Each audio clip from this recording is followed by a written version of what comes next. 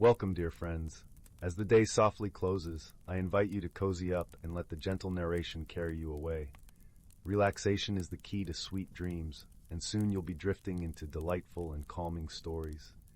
Anticipate the whimsical worlds that await you, where imagination knows no bounds. For an uninterrupted experience, remember you can enjoy these stories ad-free on Patreon. Now let your mind wander and your heart be light. Story 1.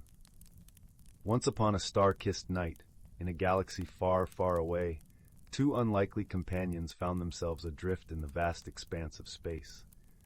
The first was Zura, a lithe and inquisitive being from the planet Xylion, where telepathic powers flowed through every fiber of their crystalline bodies. Xylion was a world of shimmering landscapes, where cities sparkled like constellations under the sun's embrace, and where the inhabitants communicated through the gentle hum of thoughts rather than spoken words. In stark contrast, Grommel hailed from Talor, a rustic world where dense forests covered the land in a lush, verdant tapestry. His fur-covered form belied a deep appreciation for the wonders of the cosmos, a passion ignited under the starlit canopy of his home planet's vast wilderness. Their paths crossed by sheer happenstance, after a freak asteroid shower disabled both their vessels, leaving them stranded together on a remote, uninhabited moon. The moon was a barren landscape, its surface pocked with craters and dusted with a fine, silvery sand that glowed faintly under the pale light of distant stars. The air was thin and crisp, carrying a metallic tang that lingered on the tongue, while the silence was profound, broken only by the occasional whisper of a dust-laden breeze. At first, the differences between them seemed insurmountable. Zura communicated through subtle mind whispers, while Grommel relied on a booming voice that rumbled like distant thunder. Zura's lithe form glided effortlessly through the low gravity, while Grommel's bulky frame lumbered across the rocky terrain, each step sending small clouds of dust swirling into the air. Yet, as the days turned to weeks, and the weeks into months, a bond began to form between these two lost souls. Grommel, ever the explorer, marveled at Zura's ability to sense the ebb and flow of cosmic energy, opening his eyes to unseen wonders. He discovered that Zura could perceive the subtle shifts in the moon's energy fields, almost as if the very fabric of the universe whispered its secrets to them. In turn, Zura found solace in Grommel's hearty laughter and unwavering spirit, a balm for their own anxieties about their uncertain fate. Grommel often regaled Zura with tales of Talor, describing the rich aroma of its forests, the crackling warmth of campfires under the endless sky, and the soothing sound of rivers meandering through ancient valleys. One particular evening, the sky above the moon was painted with a tapestry of colors as cosmic storms danced in the distance. Zura and Grommel sat beside a small, flickering fire they had managed to coax from the scant resources available. The fire crackled and popped, sending tiny sparks spiraling upwards into the abyss. Grommel, staring into the flames, spoke of a longing to share these experiences with his kin back on Talor. "They would love you, Zura," he said, his voice a deep murmur that resonated in the stillness. "You're like a walking constellation, full of stories and light." Zura, touched by the sentiment, shared a rare glimpse into their own past. They spoke of a time on Xylion, beneath the singing towers, where they had felt isolated, despite the constant hum of voices in their mind. The admission was a vulnerable one, the thoughts tender and raw as they rippled through to Grommel. He nodded in understanding, for he too knew the weight of feeling alone amidst a crowd. In that moment, they realized that their friendship was not just born of necessity, but of a shared understanding of solitude. Misunderstandings were plentiful in those early days. Grommel's boisterous tales of daring exploits often overwhelmed Zura's delicate senses, while Zura's silent contemplation left Grommel feeling ignored and restless. Yet, through patient effort and a willingness to learn, they slowly bridged the gap between their worlds. One evening, as they sat beneath the vast expanse of the cosmos, Zura shared a vision of Xylion. They revealed memories of crystalline towers that sang in the wind, of skies painted in hues of turquoise and gold. The air there was heavy with the scent of blooming lumaflowers, their glow casting ethereal shadows across the land. Grommel listened, enraptured, his eyes wide with wonder at this glimpse into a world so different from his own. As time passed, their shared challenges only strengthened their bond. Together, they scavenged for vital resources, constructed a humble shelter from the moon's scant offerings, and fended off the occasional curious or hungry celestial wanderer. In those moments of peril, they learned to anticipate each other's needs, moving as one to ensure their survival. Each challenge they overcame became a testament to their growing synergy, the rhythm of their cooperation as fluid and natural as the shifting tides of the cosmos. One evening, as they sat beneath the vast expanse of the cosmos, Zura shared a vision of Xylion. They revealed memories of crystalline towers that sang in the wind, of skies painted in hues of turquoise and gold. The air there was heavy with the scent of blooming lumaflowers, their glow casting ethereal shadows across the land. Grommel listened, enraptured, his eyes wide with wonder at this glimpse into a world so different from his own. Their bond deepened further the day they discovered an ancient relic buried beneath the moon's surface. It was a device of unknown origin, its surface etched with symbols that glowed faintly as Zura touched them. As they worked together to decipher its purpose, they found that the relic was a beacon, capable of sending a signal beyond the reaches of their stranded moon. The realization was bittersweet, the promise of rescue mingled with the prospect of parting ways. Yet, they resolved to activate it, knowing that their friendship would endure regardless of distance. In their final days on the moon, as they prepared for the inevitable separation, they decided to create a small monument together, a cairn of stones gathered from the moon's surface. Each stone was chosen with care, representing a memory or a moment they had shared. As they placed the last stone, the monument seemed to glow faintly under the starlight, a testament to the bond they had forged. It stood as a silent guardian over the moon, a beacon of friendship and resilience in the face of adversity. Through it all, an unbreakable friendship blossomed between the alien companions, a bond forged in the crucible of adversity and understanding. And though they knew their reunion with their respective peoples was inevitable, a part of them would forever remain intertwined, their spirits woven together by the incredible journey they had shared. For in that desolate, lonely place, they had discovered the true meaning of friendship. A connection that transcended mere words or appearances, rooted in mutual respect, trust, and deep affection that knew no bounds of species or world. And as their battered ships finally took to the stars once more, carrying them towards new adventures and reunions, they knew that no matter how vast the distances, their hearts would forever beat as one, a reminder of the unbreakable bonds that can form in even the most unlikely of circumstances. As their ships soared into the cosmos, Zura and Grommel exchanged a final telepathic embrace, a melding of thoughts that transcended language. In that fleeting moment, Zura shared a vision of a future where their worlds would meet, where the people of Xylion and Talor would learn from each other, inspired by the friendship of these two pioneers. Grommel, in turn, promised to carry Zura's essence with him, to share stories of their journey, ensuring that their bond would echo through the ages. Their departure was not a goodbye, but a beginning, a testament to the infinite possibilities that awaited them. The moon, once a symbol of isolation, now stood as a monument to unity, a place where two souls had found each other and forged a connection that would outlast the stars themselves. Before departing, Zura and Grommel spent their remaining time exploring the moon's untouched mysteries. They discovered a hidden cave beneath the surface, its entrance concealed by a veil of shimmering dust. Inside, the walls were adorned with luminescent minerals, casting a soft, otherworldly glow. The cave resonated with a faint, melodic hum that seemed to echo the harmony they had found in each other's company. Here they shared their dreams and fears, their hopes for their respective worlds, and the lessons they had learned from one another. This newfound sanctuary became a place of reflection, where they contemplated the fragility of life and the strength of the bond they had forged.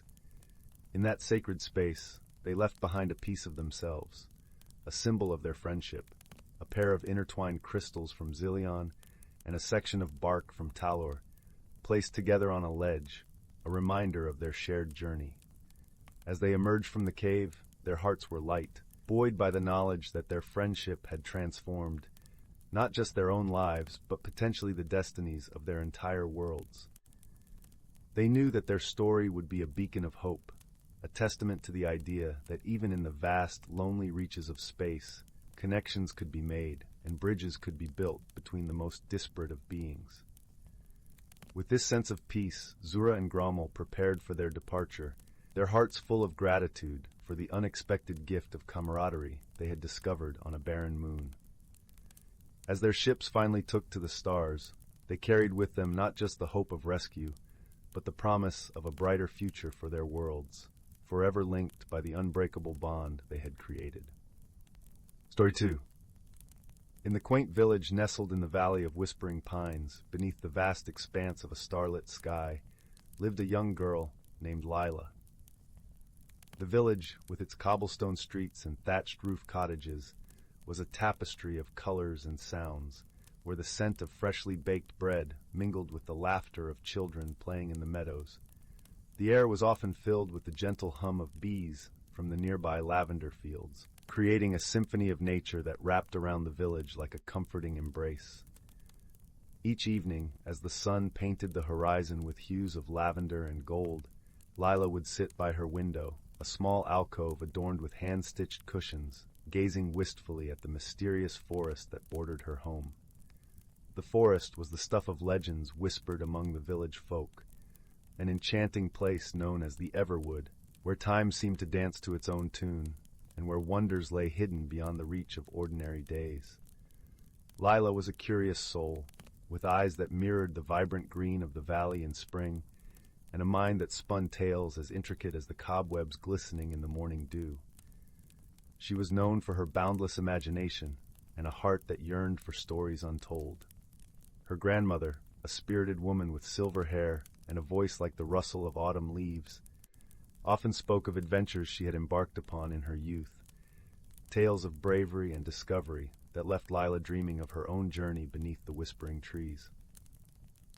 One balmy evening, with the air perfumed by the scent of blooming jasmine and the distant echo of a nightingale's song, Lila felt a gentle tug at her heart, a call to explore the mysteries of the Everwood. The village was settling into the quiet of the night, the lanterns casting a warm glow that flickered across the cobblestones. With a deep breath, she donned her favorite emerald cloak, the fabric glistening like dewdrops in the moonlight, and ventured into the forest, her steps guided by the silvery glow of the full moon. The moment Lila crossed the threshold of the Everwood, she was enveloped in a world unlike any she had known. The trees stood tall and ancient, their trunks swirled with patterns of luminous green and sapphire, as if painted by the hands of time itself. Each tree seemed to whisper secrets of ages past, their leaves shimmering with a whisper of music, a melody that seemed to speak to the very soul, filling the air with a symphony of rustling whispers. As Lila wandered deeper, she encountered a brook that wound its way through the heart of the forest, its waters sparkling with the light of 1,000 tiny stars. The air was cool and crisp, imbued with the earthy scent of moss and the faint aroma of wildflowers. Perched upon a smooth stone in the middle of the brook was a creature both peculiar and endearing, a moonbeam hare with fur as silver as the night sky and eyes that mirrored the serene glow of the moon. The hare twitched its nose and spoke in a voice like tinkling bells. "Welcome, brave traveler. You are not lost, but found in the heart of the Everwood." Lila smiled, her heart swelling with a sense of belonging. She shared her longing for adventure, and the hare nodded wisely. "To seek is to find, and to find is to grow," it said, hopping nimbly across the stones to guide her deeper into the forest. Their path led them to a meadow bathed in the soft luminescence of fireflies, where the air was sweet with the scent of honeysuckle and lavender. In the center of the meadow stood an ancient oak, its branches adorned with delicate lanterns that flickered with a warm, inviting glow. Beneath the tree sat a gathering of creatures, a family of chatterbox squirrels, a wise old owl with feathers like woven moonlight, and a fox with a coat of shimmering autumn hues. Each creature welcomed Lila warmly, sharing tales of their own adventures and the lessons they had learned. Through their stories, Lila discovered that courage did not mean the absence of fear, but the strength to embrace it with an open heart. Each tale was a thread in the tapestry of the Everwood, weaving a picture of unity and friendship. As the night wore on, a gentle challenge unfolded. The creatures revealed a puzzle of nature, a riddle hidden within the forest's song, a melody that needed a heart to listen and a mind to understand. Lila closed her eyes, letting the music of the Everwood envelop her. Her heart danced to the rhythm, and with the guidance of her new friends, she pieced together the melody's meaning, a harmony of courage, curiosity, and the beauty of discovery. But the Everwood held more than just puzzles. It was a place of trials where Lila's resolve was quietly tested. In a secluded grove where shadows mingled with moonlight, she encountered an ethereal mirror, its surface rippling like liquid silver. As she peered into it, she saw reflections of her deepest fears, the uncertainty of the unknown, the shadows of doubt that sometimes clouded her dreams. The moonbeam hair, ever by her side, whispered softly, "True courage is not the absence of fear, but the wisdom to look it in the eye and continue forward." With newfound determination, Lila reached out to touch the mirror's surface. It shimmered and dissolved into a cascade of light, leaving behind a serene calmness in her heart. The Everwood had gifted her not just with the courage to face her fears, but also with the understanding that vulnerability and strength walk hand in hand. The forest seemed to sigh in contentment, the lanterns swaying gently as if in applause. The moonbeam hair danced in delight, and the meadow glowed with a peaceful light, as if the stars themselves had descended to earth. As the creatures gathered close, the wise old owl shared a tale of its own, a story of a time when the Everwood was threatened by a great shadow that sought to smother its light.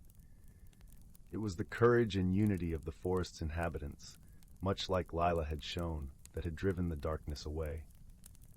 This story resonated deeply with Lila, instilling within her a sense of purpose and the realization that even the smallest actions could echo within the world. With the first light of dawn painting the sky in shades of pink and amber, Lila knew it was time to return to her village. Her heart was full, her spirit renewed, and her mind aglow with the wonders she had witnessed. As she bid farewell to her new friends, the wise old owl gifted her a feather, a token of the Everwood, a reminder of the courage she had found within herself. As she made her way back through the forest, she paused at the brook where she had first met the moonbeam hair. The water now mirrored the soft colors of dawn, and Lila took a moment to reflect on her journey. She realized that the Everwood had not only revealed its mysteries, but had also illuminated parts of herself. Her heart brimmed with gratitude for the lessons learned and the bond formed with the creatures of the forest. However, before she left the forest's embrace, she noticed something peculiar, a small sprout, glowing with an iridescent light, emerging from the earth close to the brook. Intrigued, she knelt down, gently brushing her fingers against its soft leaves. The moonbeam hare, who had quietly followed her back, approached with a serene smile. "That," it explained, "is the seed of stories. It grows where a heart has opened and new tales have begun."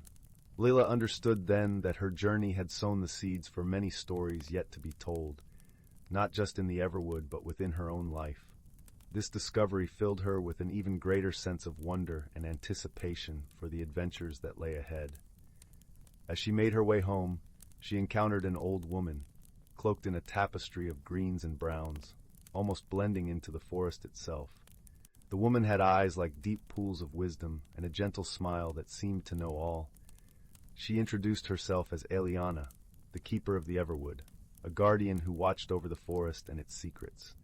Eliana shared tales of her own journeys, of times when she too had been a seeker of stories, much like Lila. Eliana imparted a piece of advice that resonated deeply with Lila. The stories we find are reflections of the journeys we undertake within ourselves. Cherish them, for they are the echoes of the heart. With a parting gift, a small vial of stardust from the Everwood, Eliana sent Lila on her way, her presence a reminder of the magic that lay in the world and within. Lila returned home with the gentle warmth of the Everwood resting in her heart. The forest, once a place of mystery, had become a cherished part of her soul. And each night, as she drifted to sleep, the sweet lullaby of the Everwood would sing her dreams into being, a reminder that the courage to explore is a light that never fades, guiding us through the wonders of every new day. And so, in the comforting glow of her memories and the promise of tomorrow's adventures, Lila closed her eyes, enveloped in the warmth of friendship and the boundless joy of discovery. Story 3. In the quaint village nestled between rolling hills and a babbling brook, young Lila awoke to the soft cooing of doves perched outside her window. The morning was painted in shades of lavender and gold, the sky a canvas of dawn hues that promised another day of discovery. Lila stretched languidly, feeling the crispness of the morning air on her skin, and inhaled deeply the mingled scents of dew and earth. Her heart, ever as warm as the sun-drenched meadows she adored, beat with the thrill of possibility. Lila's village was a patchwork of vibrant colors and lively sounds that embraced her with familiarity. Each cobblestone path was a trail of memories, echoing with laughter and the rhythmic clatter of horse-drawn carts. The aroma of freshly baked bread curled through the air, a testament to the baker's early morning toil, mingling with the earthy scent of the nearby fields. Villagers exchanged greetings, their voices a symphony of warmth and familiarity, their faces maps of shared history and tales. The village nurtured Lila's adventurous spirit, a haven of old tales and whispered secrets of hidden paths. Her surroundings infused her with a sense of wonder and an unquenchable thirst to explore. On this particular morning, a peculiar sensation tugged at her heart, a gentle insistence as though the very forest was whispering her name. The forest, a mysterious realm bordering her known world, had long been the canvas for her daydreams and the stage for her adventures. With a skip in her step, Lila donned her favorite woolen cloak, the color of ripe cherries, its fabric soft against her skin. She set out towards the forest, the path before her dappled with morning light filtering through the canopy of leaves. The forest welcomed her with a rustling melody, a symphony composed by the wind and the trees, accompanied by the distant gurgle of a hidden brook. As Lila ventured deeper, the air grew thick with the scent of pine needles and honeysuckle, enveloping her like an old friend. Her heart swelled with the beauty around her, each step a promise of discovery. Her eyes widened with awe as she stumbled upon a glen unlike any she had ever seen, a hidden sanctuary where the grass was a lush emerald carpet and flowers with petals as delicate as butterfly wings swayed gently in the breeze. In the center of the glen stood a magnificent tree, its trunk twisting gracefully skyward, adorned with shimmering silver leaves that tinkled like tiny bells. Lila marveled at its beauty, her heart filled with a deep sense of connection. It was then she noticed a peculiar creature perched upon one of its branches, a small fluffy animal with fur as soft as thistledown and eyes that glowed like sapphires. The creature chirped a cheerful greeting, tilting its head inquisitively as if to say, "Who are you, and what brings you here?" "I'm Lila," she replied, her voice barely above a whisper, "and I'm here to explore." The creature's gentle gaze reassured her, and she felt a flutter of excitement mixed with a hint of trepidation. Deciding to call the creature Pippin, she watched as it leapt gracefully from the branch and landed softly on her shoulder, its presence a comforting weight. Together, they wandered through the glen where every step revealed new wonders. They discovered a babbling brook that sang a melody so sweet it made Lila's heart dance. Tiny fish with scales that gleamed like jewels darted beneath the water's surface, playing hide-and-seek among the rocks. As they journeyed further, the forest began to change. The air grew cooler, and the light took on a magical hue, as if filtered through a prism. They entered a grove where the trees were adorned with mystical lanterns that glowed with a soft, ethereal light, casting gentle shadows on the forest floor. In the heart of the grove, they encountered a circle of stones, each one engraved with ancient symbols that pulsed with a quiet energy. Lila felt an inexplicable pull towards the stones, sensing that they held a secret waiting to be uncovered. She reached out, her fingers tracing the cool, smooth surface of one of the stones, and in that moment she understood. The forest, with all its enchantment and beauty, was a place of courage and exploration. It whispered tales of those who had come before, those who had dared to venture into the unknown and discover the magic hidden within. Lila realized that the true adventure lay not in the destination, but in the journey itself and the courage to embrace the unknown. As they were about to leave the grove, Lila noticed a path leading further into the forest, one she hadn't seen earlier. Curiosity tugged at her again, stronger than before. She glanced at Pippin, who chirped encouragingly. They ventured down the path, the forest seeming to hold its breath in anticipation.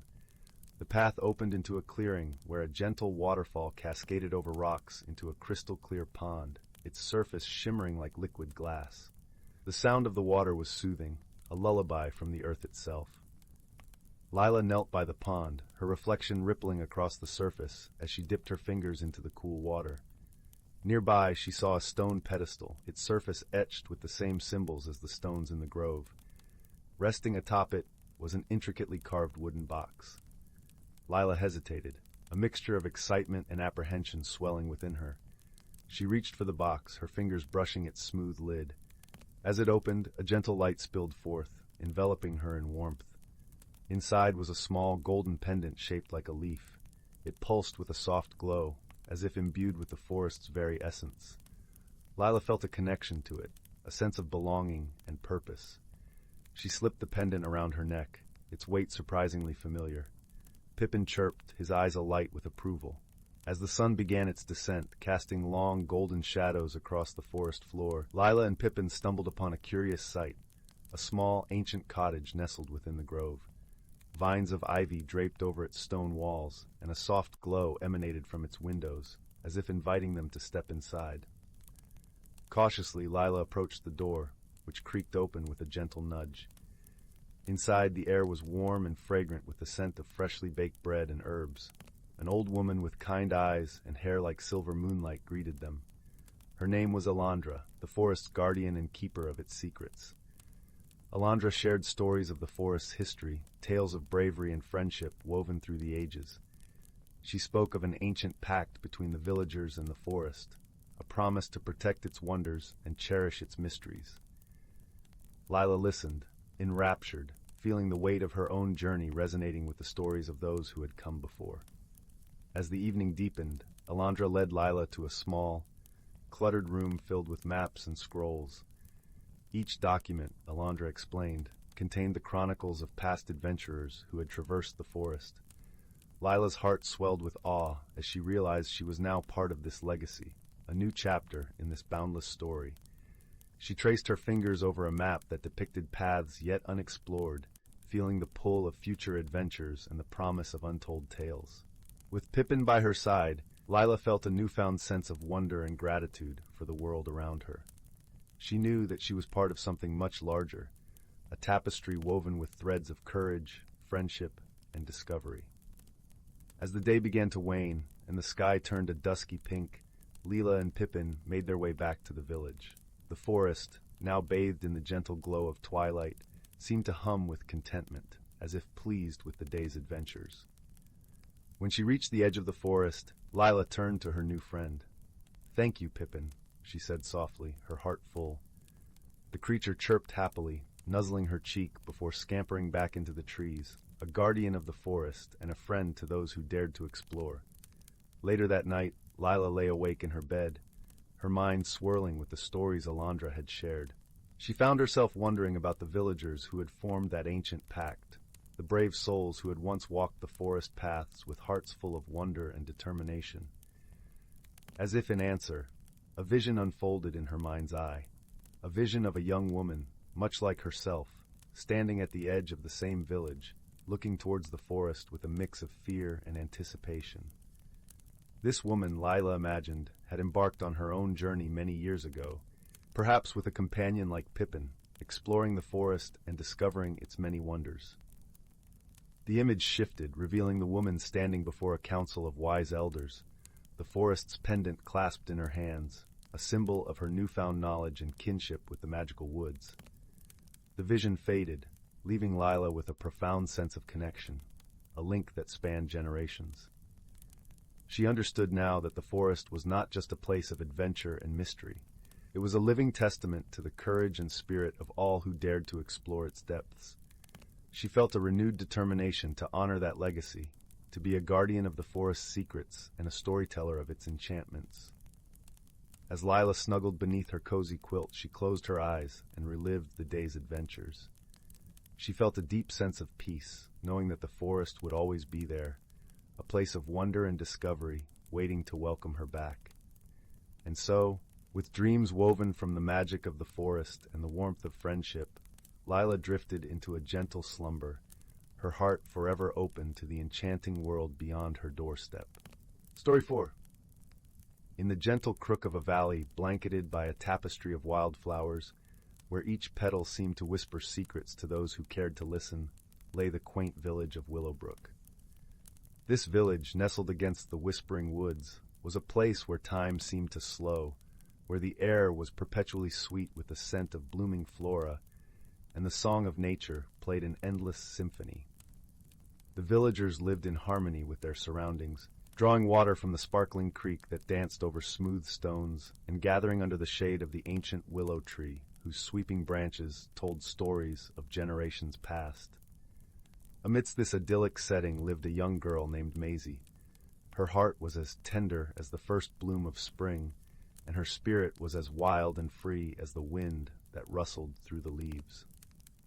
Maisie possessed a peculiar gift. She could hear the whispers of the forest. The rustling leaves sang lullabies, the babbling brooks shared tales of distant lands, and even the creaking branches seemed to hum a melody of their own. Her grandmother often said she had the forest's ear, a rare gift passed down through generations, connecting her to the very soul of the earth. Maisie found solace wandering through the woods, her bare feet gently caressing the soft moss, feeling the earth's pulse with every step. The cool, damp earth beneath her toes was a familiar comfort, a constant reminder of the life that thrived unseen beneath the surface. Her journey was always shared with Pippin, a curious robin whose feathers shimmered like the setting sun. His song was as sweet as the dawn, and his presence was a cheerful beacon amidst the verdant canopy. The forest was their playground, and the secrets it held were their treasure. As they ventured deeper into the forest one particular day, the sun cast its golden rays through the trees, painting the forest floor with patterns of light and shadow. There was a peculiar stillness in the air, a silence that was profound, as if the forest was holding its breath. Maisie felt an inexplicable pull, a magnetic force that guided her deeper into the woods, into a realm she had never before explored. The heart of this new grove was dominated by an ancient oak, its presence majestic and awe-inspiring. The tree stood like a sentinel, its branches reaching skyward, as if in eternal communion with the heavens. Maisie felt a gentle pull towards the tree, a whisper in her mind that was both foreign and familiar. As she approached, she noticed a shimmering light emanating from a hollow in the tree's trunk, like a beacon guiding her path. Curiosity piqued, Maisie reached into the hollow, her fingers brushing against something cool and smooth. She pulled out a small, intricately carved wooden box. The box was a masterpiece of craftsmanship, adorned with delicate patterns of leaves and vines that seemed to dance in the dappled sunlight. It was light, yet it thrummed with a mysterious energy, as if it held the heartbeat of the forest itself. Maisie sat beneath the oak, her heart pounding with anticipation. She opened the box, and inside lay a pendant shaped like a delicate leaf, glowing with a soft, emerald light. It was as if the very essence of the forest had been captured and distilled into that one small piece. As she held it up to the light, the pendant seemed to whisper to her, a melody that spoke of olden times and forgotten secrets, of a world where magic was as real as the air she breathed. In that moment, Maisie understood that the pendant was no ordinary trinket. It was a gift from the forest, a token of its trust, and a key to its hidden wonders. She slipped the pendant around her neck, feeling its warmth against her skin, and instantly, the world around her shifted. The forest came alive with vibrant hues and melodies, each plant and creature thrumming with a vibrant energy she had never before perceived. Maisie could see the hidden world interwoven with her own, a realm of magic and mystery where the air shimmered with possibilities. As Maisie explored the forest with her newfound vision, she discovered another hidden glade, where a gentle stream meandered through carpets of violets. The water sang a delicate tune, its melody intertwining with the hum of bees and the rustle of leaves. Here, Maisie met an elderly tortoise named Thistle, whose shell bore the marks of centuries. Thistle spoke slowly, his voice like the creaking of old wood, sharing tales of the forest's ancient guardians and the sacred bond between all living things. Maisie listened intently, her heart swelling with a sense of purpose and belonging. Overwhelmed by this newfound vision, Maisie returned to Willowbrook, her mind buzzing with the wonder of it all. She knew she had to share this discovery, but with whom? The villagers might not understand, might even fear the magic that now hummed within her. But that night, as the village lay beneath a blanket of stars, Maisie confided in her grandmother. The old woman listened with eyes that twinkled with the wisdom of ages. She held Maisie's hands in her own, her touch warm and reassuring. "The forest has chosen you, my dear," her grandmother said, her voice rich and soothing like a lullaby. "It has given you the gift of sight, to see the world as it truly is, filled with magic and wonder. But with this gift comes responsibility. You must protect the balance between our world and the hidden realm." Maisie nodded, understanding the weight of her new role. The following days brought a sense of purpose as she explored the forest with Pippin, learning its secrets and befriending its inhabitants. She met the wise old owl, Eldrin, whose eyes were like pools of ancient wisdom. He spoke in riddles and shared stories of times long past, of the guardians who came before Maisie, weaving a tapestry of history that stretched beyond the stars. One day, Maisie encountered a scene that would forever change her understanding of the forest's balance. As she wandered, she found a clearing bathed in moonlight, where a group of forest creatures had gathered. There, a young fawn lay injured, its leg caught in a tangle of thorny vines. The forest seemed to hold its breath, waiting for Maisie's response. With a gentle touch, she placed her hands on the pendant and felt its warmth spread through her, guiding her as she freed the fawn and soothed its pain. The creatures watched with wide-eyed wonder, recognizing the threads of magic that connected them all. As the seasons turned, Maisie's bond with the forest deepened. She learned to use the pendant to heal the injured creatures and to nurture the plants, ensuring the forest thrived in harmony. The villagers began to notice the changes too. The crops grew fuller, the air was sweeter, and an unspoken peace settled over Willowbrook.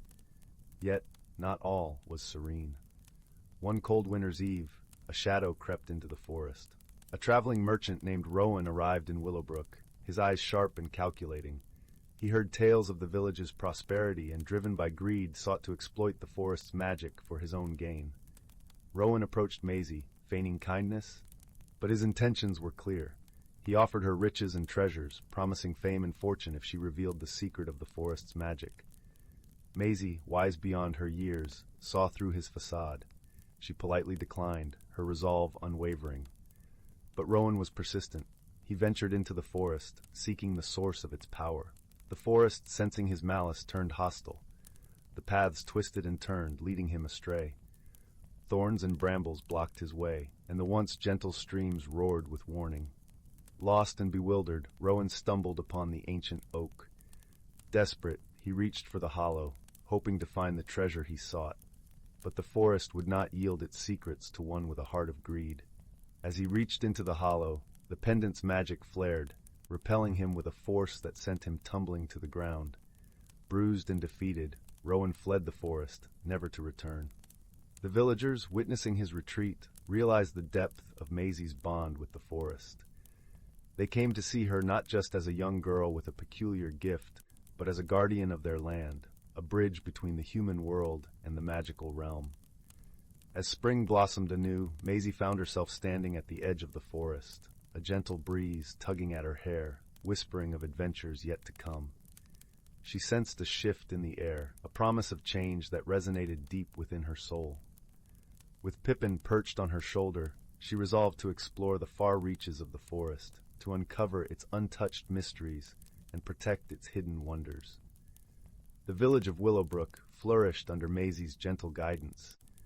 The villagers often gathered beneath the great willow, where Maisie would tell tales of her adventures, her voice mingling with the rustling leaves and the song of the wind.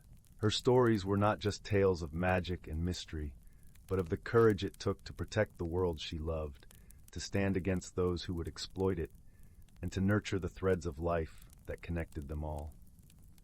And so, surrounded by the warmth of friendship and the magic of the hidden world, Maisie found her place in the tapestry of life.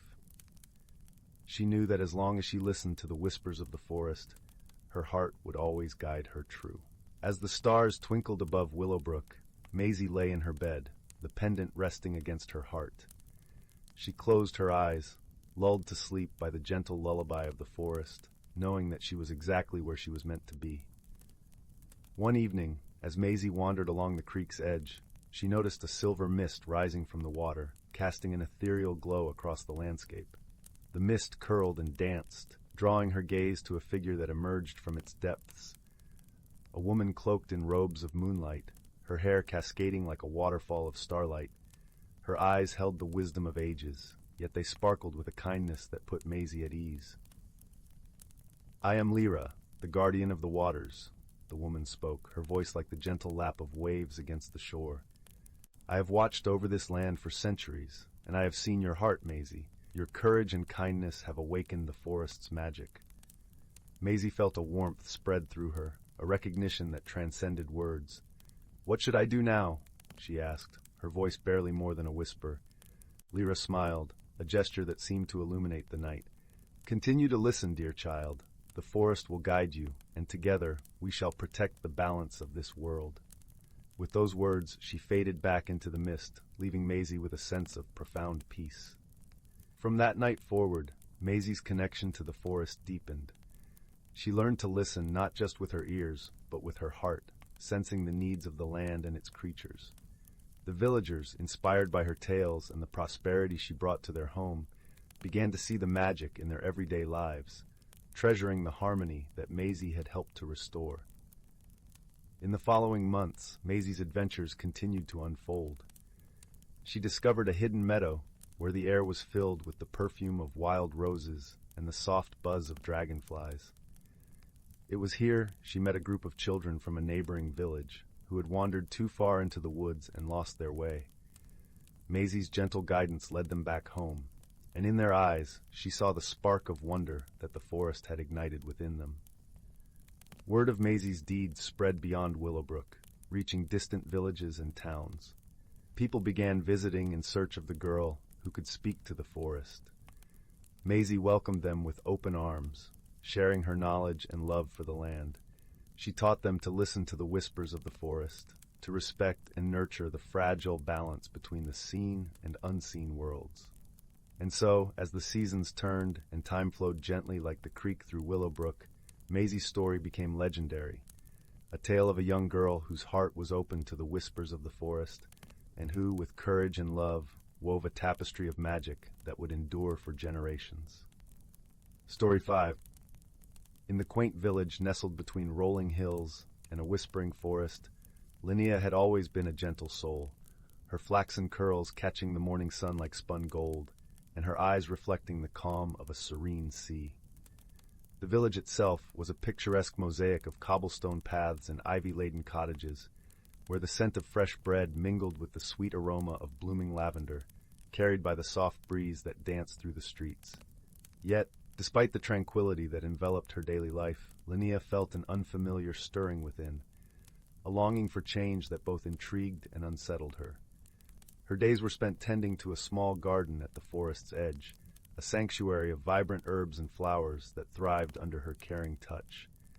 The soil was rich and dark, its scent earthy and grounding, yet recently it seemed to hum with secrets, whispering mysteries that eluded her understanding. Seeking solace, she confided in her closest friend, Tomas, a wise and kind-hearted baker known for his honeyed pastries and warm, ever-present smile. "You seem troubled, Linnea," Tomas observed one sunlit morning as they shared a picnic beneath the sprawling branches of an ancient oak. The air was filled with the lively chatter of birds and the gentle rustle of leaves, creating a symphony of nature's music. "Perhaps the forest has something to tell you," Linnea sighed, brushing her fingers through the emerald grass, feeling its coolness against her skin. "I feel as though I'm standing at the edge of something vast and unknown. I wish I knew how to embrace it." Tomas nodded, his eyes crinkling with understanding, the lines on his face telling stories of wisdom gathered over the years. "Sometimes the answers we seek come from unexpected places. Keep your heart open." As the sun dipped below the horizon that evening, painting the sky with hues of amber and rose, Linnea wandered into the forest. The trees swayed gently in the evening breeze, their leaves rustling a soft lullaby that seemed to guide her steps. She ventured deeper, drawn by an inexplicable pull, until she stumbled upon a shimmering pool, its waters reflecting the starlit sky above. Entranced, Linnea knelt by the water's edge, her reflection rippling with the gentle touch of the breeze. Suddenly the pool shimmered and swirled, revealing a vision of herself. But this reflection was different. Her eyes sparkled with a newfound confidence, and her smile was wide and unburdened. The vision filled Linnea with warmth and wonder, yet she felt an ache of uncertainty. Could such a transformation truly be hers? As she pondered, a gentle voice filled the air, as sweet and melodious as a nightingale's song. "Fear not the change, dear Linnea, for within you lies the seed of something beautiful." Startled, Linnea looked around, her heart fluttering like a bird in flight, only to find a tiny, luminous creature perched on a nearby branch. It was a fae, its wings like delicate gossamer glowing softly in the moonlight. "Who are you?" Linnea whispered, feeling an inexplicable trust in the fae's presence. "I am Nissa," the fae replied, her voice a soothing balm, "guardian of this forest and guide to those who seek the truth within themselves." Linnea hesitated, her voice tinged with vulnerability. "I fear I am not ready for the change I sense coming." Nissa fluttered closer, her eyes shimmering like dew-kissed petals, her presence both calming and invigorating. "Change is the heartbeat of life, dear one. It is not something to fear but to embrace, for it leads us to our truest selves." With those words, Nissa sprinkled a handful of shimmering dust over Linnea. The air around her sparkled, enveloping her in a gentle warmth that promised growth and transformation. As Linnea wandered back to her cottage that night, she felt a curious mix of exhilaration and uncertainty. The forest had whispered secrets to her, and now she carried them like precious seeds in the fertile soil of her heart. Her steps were light, yet her mind buzzed with questions. What did this transformation entail? Would she still recognize herself once the change had taken root? In the days that followed, Linnea returned to the forest often, guided by Nissa's gentle counsel. Each visit unveiled new wonders. Hidden glades carpeted with wildflowers, streams that sang as they danced over stones, and birds whose songs wove tales of hope and renewal. With each step, Linnea felt herself unfurling, like a blossom opening to the sun. Tomas, ever supportive, noticed the change in his friend. "You're glowing, Linnea," he remarked one morning, offering her a fresh-baked bun, still warm and fragrant. "It's as if the forest has shared its magic with you." Linnea smiled, her heart light and full. "It has shown me that change is not to be feared but embraced. I found a strength I never knew I had."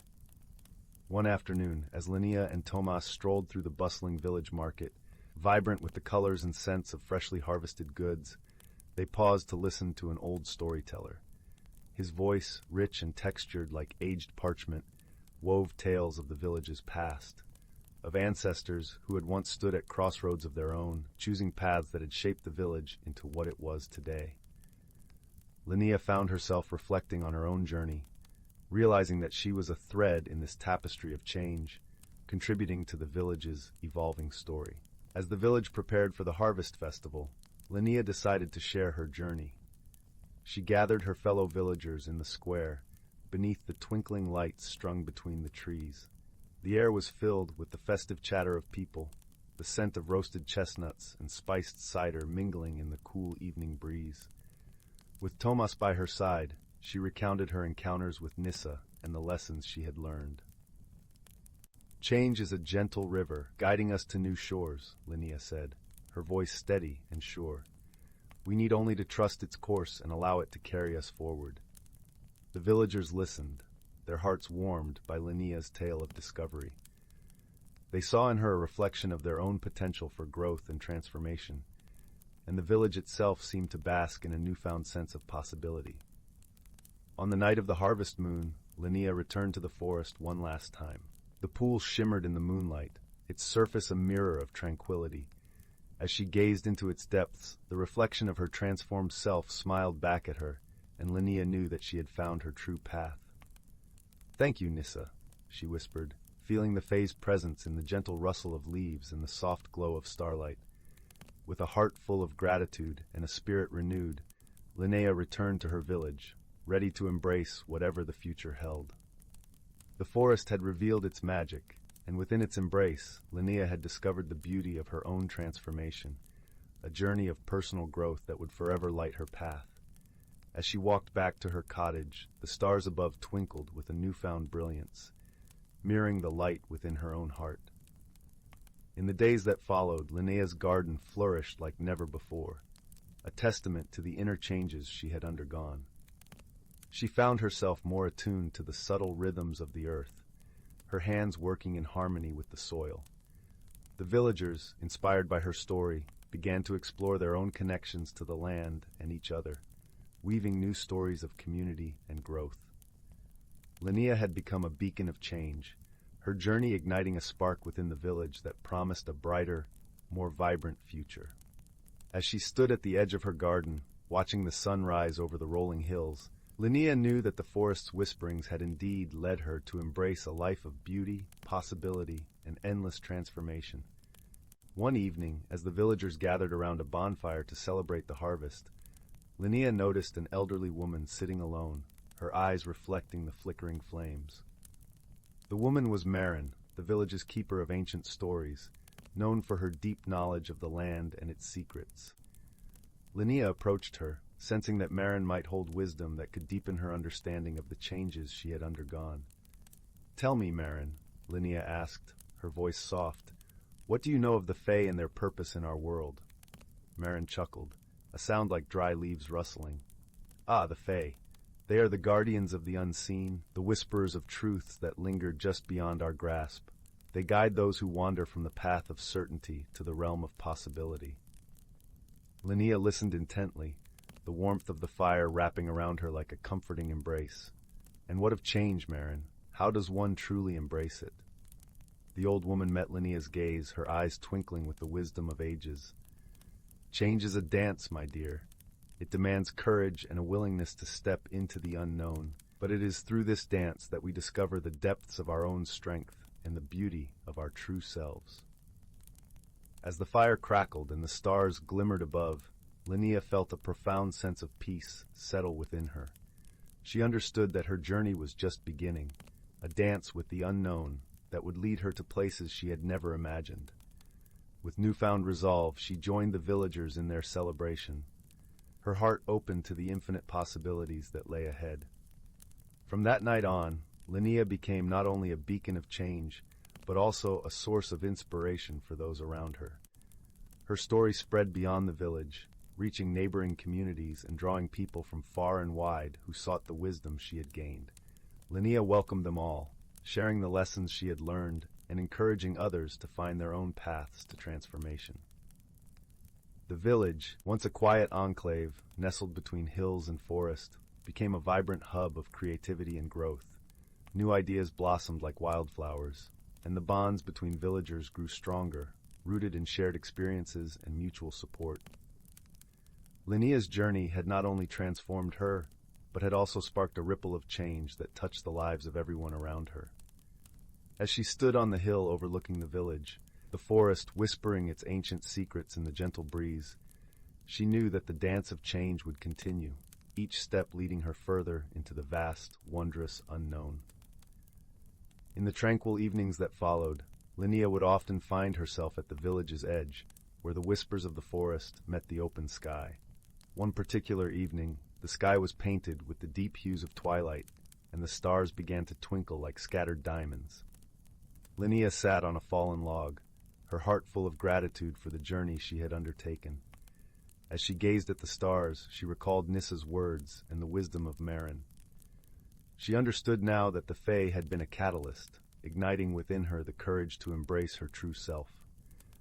The journey had been one of self-discovery, and she had emerged not just transformed, but also with a deeper appreciation for the interconnectedness of life. Linnea felt a gentle breeze brush against her cheek, carrying with it the scent of wildflowers and the promise of new beginnings. She closed her eyes, breathing deeply, and allowed herself to simply be, to exist in the beautiful moment that had been woven from the threads of her experiences. As the stars continued to shimmer, Linnea made a silent vow. She would remain open to the mysteries of the world, to the whispers of the forest, and to the dance of change that had become an integral part of her life.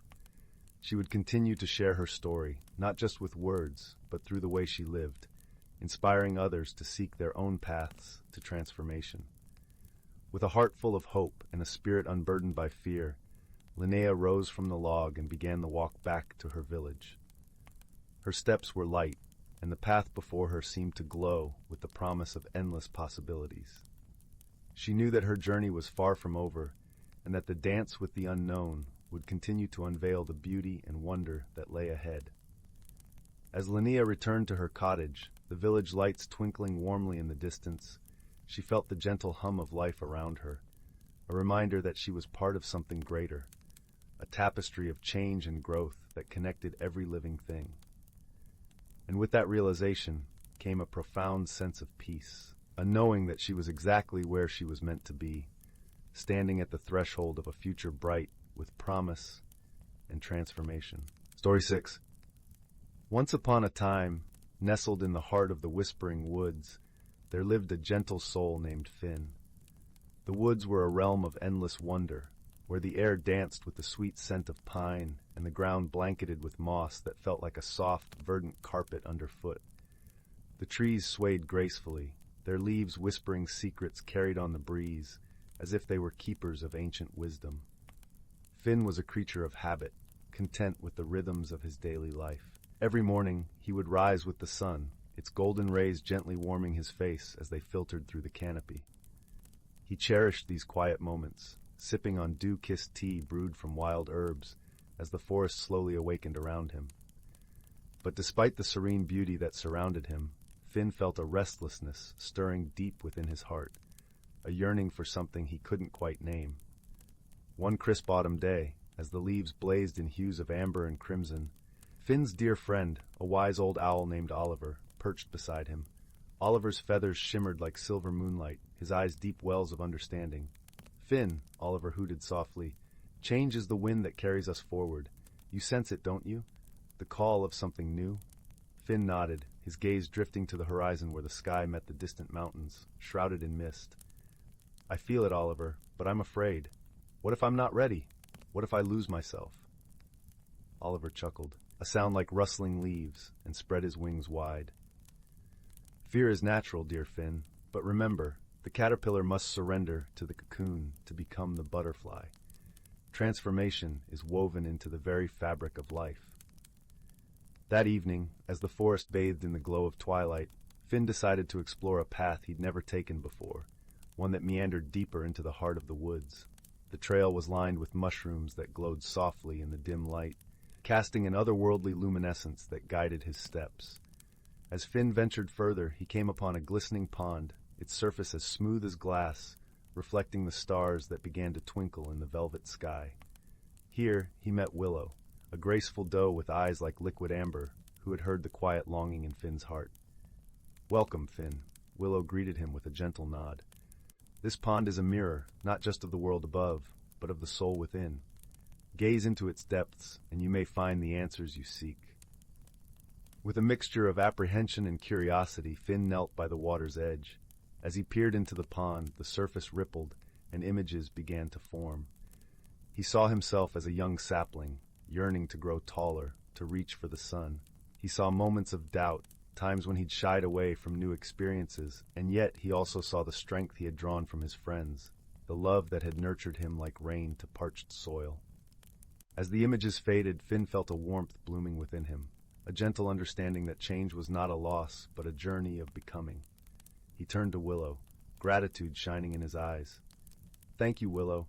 I see now that I am not alone in this. I am part of something greater." Willow smiled, her presence as calming as a lullaby. "Indeed, Finn, and remember, the forest will always be here to guide you." With newfound courage, Finn continued on his path, his heart lighter than it had been in years. As winter's first snowflakes began to fall, he found himself in a hidden glen where the air shimmered with magic. Here he discovered a circle of ancient stones, each etched with symbols that seemed to pulse with life.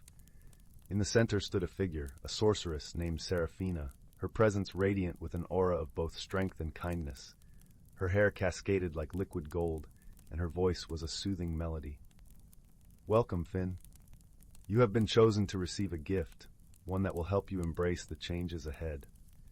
With a graceful gesture, Seraphina summoned a gentle breeze that swirled around Finn, enveloping him in a cocoon of warmth and light.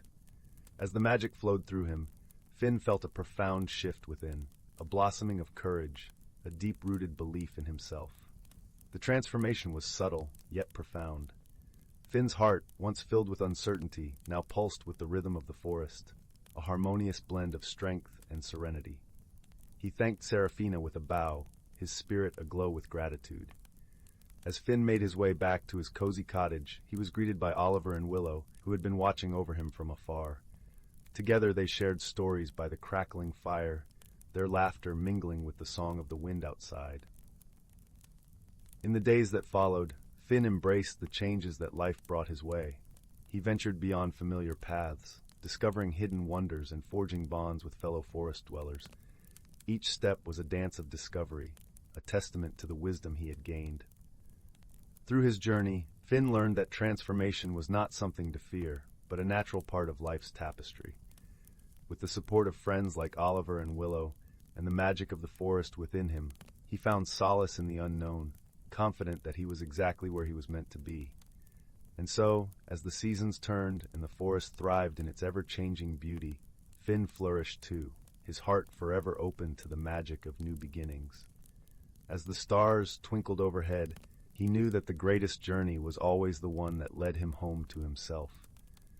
And with that comforting thought, Finn drifted into a peaceful sleep, cradled by the whispers of the woods and the warmth of friendship, a gentle reminder that he was never truly alone.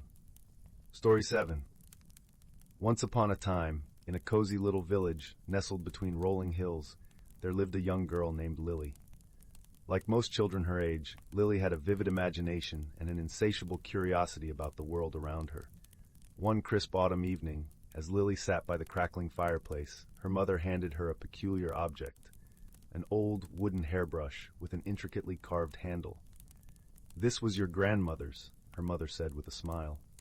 She always said it held a special secret. Lily's eyes widened with wonder as she turned the brush over in her hands, running her fingers along the intricate carvings. Little did she know, this simple object would unlock a world of magic she had only dreamed of. That night, as Lily lay in bed clutching the hairbrush, she made a silent wish for adventure. Suddenly, the carvings on the handle began to glow with a gentle, warm light.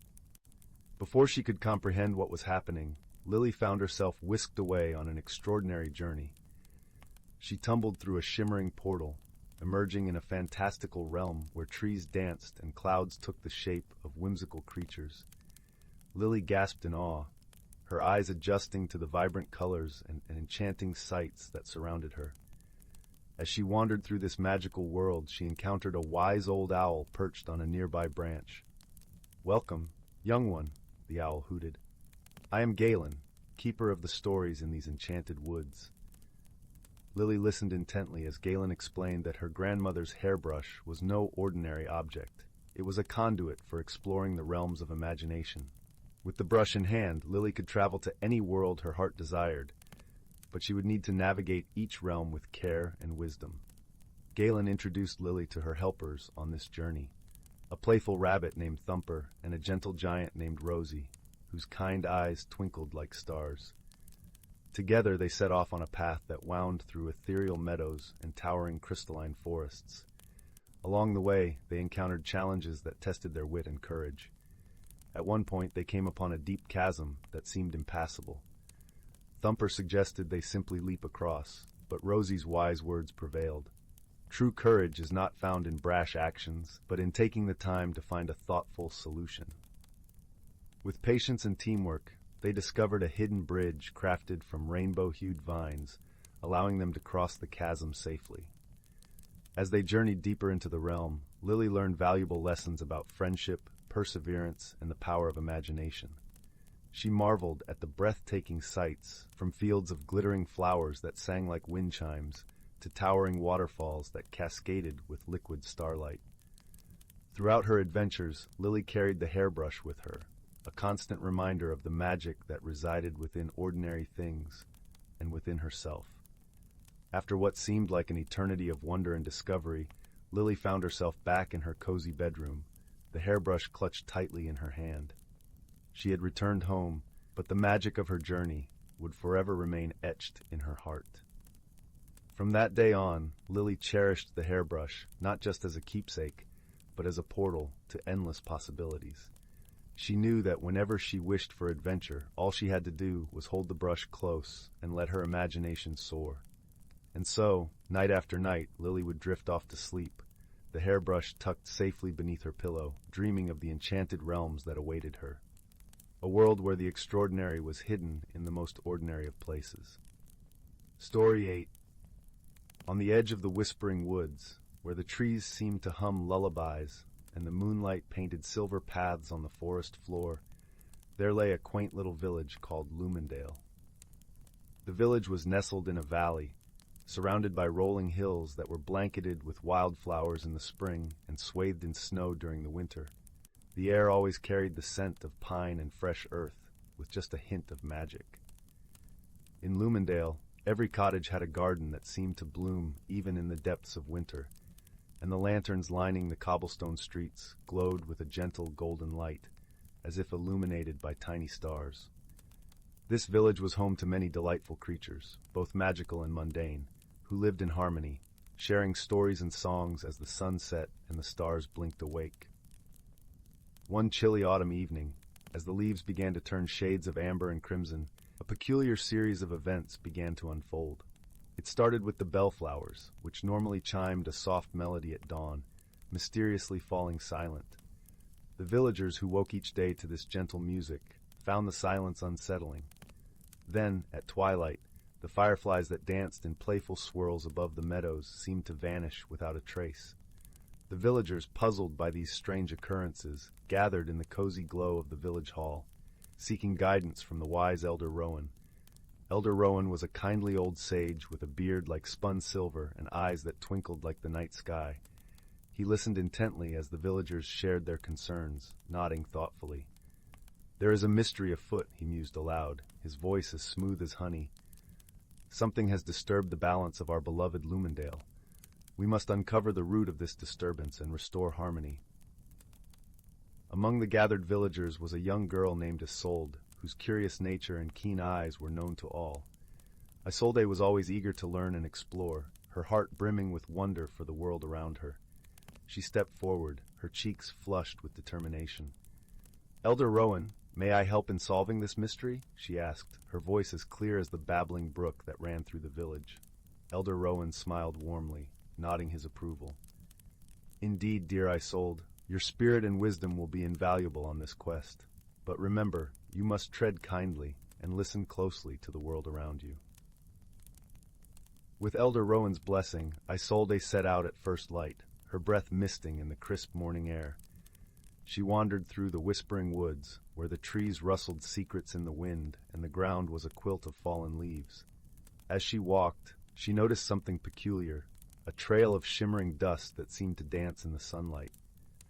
Curiosity piqued. Isolde followed the trail, which wound deeper into the woods, leading her to a hidden glen she had never seen before. In the heart of the glen stood an ancient oak, its branches sprawling wide like open arms.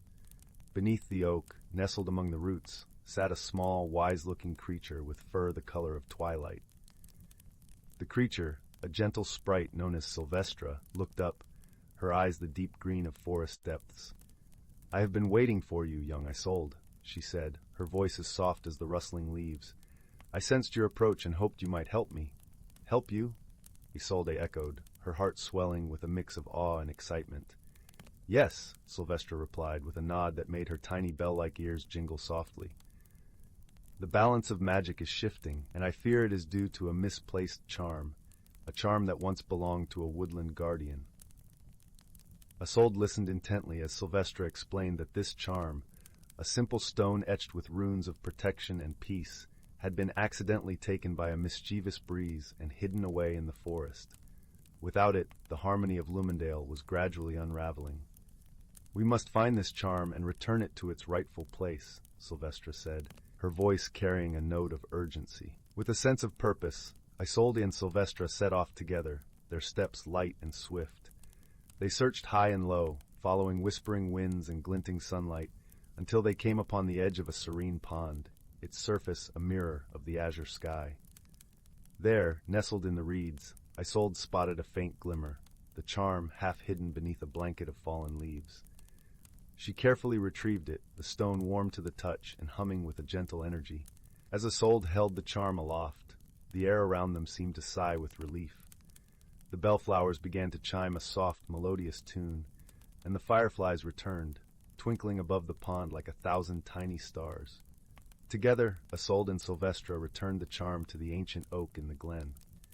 As they placed it among the roots, the forest seemed to breathe a contented sigh, the disturbance in Lumendale's magic mending itself like a ruffled feather, smoothing back into place. With the mystery resolved, Isolde thanked Sylvestra for her guidance and returned to the village, where Elder Rowan and the villagers awaited her news. As she recounted the tale, the warmth of their smiles and the glow in their eyes told her that harmony had been restored. And so, in the little village of Lumendale, life returned to its gentle rhythm. The bellflowers sang their morning songs, the fireflies danced at dusk, and Isolde, with her heart full of newfound wisdom, drifted into dreams beneath the moonlit sky, comforted by the knowledge that all was well once more. Story 9. Once upon a time, in the tranquil village of Moonlight Glen, where the air was perpetually scented with the sweet aroma of blooming lavender, a gentle mystery began to take root. The village was nestled within a lush, emerald forest where the trees whispered secrets to the sky, and the brook sang a lullaby as it wound its way past quaint cottages with thatched roofs.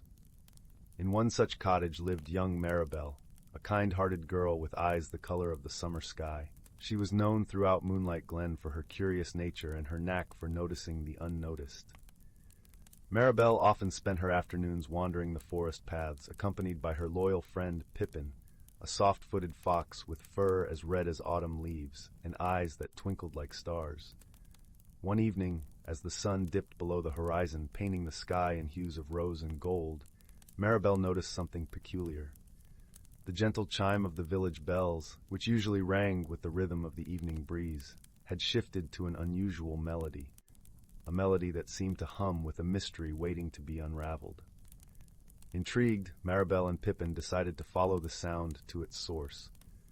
They padded softly through the village, their path illuminated by the warm glow of lanterns hanging from cottage eaves.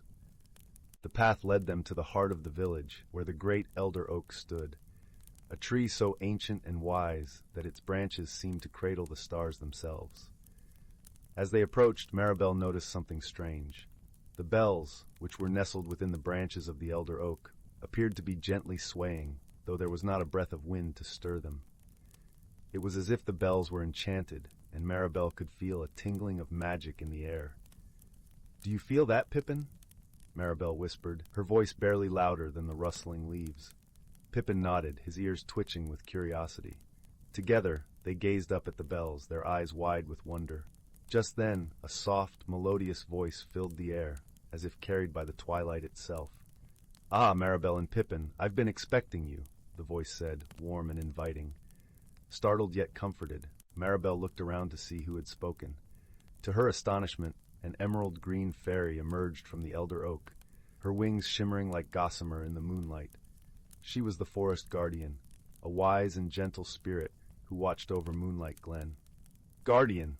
Maribel exclaimed, her heart filled with awe. "What is happening to the bells?" The forest guardian smiled kindly, her eyes sparkling with the wisdom of ages.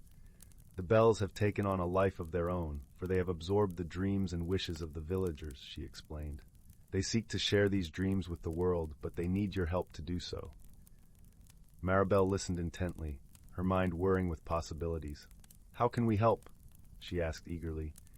"You must find the source of the melody, the dream that seeks to be heard," the guardian replied. "Only then will the bells be at peace." With a sense of purpose, Maribel and Pippin set off on their quest, guided by the guardian's gentle words. They wandered through the village, listening carefully to the soft music that floated on the evening air. With each step, the melody grew clearer, leading them to a small cottage at the edge of the village. Inside the cottage, they found an old man, Harold, seated by the hearth, his eyes closed in peaceful slumber. Harold was known in the village for his kind heart and his tales of adventure. But in recent days he had grown quiet, his spirit weighed down by unspoken dreams. Maribel approached Harold gently, her voice a soothing balm. "Harold, we've come to listen to your dream," she said softly. The old man opened his eyes, a glimmer of hope shining through.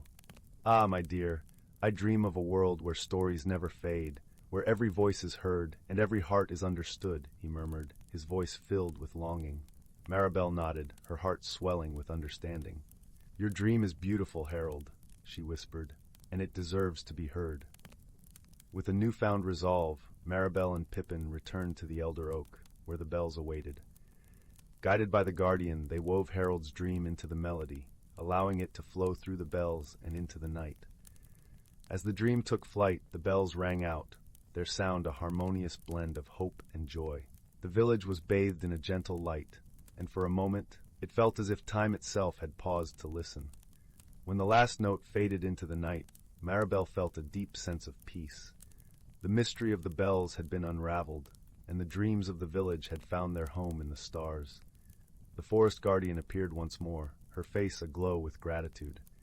"Thank you, Maribel and Pippin," she said, her voice a gentle caress. "You have brought harmony to Moonlight Glen." With hearts full of joy, Maribel and Pippin returned to their cottage, the warmth of the hearth welcoming them home. As they settled into the cozy embrace of blankets and dreams, Maribel whispered to Pippin, "We did it, my friend. We helped a dream take flight." And as the night wrapped the village in its comforting embrace, the bells of Moonlight Glen whispered their eternal song of dreams, friendship, and the magic of listening, with Maribel and Pippin drifting into a peaceful slumber, knowing their world was a little brighter than before. The end. Story 10. Title: The Whispers of the Willow Wood. In the peaceful village of Windmere, nestled between rolling hills and meandering brooks, lived a young girl named Lila. Her home was a quaint cottage, its walls covered with ivy and roses that bloomed in a riot of colors. The village was known for its gentle pace of life, where each morning was greeted by the soft coos of doves and evenings closed with the lullabies of crickets. Lila, with her chestnut hair and eyes that sparkled like the morning dew, found joy in the simplicity of her surroundings. Lila's days were filled with adventures through the fields, accompanied by her loyal companion Oliver, a mischievous tabby cat with a penchant for chasing shadows and fallen leaves. Together, they explored every nook and cranny, from the whispering brook that wound its way through the village to the towering oaks that stood like sentinels at the edge of the forest. One particular morning, as the first golden rays of sunlight filtered through the canopy of leaves, Lila and Oliver set out on a new adventure.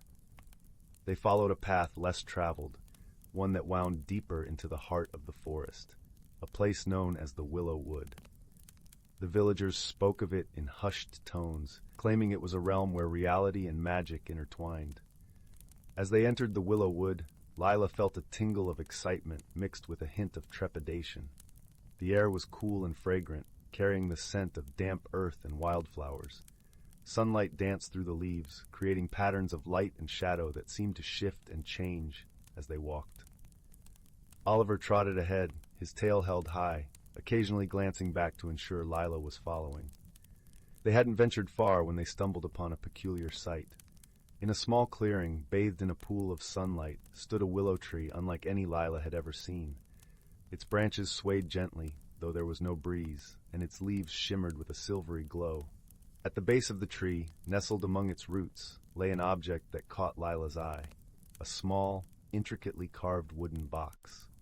Curiosity piqued, Lila approached the box, noticing the delicate engravings that adorned its surface. Each side depicted a scene from nature, the flight of a bird, the flow of a river, the dance of leaves in the wind. She hesitated for a moment, feeling the weight of the unknown, before gently lifting the lid. Inside she found a shimmering pendant, shaped like a leaf, its surface glinting in the sunlight with hues of green and gold. As she held the pendant, a warm sensation spread through her fingers, and she felt a gentle tug at her heart, as though the forest itself was speaking to her. Lila slipped the pendant around her neck, and as she did, she heard a soft, melodious voice. Welcome, Leela, the voice whispered, a sound like the rustling of leaves. You have been chosen to protect the Willow Wood, to be its guardian and friend. Startled, Leela glanced around, but there was no one in sight save for Oliver, who sat watching her with an unusually serious expression. The voice continued, weaving tales of the hidden world within the forest, a realm of magic and wonder unseen by most. The pendant, it explained, granted her the ability to communicate with the creatures of the wood and understand their needs and desires. Overwhelmed with a sense of purpose and responsibility, Lila vowed to cherish and protect the Willow Wood. Her heart swelled with the promise of adventure, a journey that would change her in ways she could not yet imagine. In the days that followed, Lila discovered the wonders hidden within the Willow Wood. She met creatures she had only read about in storybooks, talking squirrels who shared tales of the forest, wise old owls who offered guidance, and playful foxes who led her on daring escapades. With each encounter, she learned more about the delicate balance of the forest and her role in maintaining its harmony. One afternoon, as the sun dipped low on the horizon, casting long shadows across the forest floor, Lila sensed an unease in the air. The usual chatter of birds was absent, replaced by a heavy silence that felt out of place in the vibrant wood. Guided by the pendant, which pulsed gently against her chest, she followed a narrow path that wound deeper into the forest. She soon came upon a small glade, where a group of animals had gathered, their eyes filled with worry. At the center of the commotion was a large ancient tree, its bark marked with deep grooves and its branches bare. It seemed to emanate a sense of distress, as though it were crying out for help. Lila approached cautiously, her heart aching for the tree that stood before her. As she laid a hand upon its trunk, a vision flooded her mind, a vision of the tree in its former glory, its branches laden with vibrant leaves and its roots stretching deep into the earth. The tree, it seemed, was suffering from a blight that threatened its very existence. Determined to help, Lila consulted with the creatures of the wood, seeking their wisdom and guidance. Together, they devised a plan to heal the tree, drawing upon the resources of the forest and the magic of the pendant. With the help of the squirrels, Lila gathered herbs and plants known for their healing properties. The owls, with their keen eyes, scouted for signs of the blight's spread, while the foxes used their cunning to distract any predators that might threaten their efforts. As the moon rose high above the trees, casting a silvery glow over the forest, Lila and her newfound friends set to work. They mixed potions and salves, applying them to the tree's bark with care and precision. All the while, Lila hummed a soothing melody, a song she felt in her heart, a lullaby for the ailing tree. As the night wore on, the forest seemed to hold its breath, waiting and hoping for a miracle. Slowly, almost imperceptibly, the tree began to change. The grooves in its bark softened, and its branches, once bare, sprouted tender shoots of green. The creatures of the wood watched in awe as the tree came to life, its leaves unfurling in the moonlight, a testament to the strength of their friendship and the power of hope. With the dawn came a new beginning, a renewed sense of unity and purpose within the Willow Wood. The tree, now vibrant and strong, stood as a symbol of resilience and the bonds forged between Lila and the creatures she had come to cherish. The forest buzzed with life. A chorus of voices joined in celebration, a symphony of nature's harmony. Lila's journey had changed her in ways she could never have imagined. She had discovered a hidden world within the natural environment, a place where magic and reality intertwined, and where friendship defied expectations. Through her experiences, she had learned the value of wisdom, kindness, and the importance of protecting the things she loved. As the seasons changed and the forest donned its cloak of autumn gold, Lila continued her role as guardian of the Willow Wood. Her bond with the forest deepened with each passing day, and she found joy in the simple pleasures of life, a gentle breeze on a warm afternoon, the laughter of her woodland friends, and the knowledge that she was part of something greater than herself. Years later, as Lila sat beneath the ancient tree, now a towering symbol of the forest's resilience, she felt a sense of peace and fulfillment. The pendant, still warm against her chest, reminded her of the journey she had undertaken and the friendships she had forged. She knew that the Willow Wood would forever hold a special place in her heart, a place of magic and wonder, where dreams took flight and the whispers of the forest spoke of love and unity. And so, with the sun setting in a blaze of colors, casting a warm glow over the forest, Lila closed her eyes, content in the knowledge that she was home. Story 11. In a quaint village nestled between rolling hills and whispering woods, there lived a gentle soul named Liora. Her home was a small, ivy-covered cottage at the edge of the forest, where sunlight dappled the earth in golden hues. Liora cherished the simplicity of her life, tending to her flourishing garden and listening to the sweet songs of the birds that visited her each morning. Yet despite the tranquility that surrounded her, Liora felt a growing unease within her heart. She longed for something more, but the thought of change filled her with trepidation. The village had always been her haven, and the forest her sanctuary. The idea of venturing beyond what she knew seemed as daunting as it was alluring. Seasons changed, and with them came the gentle whispers of the wind, carrying tales of a mysterious glade deep within the forest where the air shimmered with magic. It was said that those who found this glade would embark on a journey of transformation, discovering parts of themselves long forgotten. Liora often dreamt of this place, her heart stirring with a yearning she couldn't quite understand. One crisp autumn morning, Liora awoke to find a peculiar note tucked beneath her door, written in elegant script. It read, "Follow the path of golden leaves. They will guide you when you are ready." She held the note to her chest, feeling the warmth of its promise seep into her being. Though uncertain, she knew this was the sign she had been waiting for. With the sun's first rays painting the sky in shades of rose and amber, Liora set off towards the heart of the forest. The ground was a tapestry of golden leaves, each step releasing a soft, crunching melody beneath her feet. As she walked, the air grew richer with the scent of pine and earth, the forest welcoming her like an old friend. Along the way, Liora met a wise old owl perched upon a gnarled oak. His eyes, as deep as the forest itself, twinkled with ancient wisdom. "Change can be like the turning of the seasons," the owl hooted softly. "It may seem daunting, but it brings forth new life and beauty. Trust in your journey, dear one." Buoyed by the owl's words, Liora continued deeper into the woods, where the light danced playfully through the branches above. Soon she came upon a gentle brook, its waters murmuring secrets as they wove through moss-covered stones. There, by the water's edge, stood a fox with a coat as fiery as the autumn leaves. The fox nodded in greeting, its eyes warm and knowing. "Sometimes, to find what you seek, you must let go of what holds you back," it said, its voice as soft as the rustling leaves. Liora pondered the fox's words as she journeyed onward. She realized that fear of the unknown had kept her from embracing the possibilities that lay before her. Her heart felt lighter as she let go of her worries, allowing herself to be carried by the forest's gentle embrace. As the sun dipped below the horizon, Liora arrived at the fabled glade. The air around her shimmered with a soft, iridescent glow, casting an ethereal light upon the clearing. Flowers of every color bloomed in abundance, their petals whispering sweet melodies that seemed to echo the rhythm of her soul. In the center of the glade stood an ancient tree, its branches reaching towards the heavens, leaves rustling with a song only the heart could hear. Liora approached, feeling a deep sense of belonging, as if the tree had been waiting just for her. She placed her hand upon its trunk, and a warmth spread through her, filling her with a profound sense of peace. In that moment, Liora understood that the journey was not about finding something outside of herself, but about discovering the strength and beauty within.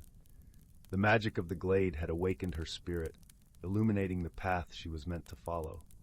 As she turned to leave, the owl and fox appeared once more, their presence a comforting reminder of the wisdom and friendship she had found along the way. "Remember, Liora," the owl said gently, "true change comes from within, and it is a journey worth taking." With a heart full of gratitude and newfound courage, Liora made her way back through the forest, the path now familiar and welcoming. The golden leaves that had guided her here rustled softly in the evening breeze, whispering their gentle encouragement. By the time Liora returned to her cottage, the stars were twinkling above, casting their silvery glow upon the world. She settled into her cozy armchair by the hearth, where a fire crackled warmly.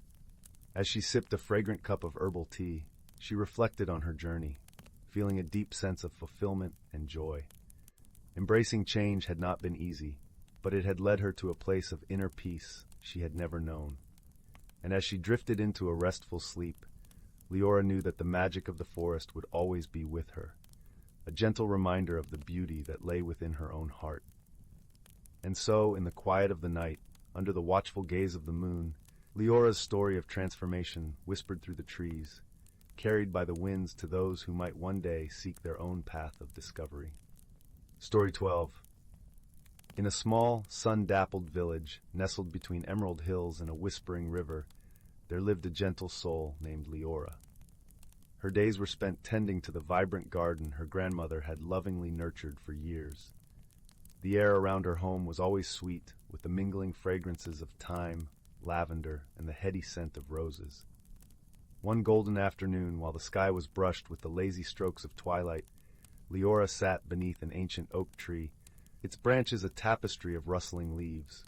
Her grandmother, with eyes like pools of wisdom, approached, holding a weathered box cradled in her arms like a precious secret. "Liora, my dear," her grandmother said, her voice a soft melody against the hush of the evening, "there's something you must see."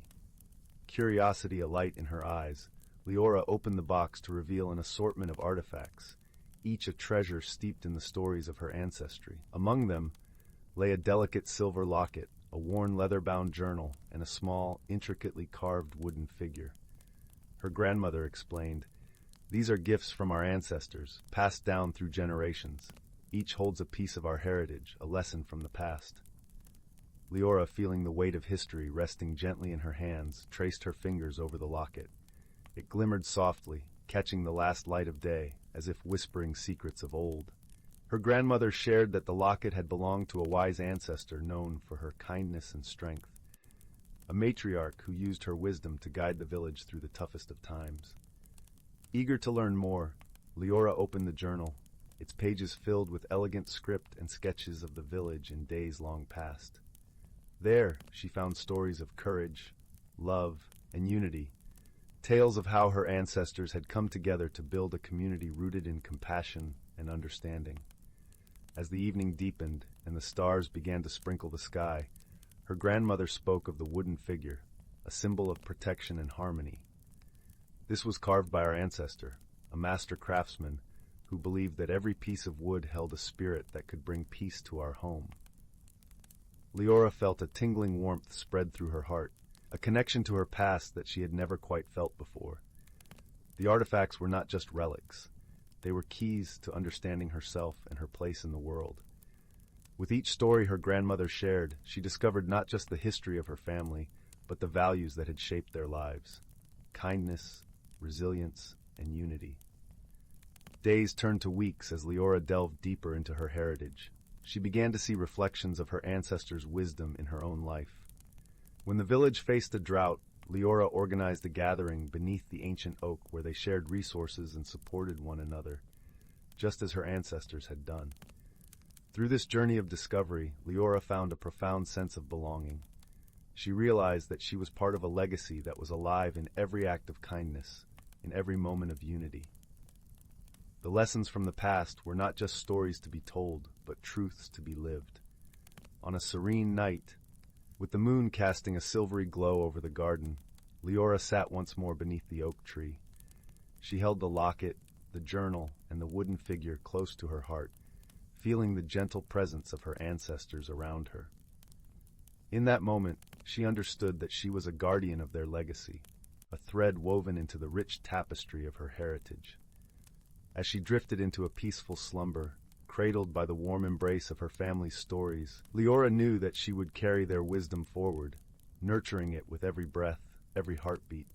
And with that comforting thought, she let the whispers of the past guide her into dreams as soft and enchanting as the starlit night.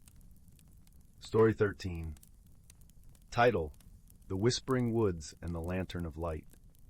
In a small, quaint village, nestled between rolling hills and dense forests, there existed a legend of a hidden world so enchanting that it could only be revealed under the gentle glow of a magical lantern. This lantern, known as the Lantern of Light, was said to illuminate truths hidden from the ordinary eye and unveil mysteries wrapped in the whispers of the woods. But the lantern was not just a source of light. It was also a beacon of friendship, courage, and transformation. In this village lived a young girl named Amara. With her eyes the color of autumn leaves and hair like spun gold, Amara was known for her kindness and curiosity. She had a heart that beat in rhythm with the world around her, the rustling leaves, the babbling brooks, and the soft calls of night creatures. Yet despite her sunny disposition, Amara felt a longing deep within her, a yearning to uncover the secrets whispered by the ancient woods that bordered her village.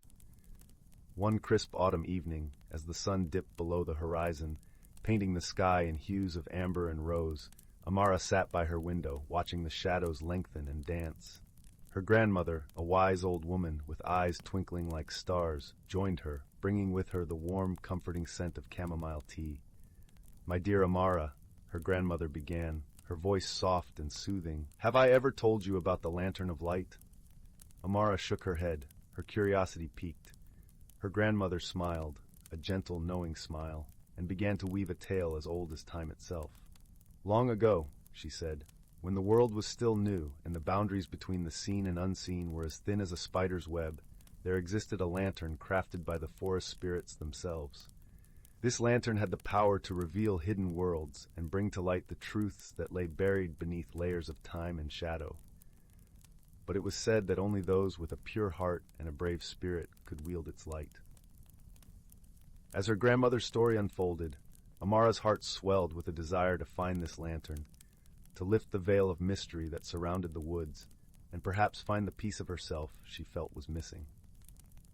The next morning, with the sky a brilliant canvas of blues and golds, Amara set out on her journey. The air was crisp and cool, carrying with it the scent of pine and damp earth. The path into the woods was lined with trees that stood like ancient sentinels, their branches whispering secrets only they could understand.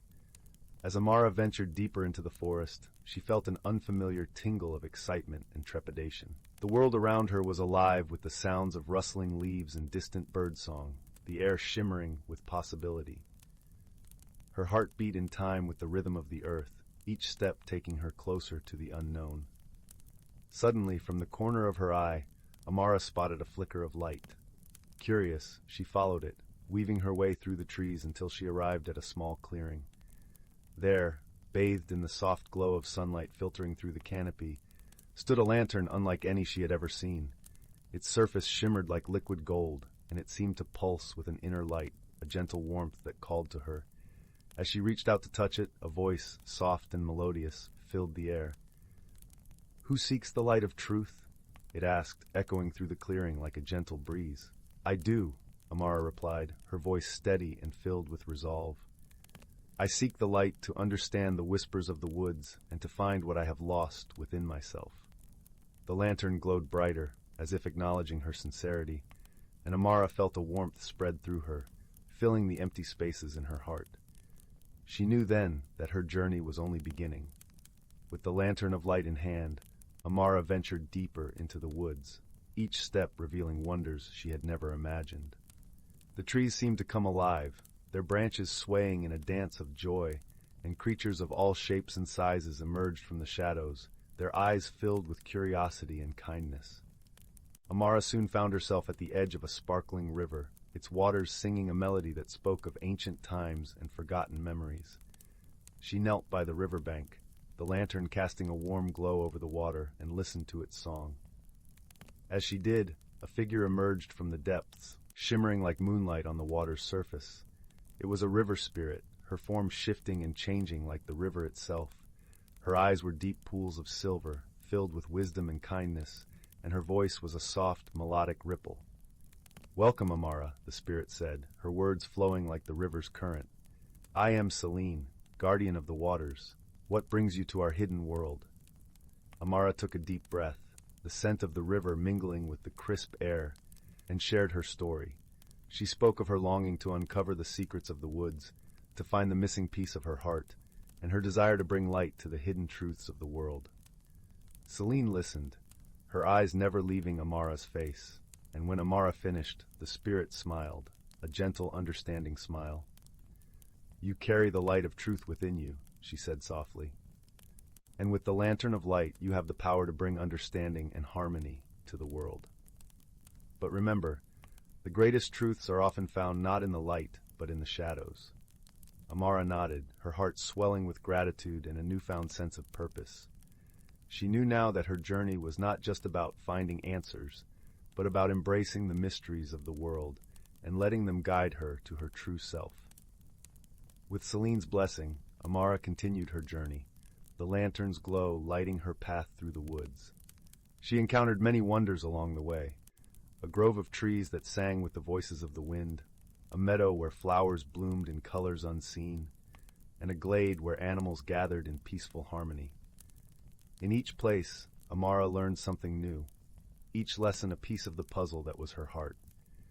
She discovered the strength of kindness, the power of friendship, and the beauty of embracing the unknown. And with each step, she felt the missing pieces of herself falling into place, her heart growing whole and strong. As the sun began to set, painting the sky in shades of lavender and gold, Amara found herself at the edge of the woods, the village lights twinkling in the distance like stars. She paused, her heart full of gratitude and wonder, and looked back at the path she had traveled. The lantern of light glowed softly in her hand, a reminder of the journey she had undertaken and the truths she had uncovered. She knew now that the woods would always be a part of her, their whispers a song that would guide her through life. With a heart full of peace and a spirit alight with purpose, Amara returned to the village, her soul transformed by the journey she had taken. She knew that the lantern of light would always be with her, a beacon of hope and understanding, and that the hidden world of the woods would always be there, waiting to reveal its secrets to those who dared to seek them. As she stepped into the warmth of her home, her grandmother greeted her with a smile, her eyes twinkling with knowing. Amara hugged her tightly, feeling the warmth of love and the light of understanding fill her heart. And as she drifted off to sleep that night, the whispered secrets of the woods echoed softly in her dreams, a lullaby of mystery and magic, guiding her into the gentle embrace of night. The lantern of light had not only illuminated the hidden world of the woods, but had also revealed the hidden depths within Amara's own heart. She had learned that sometimes the most profound transformations occur not in the grand gestures, but in the quiet moments of understanding and acceptance. In the days that followed, Amara became a beacon of light and kindness in her village, sharing the wisdom she had gained with those around her. Her journey had taught her the value of friendship, the strength found in vulnerability, and the beauty of embracing the unknown. The villagers noticed the change in Amara, her presence a soothing balm in times of uncertainty and a guiding light in moments of darkness. Her stories of the hidden world within the woods inspired others to look beyond the surface, to seek understanding and harmony in their own lives. And so, the legend of the Lantern of Light lived on, not just in the whispers of the woods, but in the hearts of those who dared to believe in the magic of friendship, courage, and transformation. Amara often returned to the woods, her heart singing in harmony with the world around her.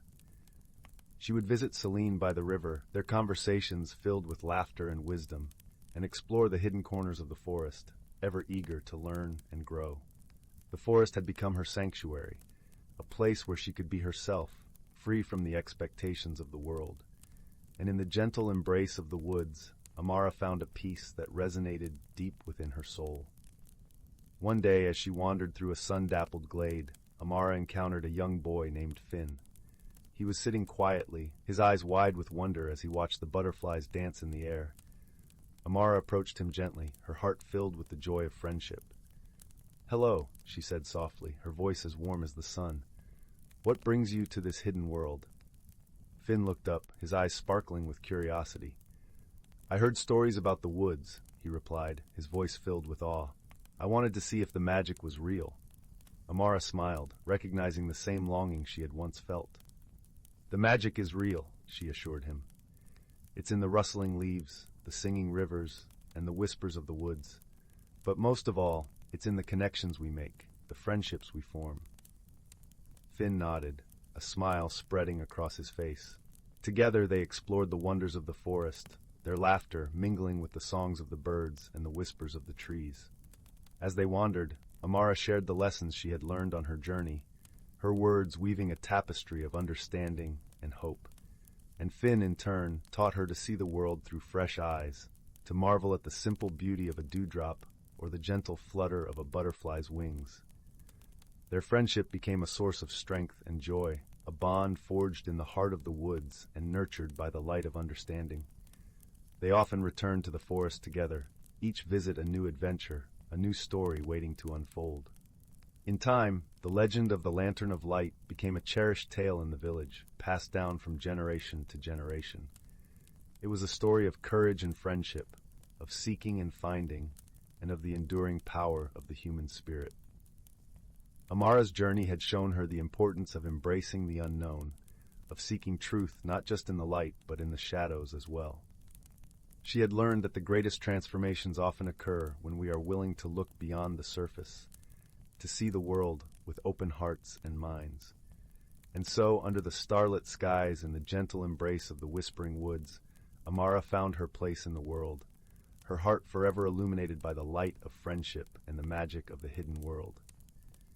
As the years passed, Amara grew into a wise and compassionate woman, her heart still beating in rhythm with the world around her.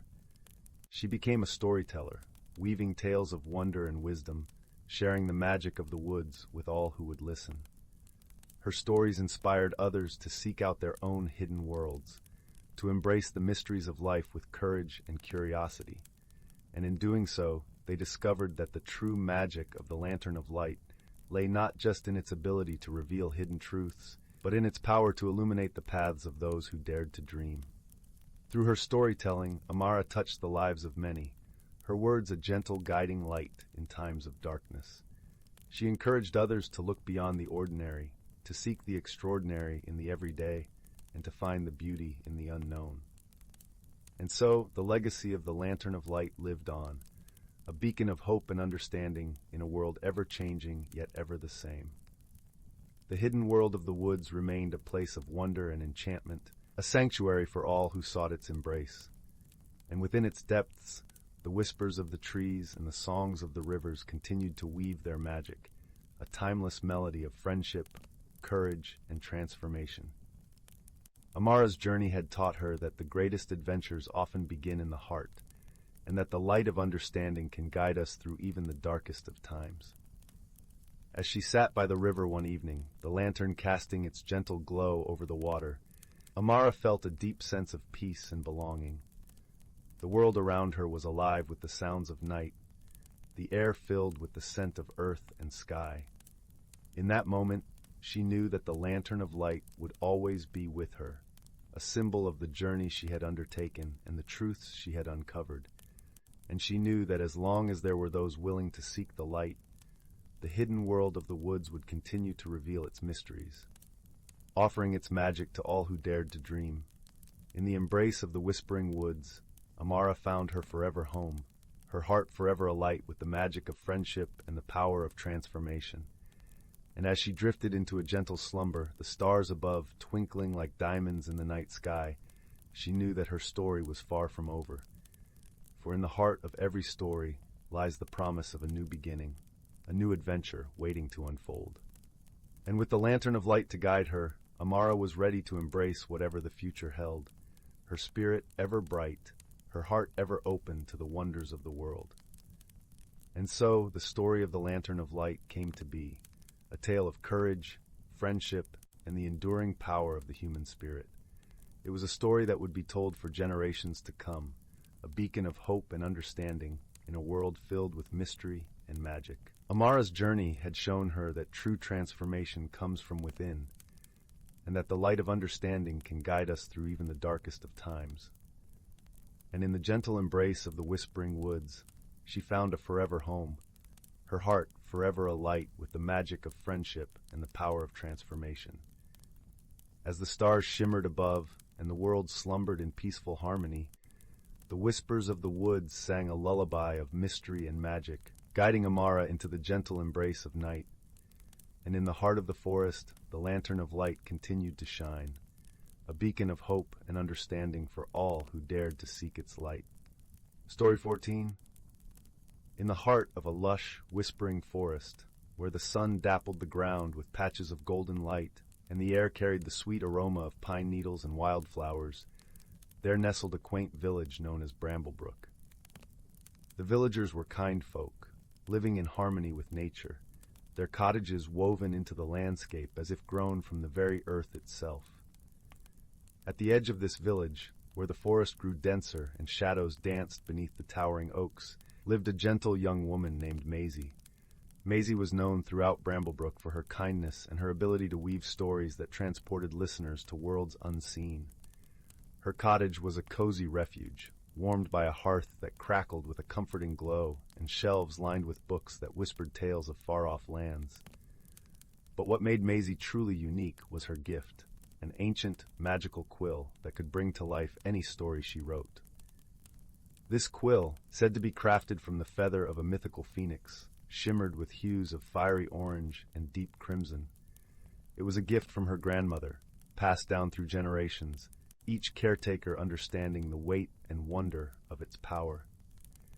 Maisie cherished it, using it to spin tales that delighted the children of Bramblebrook and eased the worries of their parents. One crisp autumn morning, as the leaves fluttered down in a tapestry of amber and gold, Maisie sat at her wooden desk, the quill poised above a blank page. Her mind danced with ideas, but her heart was drawn to a story of friendship and adventure. She began to write, the quill gliding effortlessly across the paper, leaving trails of shimmering ink that glowed softly in the morning light. As she wrote, the room filled with a sense of anticipation, the air humming with the promise of magic. The story unfurled like a tapestry, each word weaving a picture of a hidden world within the forest, a place only accessible to those who believed in its existence. It was a world where animals spoke with wisdom beyond their years, and gentle streams sang lullabies to the moon. Central to this tale was a young rabbit named Finn, whose fur was as soft as thistledown, and whose heart was as brave as a knight's. Finn had always dreamed of exploring the hidden world beyond the forest's edge, a realm whispered about in the rustling leaves and the hoot of the wise old owl. But Finn knew he couldn't embark on this journey alone. He needed a companion, someone who shared his sense of wonder and curiosity. One day, as Finn ambled through a sun-drenched meadow, he encountered a fox named Lila. Lila was known for her cleverness, her eyes sparkling with mischief and intelligence. Despite the age-old tales of rivalry between rabbits and foxes, Finn felt an inexplicable bond with Lila, a sense of kinship that defied the boundaries set by nature. "Hello, Finn," Lila said, her voice as soft as the whispering breeze. "You look as if you're searching for something." Finn nodded, his ears twitching with excitement. "I am. I've heard stories of a hidden world within the forest, a place where magic dances through the air like fireflies. I wish to find it." Lila tilted her head, her eyes narrowing thoughtfully. "A hidden world, you say? I've heard whispers of such a place too. Perhaps we could search for it together." And so an unlikely friendship began. Together, Finn and Lila delved deeper into the forest, where sunlight filtered through the canopy like liquid gold, and every rustle and chirp held a secret. They followed streams that babbled with laughter, climbed trees that stretched their arms to the sky, and listened to the stories told by the wind. As they journeyed, they encountered creatures both wondrous and wise. A wise old turtle who spoke in riddles, a pair of mischievous squirrels who guided them with playful antics, and a majestic stag who offered them sage advice. Each meeting was a chapter in their adventure, filled with challenges that tested their courage and friendship. One evening, as the sun dipped below the horizon, painting the sky with hues of lavender and rose, Finn and Lila found themselves at the edge of a glimmering lake. The water shimmered like a mirror, reflecting the first stars of evening, and a gentle mist rolled across its surface, whispering secrets of the night. As they sat by the lake, a soft, melodious voice reached their ears, a song woven from the very essence of the forest itself. It was the voice of the lake spirit, a guardian who watched over the hidden world. "You have journeyed far, little ones," the spirit's voice resonated like the rustling of leaves. "Your hearts are pure, and your friendship is a beacon of light. But to enter the hidden world, you must answer a riddle. Lila and Finn exchanged a glance, their hearts beating in unison. "We are ready," Finn replied, his voice steady. The spirit's voice was gentle, yet it held the weight of ancient wisdom. "What is it that you can keep after giving it to someone else?" Finn and Lila pondered the riddle, the answer dancing on the edge of their thoughts. The moon rose higher, casting a silver glow upon the lake, and the night deepened with a peaceful hush. Finally, Lila's eyes lit up with understanding. "A secret," she whispered, her voice full of wonder. "The answer is a secret." The lake spirit laughed, a sound like a bubbling brook. "Indeed, clever fox, you have answered wisely. The hidden world welcomes you." With a ripple of magic, the mist parted, revealing a path that shimmered with moonlight. Finn and Lila stepped forward, their hearts soaring with anticipation.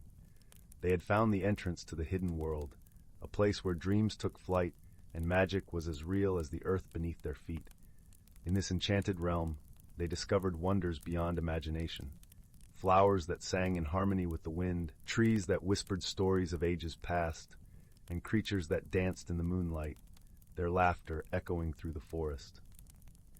But more than the magic and wonder, it was the bond between Finn and Lila that grew stronger with each step they took. Through their journey, they learned that true friendship was not bound by differences, but was strengthened by them. They discovered that courage was not the absence of fear, but the willingness to face it together. And most importantly, they realized that the greatest adventures were those shared with a friend. As the night wore on, the stars twinkled like diamonds scattered across the velvet sky, and the hidden world embraced them in its gentle embrace. Finn and Lila knew that this was just the beginning of their adventures, a new chapter in a story that would continue to unfold with every sunrise. Back in Bramblebrook, Maisie finished writing, her heart full of warmth and contentment. The quill's shimmering ink dried on the page, capturing the essence of the hidden world and the friendship that defied expectations. She closed the book with a soft sigh, feeling the magic linger in the air. The story she had written was more than just words on a page. It was a reminder of the beauty of friendship and the wonders that awaited those who dared to dream. As she placed the book on the shelf, a gentle breeze rustled through the open window, carrying with it the scent of pine and the promise of new adventures. With a heart full of gratitude, Maisie settled into her armchair by the fireplace, the flames casting a warm glow across the room.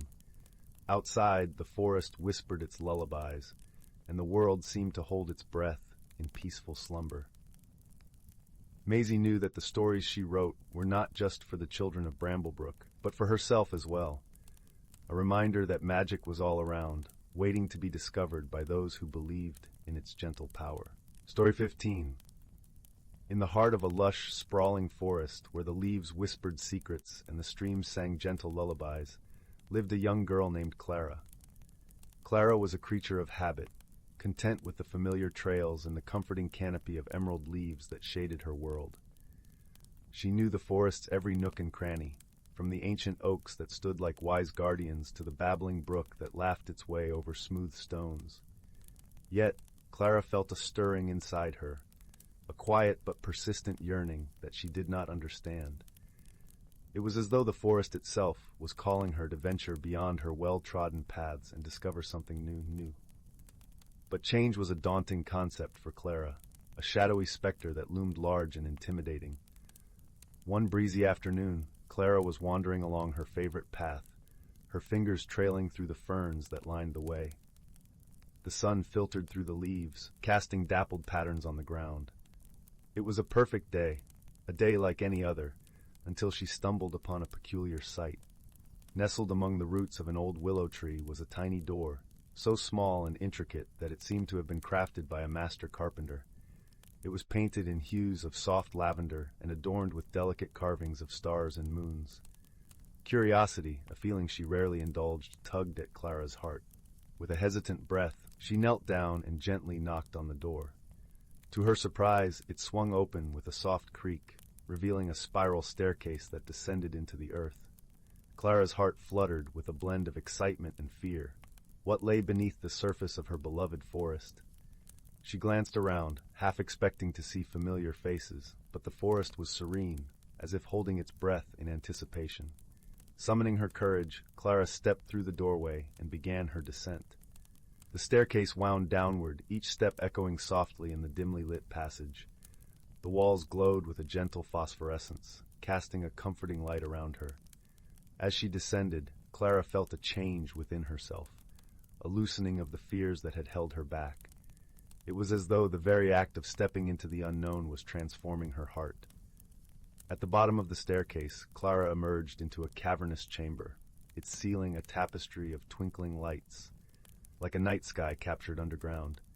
In the center of the room stood a pool of water, its surface shimmering with a magical luminescence. Beside the pool sat an elderly woman, her eyes twinkling like the stars above. "Welcome, dear Clara," the woman said, her voice as gentle as a summer breeze. "I am Liora, the keeper of this place." Clara's fears melted away in the warmth of Leora's presence. "I didn't mean to intrude," she stammered. "I was just curious." Liora smiled, her expression kind. "Curiosity is the first step on the path to discovery, my child.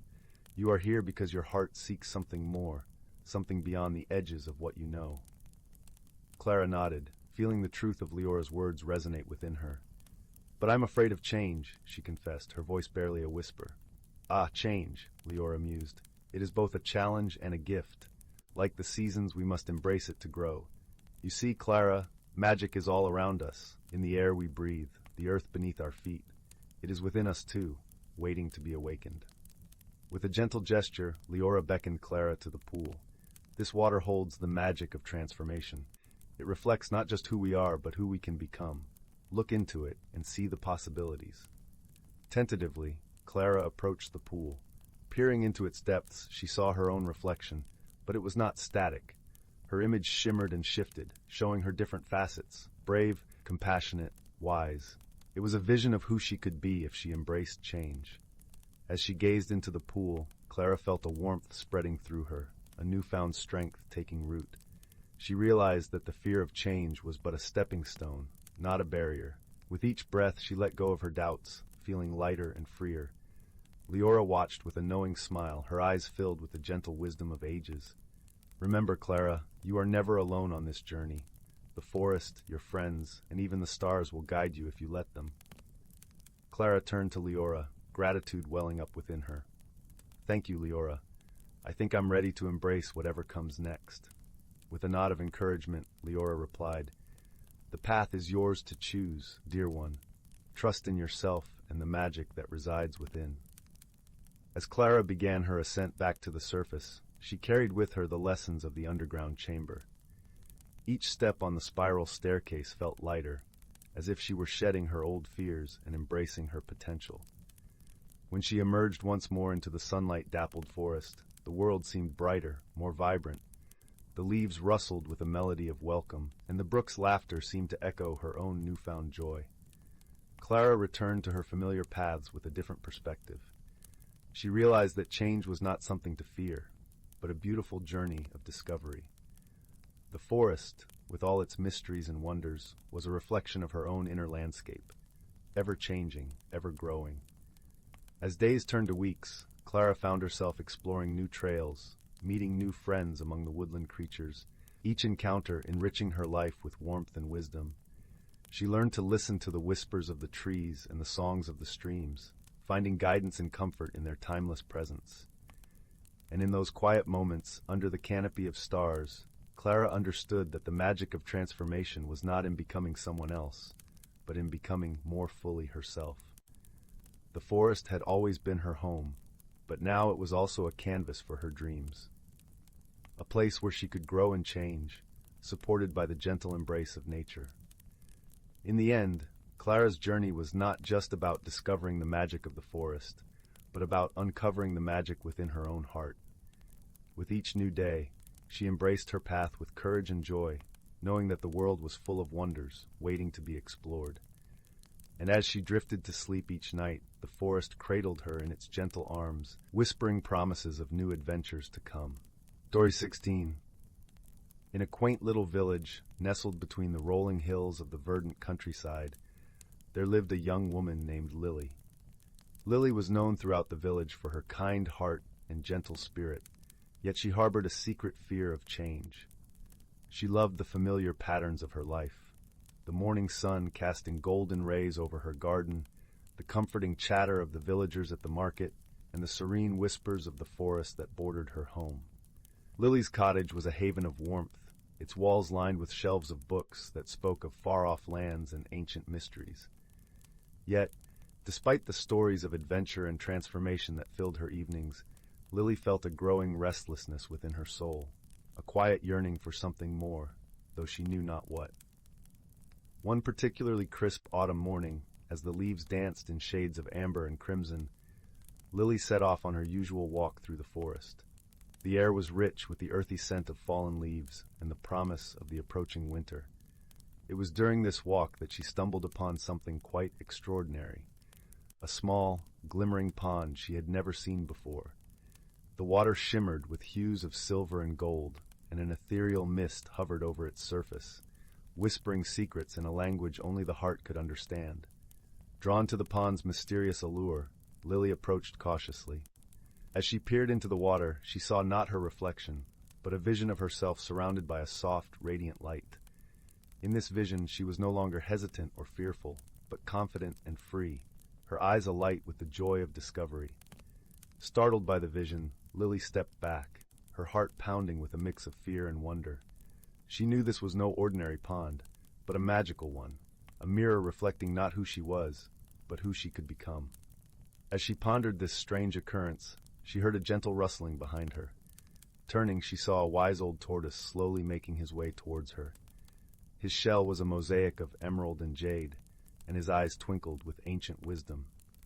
"Do not fear what you have seen, dear Lily," the tortoise spoke in a deep, soothing voice. "The pond has shown you the beauty that lies within, waiting to be embraced. Change is not something to fear, but a path to growth and discovery." Lily listened intently, her heart slowly calming. "But how do I change?" she asked, her voice a soft whisper. "How do I become the person I saw in the pond?" The tortoise smiled gently. "Begin with small steps, my dear. Surround yourself with those who support and love you. Embrace new experiences and allow yourself to make mistakes. Through these, you will learn and grow." Encouraged by the tortoise's words, Lily returned to her village with a newfound resolve. She sought the company of her friends, sharing her fears and listening to their own stories of change and growth. She found comfort in their shared experiences and drew strength from their unwavering support. With each passing day, Lily ventured beyond her comfort zone. She tried her hand at new crafts, explored different parts of the forest, and even began learning the art of storytelling, weaving tales that captivated the hearts of young and old alike. Each new experience was like a pebble in a pond, creating ripples that expanded her world and her understanding of herself. One evening, as the first snowflakes of winter began to fall, Lily found herself once more at the magical pond. She looked into its shimmering depths, and this time she saw her reflection smiling back at her, a reflection of a woman who had grown in courage and wisdom, whose heart was open to the endless possibilities of life. As she turned to leave, she noticed the tortoise watching from the edge of the clearing. His eyes met hers, and in that silent exchange she felt his approval and pride. Lily knew that she was still on her journey, but she also knew she was no longer afraid of the path ahead. And so, under the watchful gaze of the moon and stars, Lily walked home through the snow-laden forest, her heart light with the joy of discovery and the warmth of transformation. The village was aglow with the soft illumination of hearths, and as she entered her cottage, she felt a deep sense of peace settle over her. For Lily had learned that change, though daunting, was a gift, a chance to uncover the magic within and to become all she was meant to be. And in that knowledge, she found not only herself, but a world of wonder waiting to be explored. Story 17. In a quaint village nestled at the edge of an ancient, whispering forest, there lived a young girl named Anya. Her home was a cozy cottage with a thatched roof, surrounded by a garden that hummed with the songs of bees and fluttered with the dance of butterflies. Anya was known for her curious nature and her love for the stories her grandmother used to tell about the hidden magic within the forest. One late afternoon, As the sun dipped below the horizon and painted the sky in hues of lavender and gold, Anya wandered through her garden. Her eyes fell upon a peculiar stone half buried in the soil near the old oak tree. It was smooth and round, with an iridescent sheen that reflected the fading daylight in a kaleidoscope of colors. As Anya reached down to pick up the stone, she felt a gentle warmth seep into her fingers, as if the stone recognized her touch. Entranced by its beauty, she held it close to her heart and whispered a simple wish for adventure and understanding. That night, Anya tucked the stone under her pillow and fell into a deep, dream-filled sleep. Her dreams were vivid and strange, filled with images of shimmering paths through the forest and echoes of laughter from creatures she could not quite see. When she awoke, she found herself filled with a sense of urgency and excitement, a pull towards the forest that felt both mysterious and inevitable. After a hearty breakfast of warm porridge, Anya set out, the stone nestled safely in her pocket. The forest welcomed her with open arms, its towering trees swaying gently in the morning breeze. Sunlight filtered through the leaves, casting playful patterns on the ground. The air was rich with the scent of pine and earth, and the distant sound of a babbling brook provided a soothing melody. As she walked deeper into the forest, Anya came upon a quaint clearing where the sunlight danced upon the grass, and a small wooden bench sat beneath a weeping willow. Sitting on the bench was a wise old owl named Orin, whose feathers were as white as the first snow of winter, with eyes that sparkled like amber. "Good morning, young traveler," Orin hooted softly, his voice warm and inviting. "I see you have found the Heartstone. It is a rare gift indeed." Anya, surprised but delighted by the owl's speech, replied, "I didn't know it had a name. What does it do?" "The Heartstone," Orin explained, "reveals the true nature of things and helps those who seek its guidance to find their way. It is a companion on your journey, a friend in times of need." Anya nodded, feeling the stone's reassuring weight in her pocket. She spent some time with Orin, learning about the forest and the creatures who called it home. The owl's stories were like a gentle breeze, weaving images of ancient trees and hidden glades into her mind. As Anya continued her journey, she met a cheerful squirrel named Pip, whose bushy tail was a cascade of rust and gold. Pip had an infectious laugh and a knack for finding hidden treasures among the trees. He offered to guide Anya to the forest's heart, a place where the magic of the woods was said to be strongest. With Pip's lively chatter leading the way, they followed winding paths and crossed sparkling streams. Along the way, they encountered a family of deer grazing peacefully and a pair of mischievous rabbits playing hide-and-seek among the wildflowers. Anya felt her heart swell with joy at each new sight, her senses alive with the wonder of the forest. Eventually, they reached a grove bathed in dappled sunlight, where an ancient tree stood, its trunk wide enough to shelter them both. This was the forest's heart, and as Anya stepped closer, she felt a gentle hum resonate through the air, a melody that seemed to sing of life and harmony. Pip scampered up to a low-hanging branch and chattered, "This is where the Heartstone can show you its true magic. Close your eyes and listen."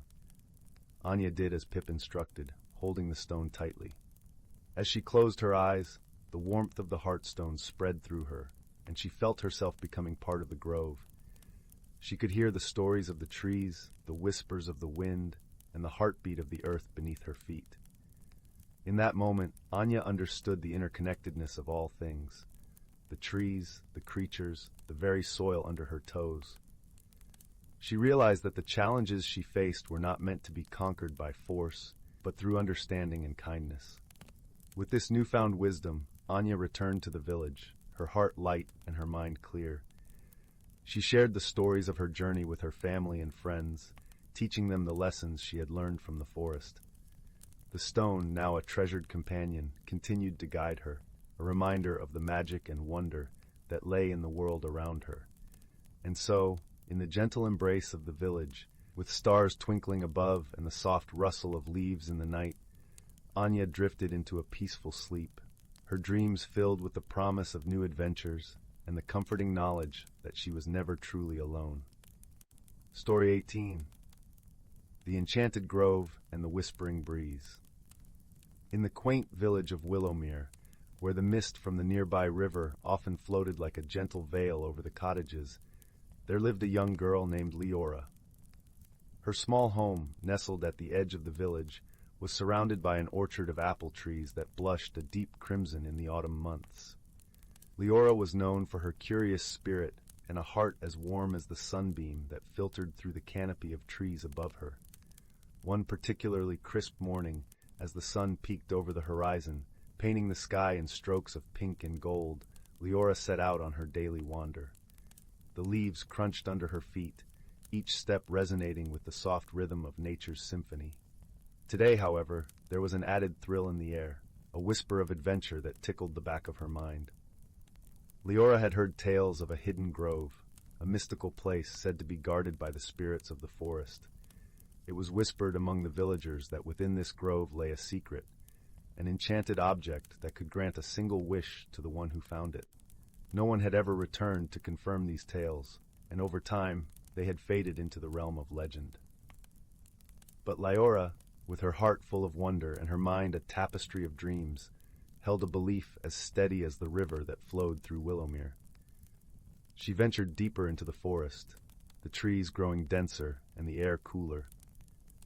The sunlight, once bright and warm, now filtered through the leaves in delicate ribbons, casting playful shadows on the forest floor. Liora paused, listening to the soft rustle of leaves and the distant call of a lark, as if the forest itself was welcoming her deeper into its embrace. As she walked, the path narrowed and twisted, guiding her towards an area where the trees seemed to bend and curve, forming a natural archway. It was here that she felt it, a gentle breeze that whispered her name, wrapping around her like a soft, invisible cloak.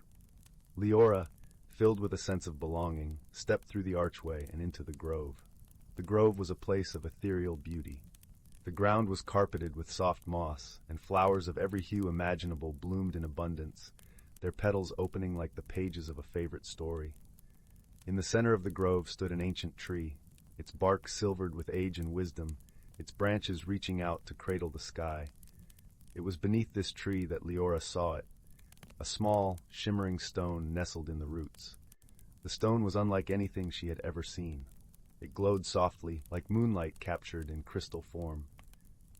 Liora approached it reverently, feeling the air hum with quiet energy.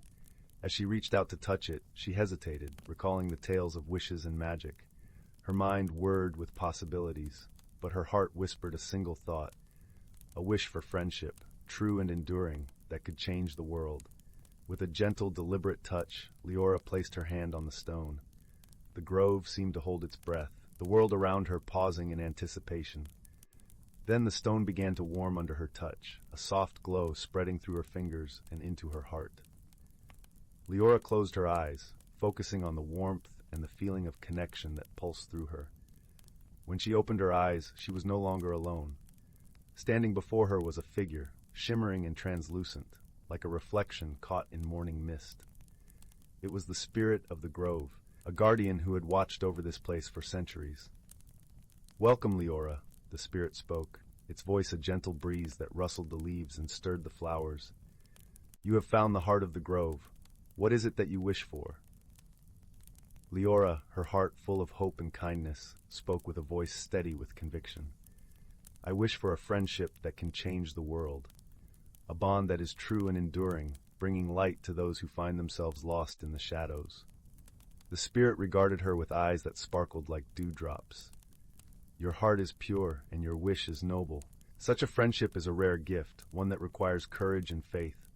Are you prepared for the journey it entails?" Liora nodded, determination etched into her features. "I am ready." With a gentle nod, the spirit raised a hand, and from the depths of the grove emerged a creature unlike any Liora had ever seen.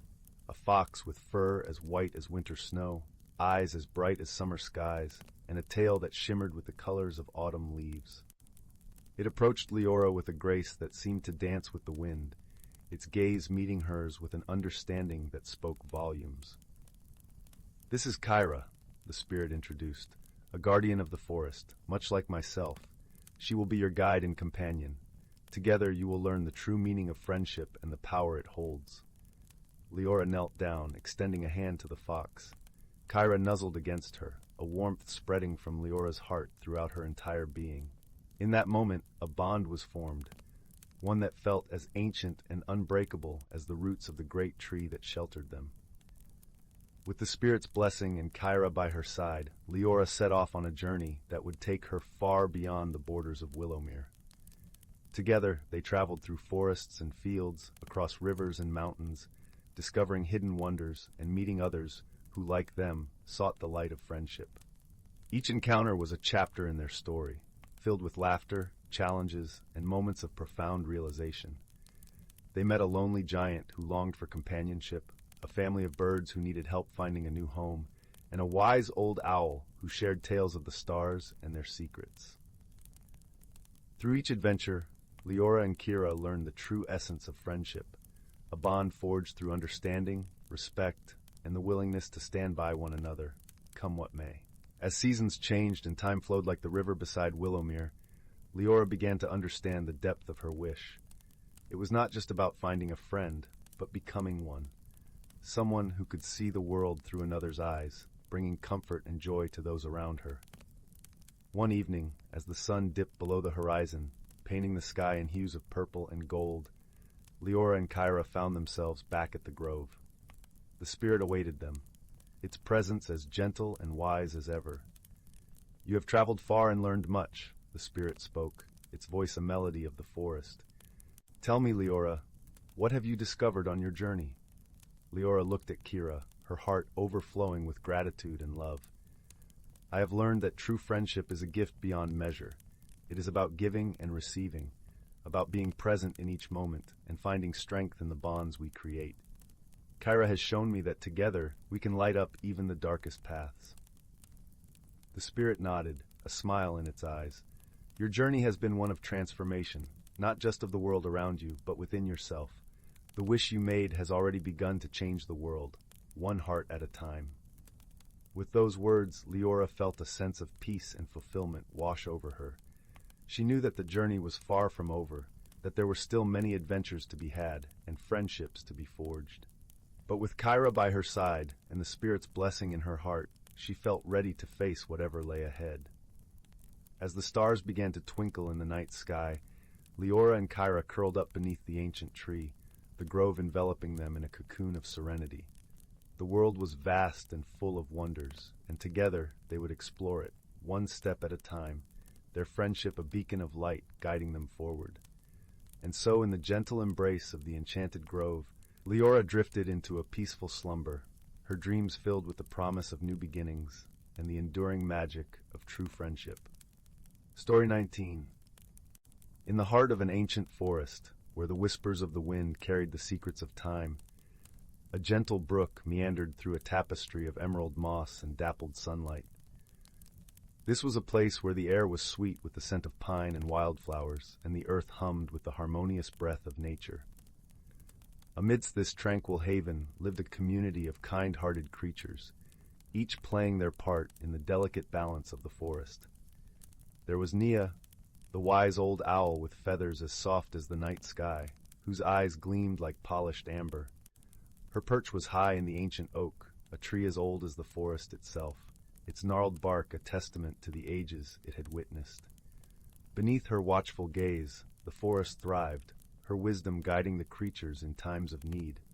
One crisp autumn morning, as a gentle breeze stirred the fallen leaves into a swirling dance of gold and copper, a small squirrel named Marlowe scampered through the underbrush. His bushy tail twitched with excitement as he gathered acorns, burying them beneath the loamy soil. Marlowe was young and curious, his fur the color of toasted almonds, his eyes bright with the wonder of the world around him. As Marlowe worked, the forest seemed to sigh contentedly, the rustle of leaves and the babbling brook creating a soothing symphony. But as day turned to dusk, a peculiar chill settled over the forest, an early whisper of winter that seemed to carry an unfamiliar weight. That evening, as the sky deepened to a velvety indigo, the creatures of the forest gathered in a glen bathed in silver moonlight. They had come to seek counsel from Nia, whose wisdom was as enduring as the stars themselves. "We must prepare for a winter unlike any we've known," Nia hooted softly, her voice as steady as the northern wind.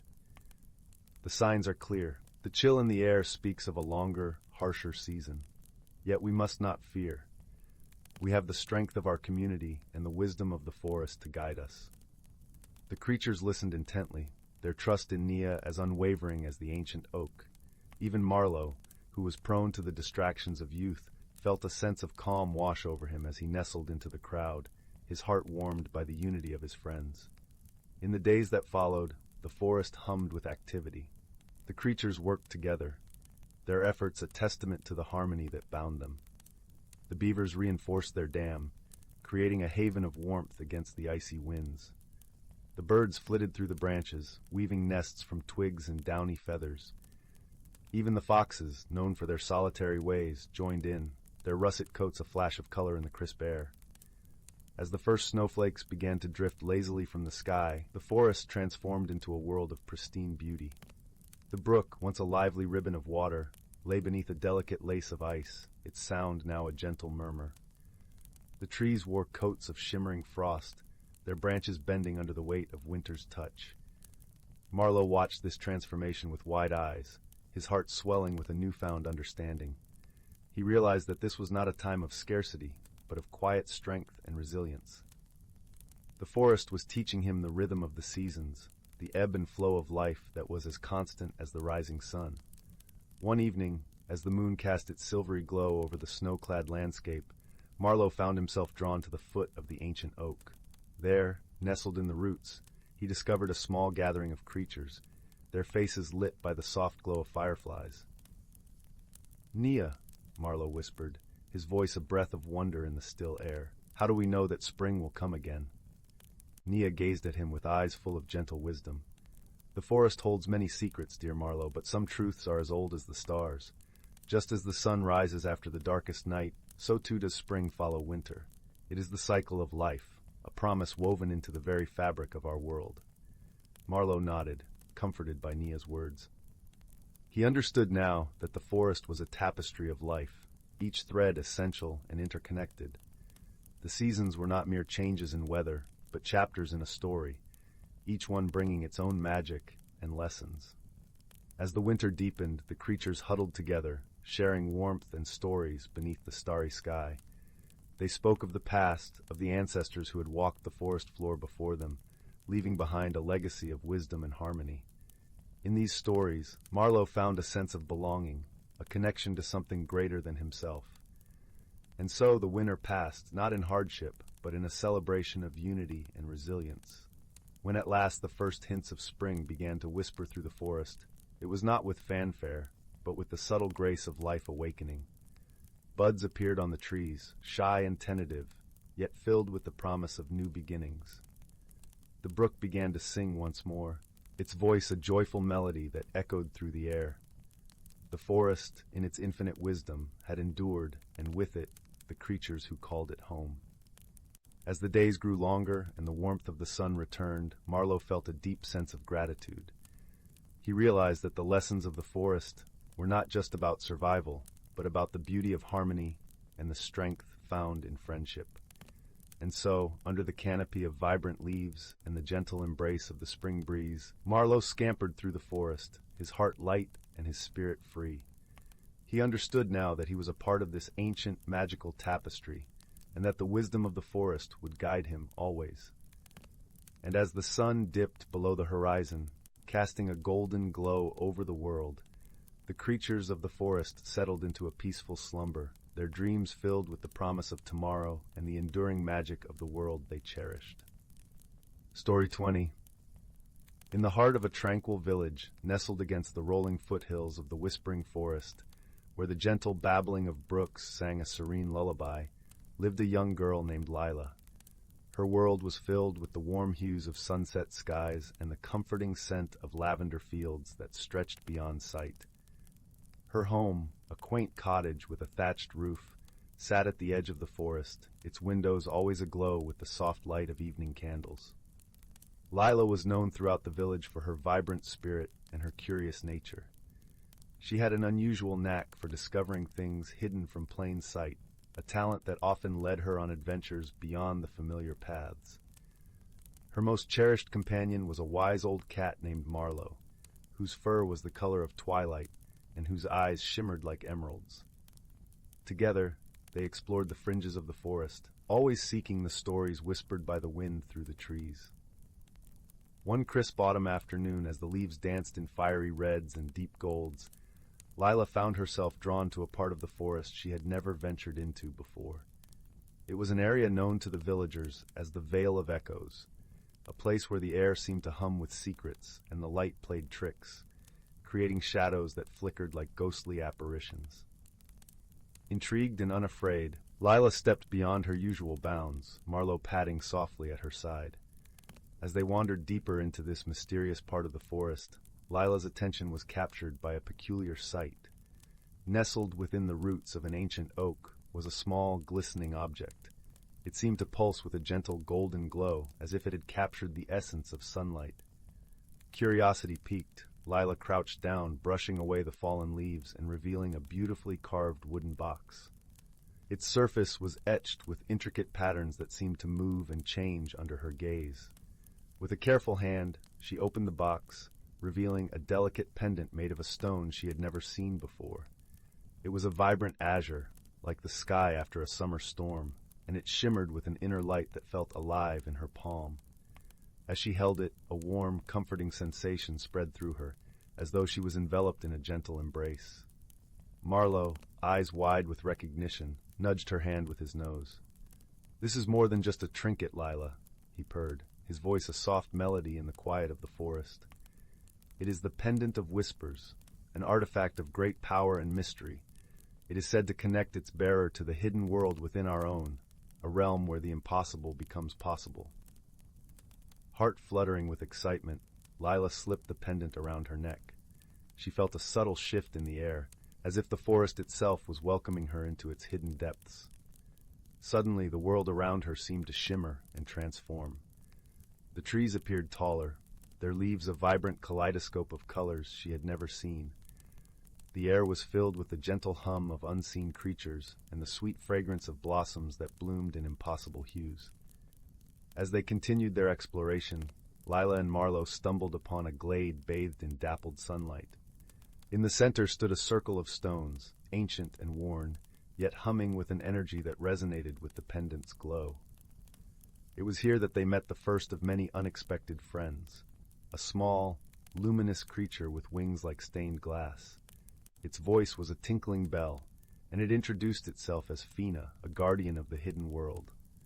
Fina explained that the Pendant of Whispers was a key to a realm known as the Luminara, a place interwoven with the natural world, yet invisible to those who do not wish to see.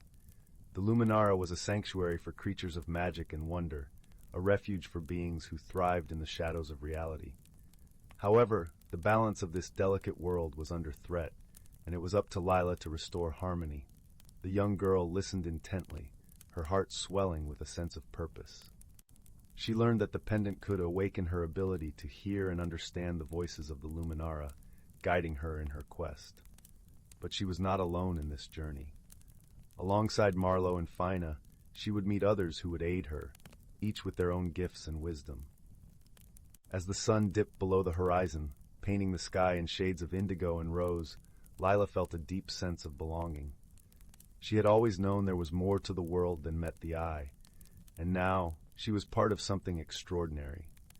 Together with her newfound friends, she embraced the challenge before her, ready to uncover the mysteries of the Luminara and protect the hidden beauty of her world.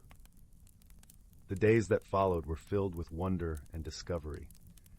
Lila's senses were heightened by the pendant's magic, allowing her to perceive the subtle shifts in the forest that others overlooked. She learned to listen to the whispers of the wind, which carried messages from distant places, and to read the patterns in the leaves, which foretold changes in the natural order.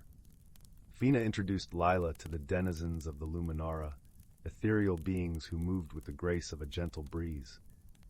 There was Tarian, an ancient tree spirit whose roots stretched deep into the earth, and whose wisdom extended far beyond the reaches of time.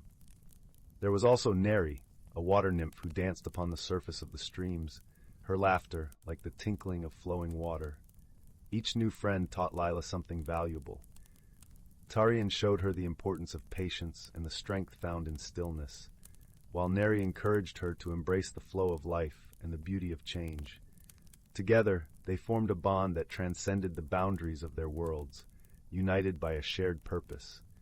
Yet, amidst the enchantment of the Luminara, an unsettling presence loomed. Shadows crept at the edges of the forest, and an unfamiliar chill lingered in the air. It was a darkness that sought to disrupt the harmony of the hidden world, to unravel the delicate tapestry that bound the Luminara to the natural realm. Guided by her pendant and her friends, Lila embarked on a quest to uncover the source of this disturbance. Her journey took her to the heart of the forest, where the veil of echoes was thinnest and the boundary between worlds was most fragile. It was a place where time seemed to stand still, and the air was thick with the scent of ancient magic. As they ventured deeper, Lila encountered a mysterious figure cloaked in shadows. It was a guardian of the forest, a being known only as the Sentinel. The Sentinel was a keeper of secrets, tasked with maintaining the balance between the seen and unseen. Its presence was both reassuring and intimidating, a reminder of the power that lay within the Luminara. The Sentinel revealed that the darkness threatening the forest was born of fear and misunderstanding, a manifestation of the villagers' reluctance to embrace the unknown. It was this fear that had given rise to a creature of shadow, a specter that fed on doubt and discord, growing stronger with each passing day. Lila understood then that her journey was not just about protecting the Luminara, but also about bridging the gap between her world and the hidden realm. She realized that the pendant's true power lay not in its magic, but in its ability to open hearts and minds to the wonders around them. With this newfound resolve, Lila set out to confront the creature of shadow, determined to restore harmony to the forest. She knew that she could not do it alone, and so she called upon her friends, both seen and unseen, to stand by her side. Together, they devised a plan to dispel the darkness and reveal the beauty of the Luminara to the village. They would host a gathering at the Vale of Echoes, inviting the villagers to witness the magic of the hidden world and to celebrate the bond between their worlds. As the day of the gathering approached, Lila's heart swelled with hope. She spent hours crafting delicate lanterns from fallen leaves and blossoms, filling them with the soft glow of fireflies. With Marlowe's help, she wove garlands of ivy and wildflowers to adorn the ancient stones, transforming the glade into a place of wonder. On the evening of the gathering, the villagers arrived, drawn by the promise of something extraordinary. They gathered in the glade, their eyes wide with awe as the lanterns cast a warm, flickering light that danced upon the trees. The air was filled with the sweet melody of songbirds and the gentle rustle of leaves as the creatures of the Luminara emerged from the shadows. Lila stood before them, her voice steady and clear as she shared the story of her journey and the magic of the hidden world. She spoke of the importance of embracing the unknown, of finding beauty in the unexpected, and of the power of friendship and understanding to bridge even the deepest divides. As she spoke, the pendant around her neck glowed with a soft, radiant light, and the sentinel emerged from the shadows, its presence a testament to the bond between their worlds. The villagers watched in awe as the creature of shadow dissolved into the night, its power diminished by the warmth of their acceptance. With the darkness dispelled, the glade was filled with laughter and joy as the villagers and the denizens of the Luminara danced beneath the stars. It was a night of celebration and unity, a testament to the strength of their shared connection and the magic that lay within each of them. As the first light of dawn broke over the horizon, painting the sky in hues of gold and rose, Lila stood with Marlowe and Fina, their hearts full of gratitude and wonder. They had forged a new path, one that honored the beauty of both worlds and the power of friendship to transform even the darkest of shadows. In the days that followed, the village and the Luminara thrived in harmony, their bond a source of strength and inspiration. The villagers learned to listen to the whispers of the wind, to see the magic in the world around them, and to cherish the connections that bound them to the hidden realm. Lila, with Marlowe at her side, continued to explore the wonders of the Luminara, her heart open to the endless possibilities that lay beyond the Veil of Echoes. She knew that her journey was far from over, and that there were still many stories to be discovered, each one a reminder of the magic that lay within and around her. And so, under the gentle glow of the pendant of whispers, Lila embraced her place in the world, grateful for the friendships she had forged and the lessons she had learned. Her heart was a tapestry of light and shadow, woven with the threads of her journey and the magic of the hidden world, a world she would forever call her own. Story 21. In the heart of the whispering woods, where the trees hummed lullabies with every breeze, there lay a quaint little village named Willowbrook. The village was known for its cobblestone streets that glistened under the moonlight, as if sprinkled with stardust. Each cottage was adorned with blooming jasmine, filling the air with a sweet, calming fragrance. The villagers were a close-knit group of kind souls who delighted in simple pleasures, sharing stories by the fireplace, tending to their gardens, and wandering the forest paths. Among them was a young boy named Finn, whose curiosity was as boundless as the night sky. His gentle heart and keen eyes made him beloved by all, especially the wise elders who often shared their tales of old with him. One serene evening, as the golden hues of sunset melted into twilight, a peculiar event began to unfold. The village's beloved clock tower, which had faithfully chimed the hour for as long as anyone could remember, began to lose its rhythm. It chimed at odd hours, sometimes too soon, other times too late, and occasionally not at all. The villagers, though puzzled, were not alarmed, for Willowbrook was a place of gentle mysteries and curious happenings.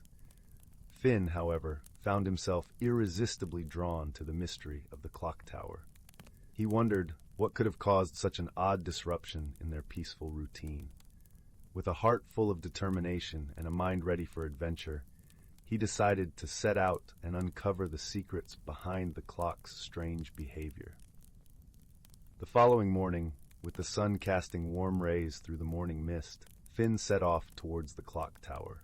The path wound through the heart of the village, where he greeted friendly faces and shared his plans. Many offered advice, but it was Old Man Thistle, a sage with a twinkle in his eye and a wealth of stories, who gave Finn a pearl of wisdom. The clock holds secrets only the patient eye can see, and sometimes answers are found where least expected, he said with a knowing smile. Encouraged, Finn continued on his way, his feet carrying him toward the towering structure at the edge of the village. The clock tower stood tall amidst a grove of ancient oaks, their leaves whispering softly in the breeze. As he approached, Finn paused, closing his eyes to feel the forest's magic envelop him like a gentle embrace. Inside the tower, the air was cool and filled with the scent of aged wood and clockwork oil. The walls were lined with intricate gears and cogs, each one a testament to the craftsmanship of bygone days. Finn began his exploration by observing the clock's mechanisms, noting how they moved in harmony like a well-rehearsed dance. As he examined the gears, a soft rustling caught his attention. He turned to find a small, shimmering creature perched atop a beam. It was a whisperling, a creature of light and air, whose presence was said to bring clarity and insight. The whisperling's eyes sparkled like dew-kissed morning grass as it flitted down to Finn's shoulder, its wings brushing against his cheek like a gentle breeze. "Greetings, young seeker," the whisperling chimed, its voice like a silvery bell. "I sense you seek the truth behind the clock's disarray." Finn nodded, his eyes wide with wonder. "Yes, I hope to understand why the clock is behaving so strangely." The whisperling glowed with a warm light, casting a comforting glow throughout the tower. "All things in this world are connected, much like the forest and the wind," it explained. "Sometimes the smallest of changes can ripple through, causing the unexpected." With the whisperling's guidance, Finn examined the clockwork more closely. It was then that he noticed a tiny, nearly invisible thread of cobweb woven between two gears. It was delicate, yet strong enough to disrupt the harmony of the clock's ticking. Finn carefully removed the thread, feeling a sense of accomplishment as the gears clicked back into their rightful place. The clock tower hummed back to life, its chimes resonating through the village like a comforting lullaby. The villagers, hearing the familiar sound, smiled and nodded to one another, grateful for the return of their beloved clock's melody. As Finn and the whisperling stepped outside, the the morning sun cast a golden glow over Willowbrook. The village was alive with the gentle sounds of life, birds singing, leaves rustling, and laughter echoing from the nearby fields. "You have done well, young Finn," the whisperling said, its voice filled with warmth. "Remember, the answers we seek often lie in the smallest of details, and the bonds we forge with others are the true magic of this world." With those parting words, the whisperling fluttered upward, its light merging with the sunlight that danced through the trees. Finn watched it go, his heart filled with gratitude and wonder. He returned to the village, where friends and family awaited him with open arms. As they gathered around the fireplace that evening, Finn shared his tale of the clock tower and the wise whisperling. The villagers listened intently, their faces illuminated by the flickering firelight. That night, as the stars twinkled above and the clock chimed its gentle song, Willowbrook fell into a peaceful slumber. Finn lay in his bed, the soft rustle of the forest lulling him to sleep. He knew that in the heart of the whispering woods, mysteries would always weave their magic, guided by kindness and the gentle wisdom of friends. And so, with the moon as his guardian and dreams as his guide, Finn drifted into a world of warmth and wonder, where every mystery held the promise of adventure and the joy of discovery. Story 22. Once upon a starlit eve, deep within the ancient fern-glade forest, a whisper rippled through the canopy of towering evergreens. It was the wise old oak tree, Elderbark, calling the woodland creatures to gather at the hollow beneath her mighty roots. For on this enchanted night she would pass down the tales of seasons long ago. As the first fireflies blinked their luminous greetings, a parade of forest dwellers made their way to the sacred hollow. Rabbits hippity-hopped along mossy paths, while squirrels scampered down rough-barked trunks. A stately stag picked his way between the ferns, escorting a clutch of speckled fawns, their eyes wide with wonder. The air was thick with the earthy scents of damp leaves and mushroom caps, mingled with the sweet perfume of wildflowers peeking from between roots. A nearby stream sang a soothing melody as it gurgled over river rocks worn smooth by time. In the distance, an owl's ethereal calls drifted through the dusky twilight. One by one, the creatures settled around Elderbark's hollow, their hushed whispers fading into a reverent hush.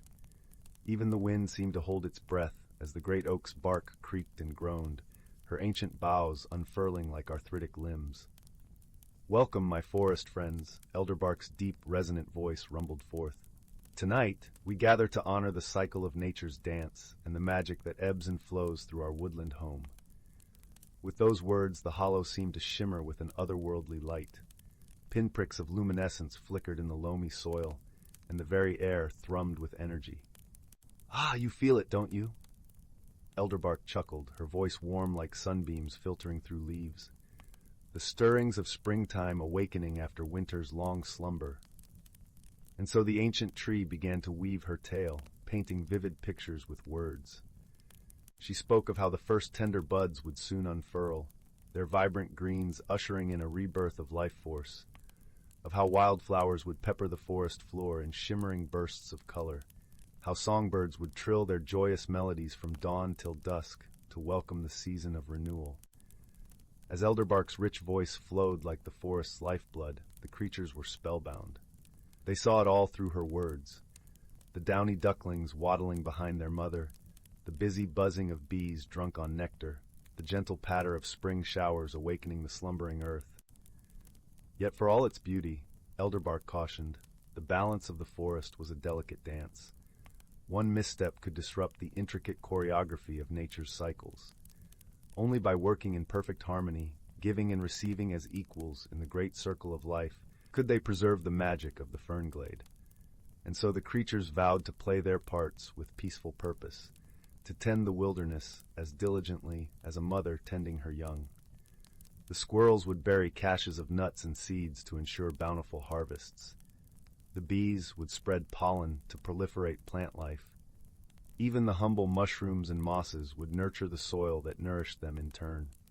Elderbark's words carried them through the lush splendor of summer, when the forest echoed with the songs of courtship and buzzing with new life. They saw the glorious tapestry of fall unfold in her tale, when the woodlands became a breathtaking blaze of crimson and gold. At last, as the first crystals of frost etched filigreed patterns across Elderbark's bark, her story turned to the stillness of winter, a time of rest and renewal, when all energy is briefly suspended before bursting forth in a crescendo of springtime rebirth. As the old oak's words faded into silence, the creatures stirred themselves from their trance-like reverie. A collective sigh of wonder and contentment rippled through the hollow. Elderbark had gifted them with something profound, a deep understanding of their sacred roles in maintaining the equilibrium of this enchanted forest. With renewed purpose, the woodland dwellers began to make their way back through the night-cloaked trees. Squirrels scurried off to bury fresh caches of acorns. Rabbits settled into their warrens to dream of meadows overflowing with greenery. The stag and his dolings melted into the shadows, confident in the knowledge that their foraging would nourish the cycle anew. And as the first pale rays of dawn peeked over the horizon, the wise old oak tree smiled inwardly, her bark glowing with quiet pride. For on this night she had passed down nature's most cherished wisdom, the power of existing in perfect balance. And in doing so, she ensured the magic of the fernglade would flourish through seasons untold. Story 23.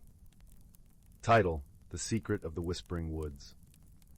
Once upon a time, in a village nestled between the rolling hills and the whispering woods, there lived a boy named Finn. The village was a quaint collection of cobblestone cottages, their chimneys puffing out lazy curls of smoke that mingled with the crisp, dew-laden air. Each morning, the sun would stretch its golden rays across the land, painting the world in hues of amber and rose.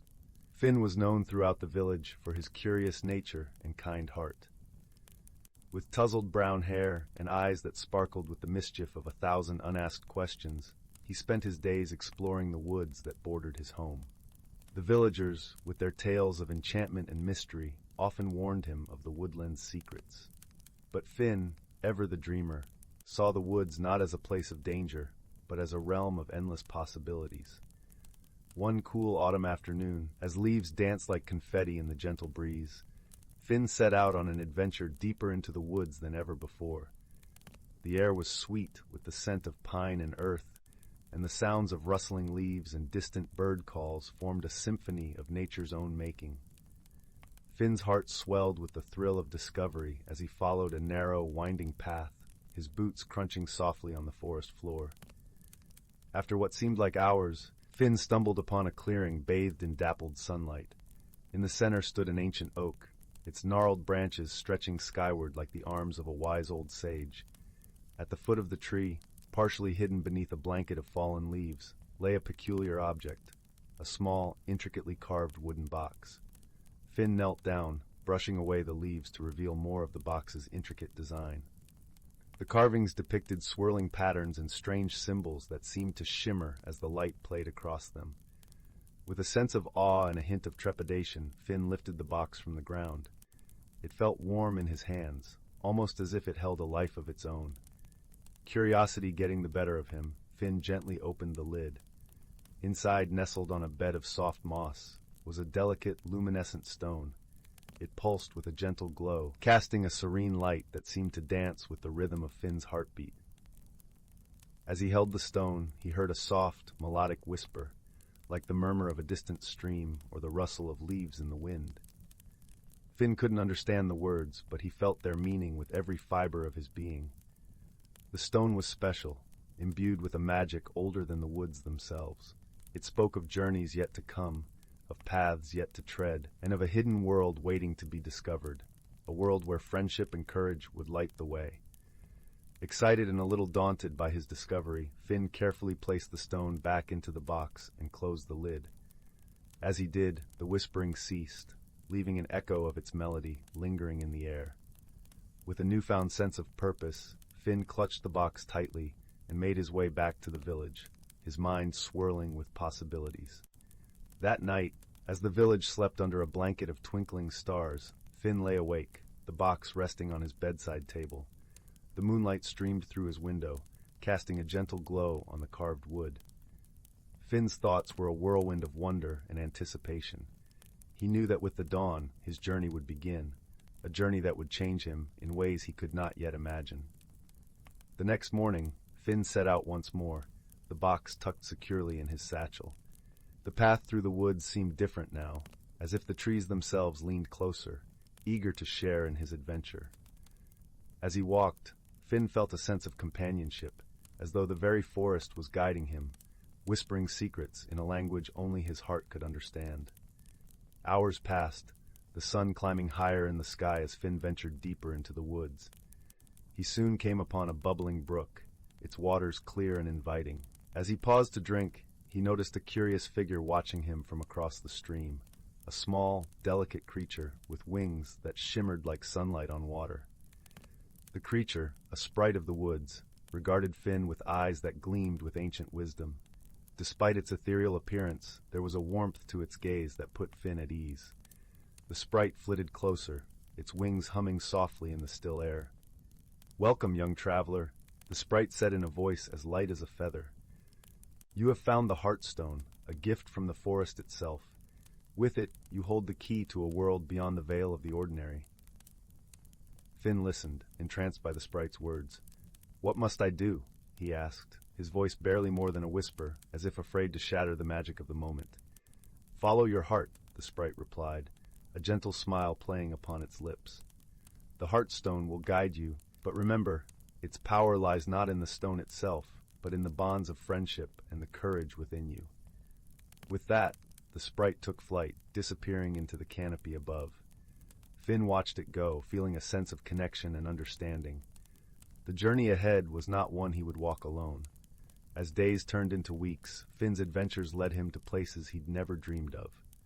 The Heartstone revealed hidden paths and secret glades, where he encountered creatures both wondrous and wise. In each encounter, Finn learned lessons of kindness, bravery, and the strength found in companionship. One sunny afternoon, while exploring a grove filled with the sweet scent of wildflowers, Finn met a young fox caught in a hunter's snare. Its eyes, bright with fear, softened as Finn approached. With gentle hands and a soothing voice, Finn freed the fox, tending to its injured paw with care. The fox, grateful and trusting, became Finn's loyal companion. They traveled together, sharing in the joys and challenges of the journey.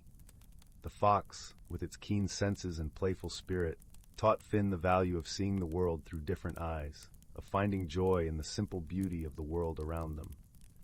As they roamed the land, tales of Finn and the fox spread throughout the forest. The pair became known not just for their adventures, but for the bonds they forged with the creatures they met along the way. From the wise old owl who shared stories of the stars, to the mischievous squirrels who revealed the secrets of the forest floor, each encounter strengthened their resolve and deepened their understanding of the world they called home. One day, as the sun dipped below the horizon, casting the sky in shades of violet and gold, Finn and the fox came upon a village not unlike his own. But here, the people were troubled, their faces lined with worry and fear. A shadow had fallen over the land, they said, a darkness that crept from the edges of the forest, consuming all it touched. Finn listened, his heart heavy with the weight of their plight. He knew that the Heartstone had led him here for a reason, that his journey was far from over. With the fox by his side, he vowed to help the villagers, to uncover the source of the darkness and bring light back to their world. Guided by the Heartstone's gentle glow, Finn and the fox ventured into the heart of the forest, where the shadows lay thick and foreboding. The air was heavy, the silence oppressive, as they pushed onward, driven by determination and hope. As they journeyed deeper, Finn felt the Heartstone grow warmer in his hand, its light cutting through the darkness like a beacon. It was there in the depths of the forest that they discovered the source of the shadow, a withered tree, twisted and gnarled, its branches bare and lifeless. Finn approached the tree, feeling its sorrow and loneliness. He understood then that the darkness was not born of malice, but of neglect and despair. With the Heartstone in hand, Finn reached out, offering the tree the warmth and light of his own heart. In that moment, the world seemed to hold its breath. Slowly, the darkness receded, the tree's branches unfurling in a dance of renewal. Leaves sprouted in a cascade of green, and the air filled with the sweet, familiar scent of life. The villagers, witnessing the transformation, rejoiced, their hearts filled with hope and gratitude. Finn, with the fox at his side, was hailed as a hero, not for his bravery alone, but for his kindness and the bonds of friendship he had forged along the way. As the village celebrated, Finn knew that his journey was but one of many. The Heartstone had taught him that true magic lay not in the stone itself, but in the connections we make and the love we give. It was a lesson he carried with him, a guiding light in a world full of wonder and possibility. And so, as the first stars peeked through the twilight sky, Finn and the fox set off once more, their hearts full of the promise of new adventures and the magic of friendship, a magic that would forever light their way. The end. Story 24. In a quaint village nestled between the gentle roll of emerald hills and the whispering embrace of an ancient forest, there lived a young girl named Liora, with hair the color of autumn leaves and eyes that sparkled like the morning dew on a sunlit meadow. Liora possessed a rare gift, a gift that was as much a part of her as her laughter and her dreams. She had the extraordinary ability to speak with the animals of the forest, a secret she held close to her heart, sharing it only with those she trusted most. The village was a tapestry of cobblestone paths and thatched cottages, each with a chimney that puffed out cozy tendrils of smoke. It was a place where time seemed to pause, wrapped in the comforting scent of baking bread and the melodious chimes of the church bells that marked the passing of each hour. Here, the people lived in harmony with the land, their lives intertwined with the rhythm of the seasons. Every morning, as the first light of dawn painted the sky in hues of pink and gold, Liora would slip quietly from her slumbering home, her heart brimming with anticipation. She would tiptoe past her parents' room, careful not to disturb their peaceful dreams, and venture into the forest that bordered their village. It was a place of wonder and magic, where towering trees reached towards the heavens and the air was filled with the symphony of chirping birds and rustling leaves. In the heart of this enchanted forest lay a hidden grove, a sanctuary known only to Liora and her animal friends. It was a place where sunlight danced through the canopy, casting playful shadows on the forest floor, and where a clear, bubbling brook wound its way through a carpet of moss and wildflowers. Here Liora would sit for hours, her back resting against the ancient trunk of a wise old oak, as she conversed with the creatures that called the forest their home. There was Luna, the wise and gentle owl who shared stories of the stars and the mysteries they held. There was Thistle, the mischievous squirrel, whose antics never failed to bring a smile to Lyra's face. And then there was Finn, the fox with fur as red as the setting sun, whose friendship was a balm to Lyra's soul. Together they formed an unlikely family, bound by love and trust. As the seasons turned, Lyra's bond with the forest deepened, and so did her understanding of her gift. She learned to listen with her heart, to feel the pulse of the earth beneath her feet, and to see the threads of magic that wove through the world around her. It was during one such morning, as the forest lay blanketed in a gentle mist, that Lyra's life would change forever. Liora had been following the brook, its waters singing a lullaby that filled the air with serenity, when she noticed something unusual. A glimmering light danced just beneath the surface, its glow soft and inviting. Curiosity piqued, she knelt by the water's edge and reached out, her fingers brushing against something smooth and cool. As she lifted it from the water, she gasped in awe. Cradled in her hands was a stone, unlike any she had ever seen.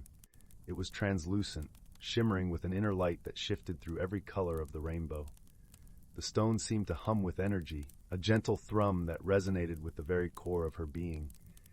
It was as if the stone was alive, and in that moment, Liora knew that it was something extraordinary, something magical. Her heart fluttered with excitement as she showed the stone to her animal friends.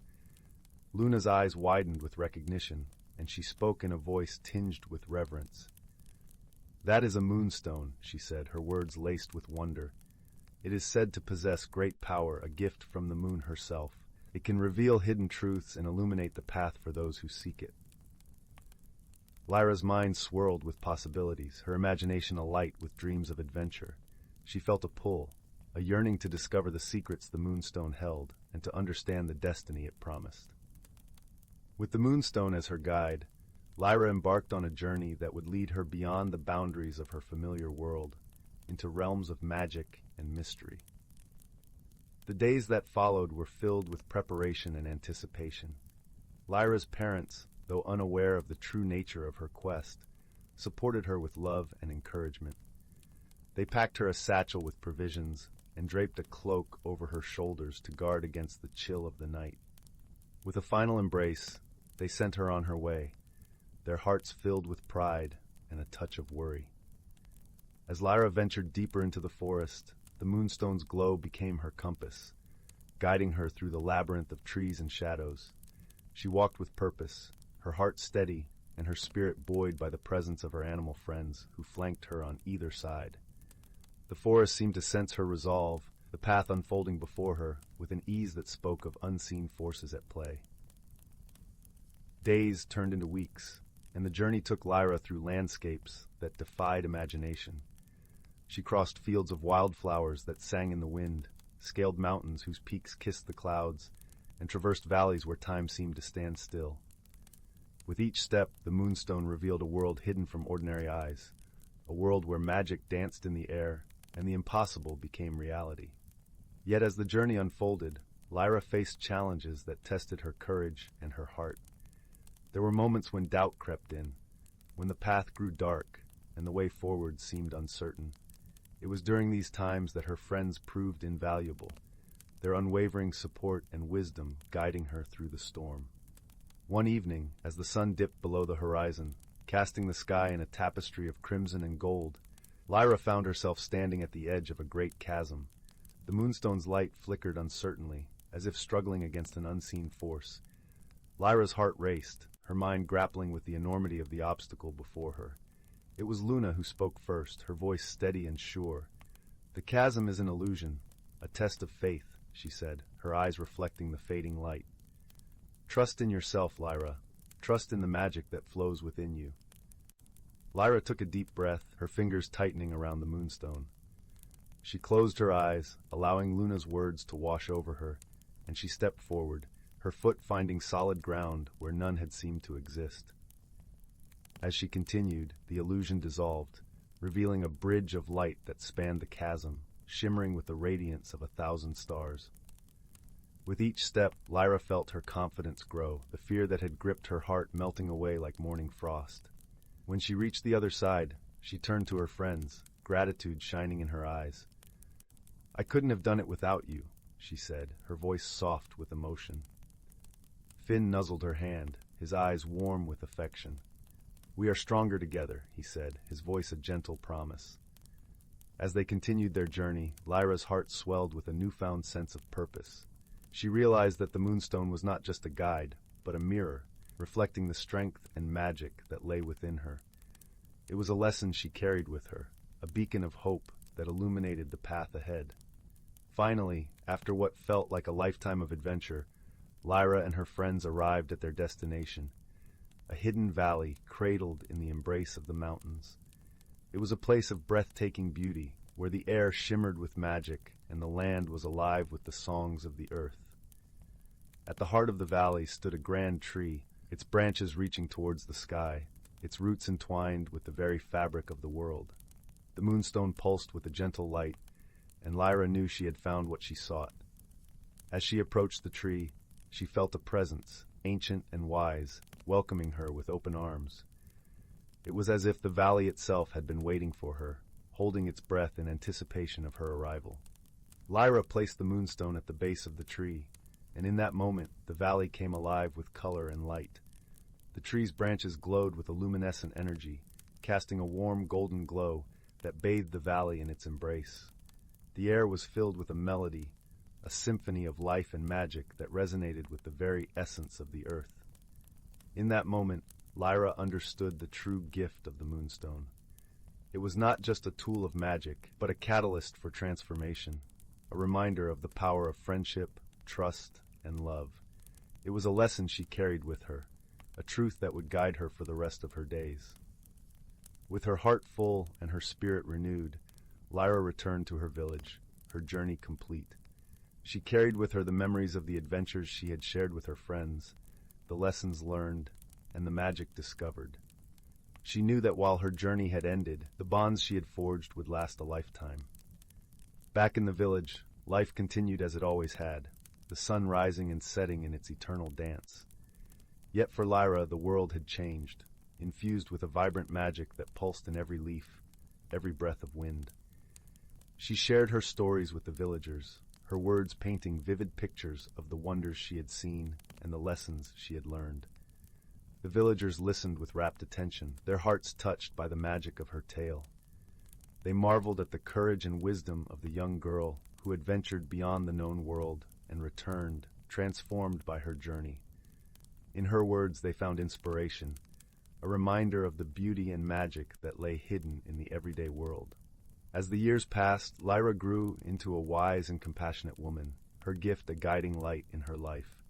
She became a storyteller, weaving her tales into the fabric of the village, her words a balm to weary souls.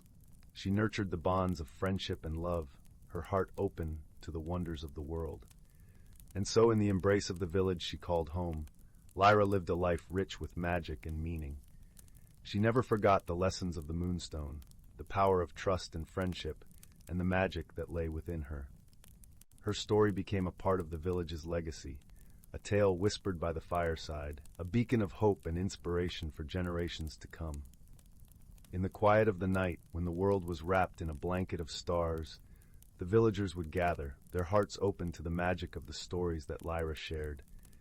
And in those moments, as the fire crackled and the shadows danced, they too would feel the pulse of the Moonstone, the echo of a journey that had changed the world. For in the end, the true magic of the Moonstone lay not in its glow, but in the light it kindled within the hearts of those who believed in its power. And so the magic lived on, a timeless tale of friendship, courage, and the extraordinary power of a young girl's dream. Story 25. Once, in a corner of the universe, where stars twinkled like scattered diamonds in a velvet sky, lay the planet of Lumine. It was a world of shimmering waters and lush emerald forests, where the gentle glow of bioluminescent flora cast a perpetual twilight over the land. In this serene haven lived a creature named Liora, a Luminean with delicate silver wings and eyes that reflected the hues of her surroundings. Liora was known for her curiosity and her gentle heart, traits that often led her to explore beyond the familiar confines of her home. One evening, as the gentle hum of the forest lulled the world to sleep, Liora felt a pull toward the celestial dance above. With a flutter of her wings, she ascended into the sky, chasing the mystery of the stars. Meanwhile, across the cosmic expanse, on a planet known as Vortux, a very different being named Kale was preparing for a journey of his own. Kale was a Vortuxian, a species known for their sturdy, rock-like exteriors and deep, resonant voices. Vortux was a world of towering mountains and deep caverns, where the air was thick with the scent of minerals and the ground was a mosaic of vibrant stones. Kale had always felt a yearning for adventure, a desire to see the worlds beyond his rugged home. Equipped with a small spacecraft, he set off into the vastness of space, his heart full of dreams and the thrill of the unknown. Fate, in its mysterious wisdom, guided Liora and Kale to the same point in the cosmos. As Liora danced among the stars, she saw Kale's ship, a sleek vessel crafted from the sturdy stones of Vortux, slicing through the night. Intrigued and unafraid, Liora flew closer, her wings leaving trails of light in the darkness. Kale, noticing the ethereal glow approaching, stopped his ship and watched in awe as Liora landed gracefully on the hull. Through the transparent dome, their eyes met, and in that silent exchange, a bridge of curiosity was formed between two very different worlds. Their first meeting was a comedy of misunderstandings. Liora, unable to speak the guttural language of the Vortuxians, gestured wildly, her wings fluttering with excitement. Kale, interpreting her movements as a form of communication, tried to respond with grand gestures of his own, his rocky fingers tapping out a rhythm on the control panel. Despite the initial confusion, a bond began to form as they attempted to understand one another. Lyra's laughter, a tinkling melody, and Kale's deep, rumbling chuckle became the language they shared. The more they interacted, the more they realized that kindness and empathy needed no translation. Their adventures together took them to distant planets and wondrous sights. They faced challenges that tested their newfound friendship. A storm of cosmic debris that threatened to tear Kale's ship apart, a treacherous asteroid field that required skill and trust to navigate. With each trial, their reliance on one another deepened.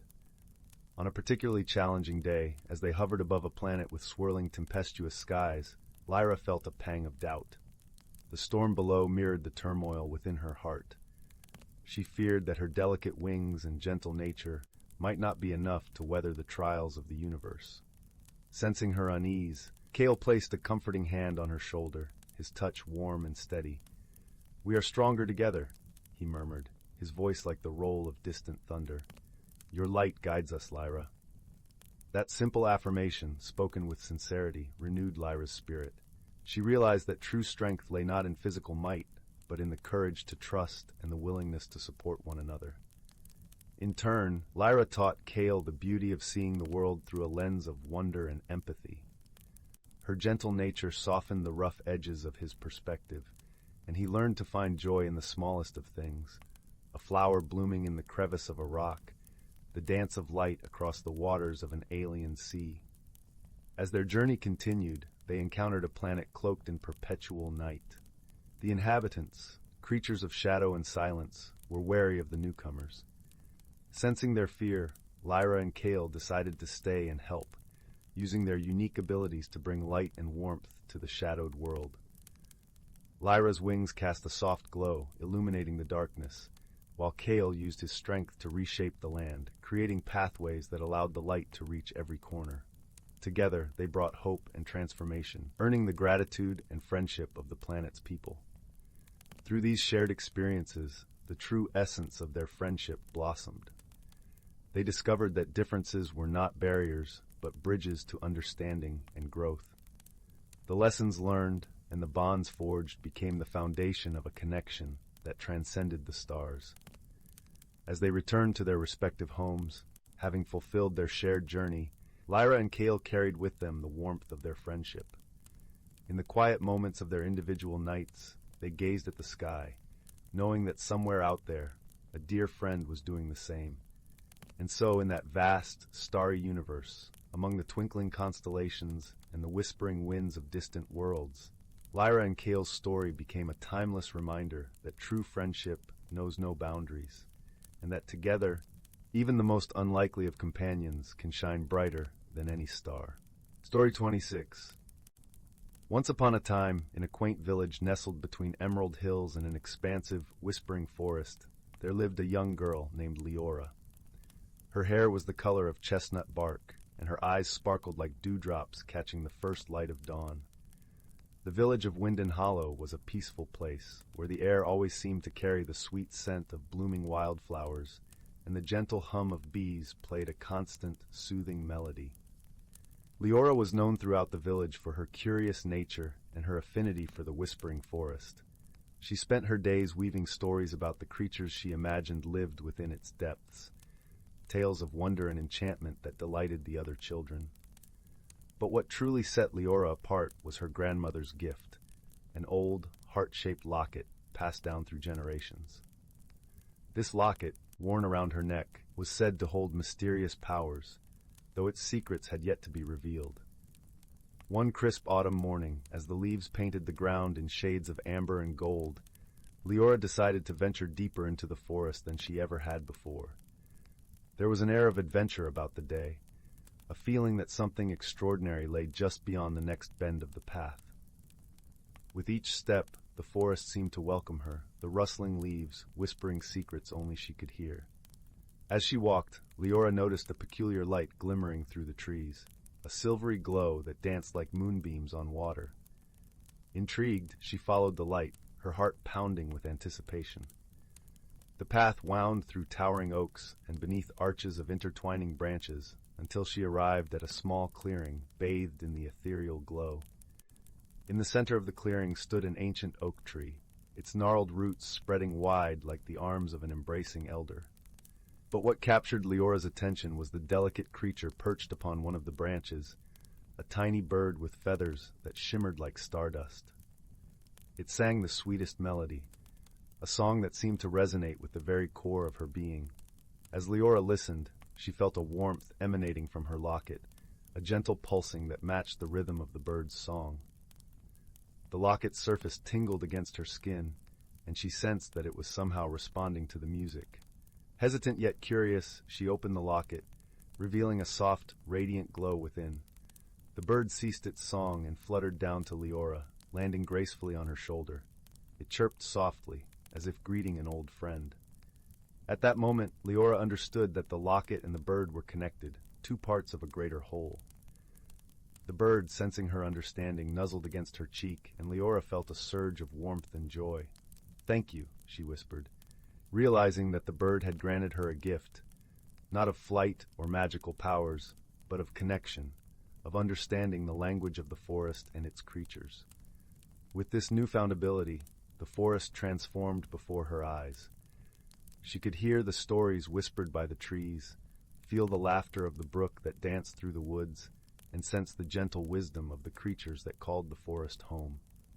The world was alive with stories, and she was now a part of them. The bird, who she affectionately named Stardust, became her constant companion. Together they explored the hidden wonders of the forest, discovering secret glades where fairies danced and ancient stones that hummed with forgotten lore. Each day was an adventure, and with each adventure, Liora's heart grew with kindness and empathy, not just for the forest, but for all living things. One day, as they wandered through a sunlit grove, Stardust led Liora to a place that seemed untouched by time, a ring of towering stones, weathered by centuries, yet standing proud and steadfast. In the center of the circle, a pool of crystal-clear water shimmered, reflecting the sky like a mirror. Liora knelt by the pool, her reflection gazing back at her, and noticed something curious. Her eyes, once a simple shade of brown, now held flecks of gold, as if the forest's magic had taken root within her. She looked to Stardust, who chirped encouragingly, and leaned closer to the water, feeling its cool breath against her skin. As she gazed into the pool, images began to form upon its surface, visions of people and creatures, of places both familiar and unknown. She saw the villagers of Winden Hollow, their lives unfolding in harmony with the land. She saw the creatures of the forest, each playing their part in the delicate balance of nature. And finally she saw herself, standing at the heart of it all, a bridge between worlds. With a sudden clarity, Liora understood that her journey was not just about discovery, but about connection, about bringing together the world of the village and the world of the forest. Her gift was not merely to understand, but to share, to help others see the beauty and magic that surrounded them every day. That evening, as the sun dipped below the horizon and the sky blushed with twilight, Liora returned to the village with Stardust by her side. Her heart was light, filled with the stories and wisdom of the forest, and she knew just what she needed to do.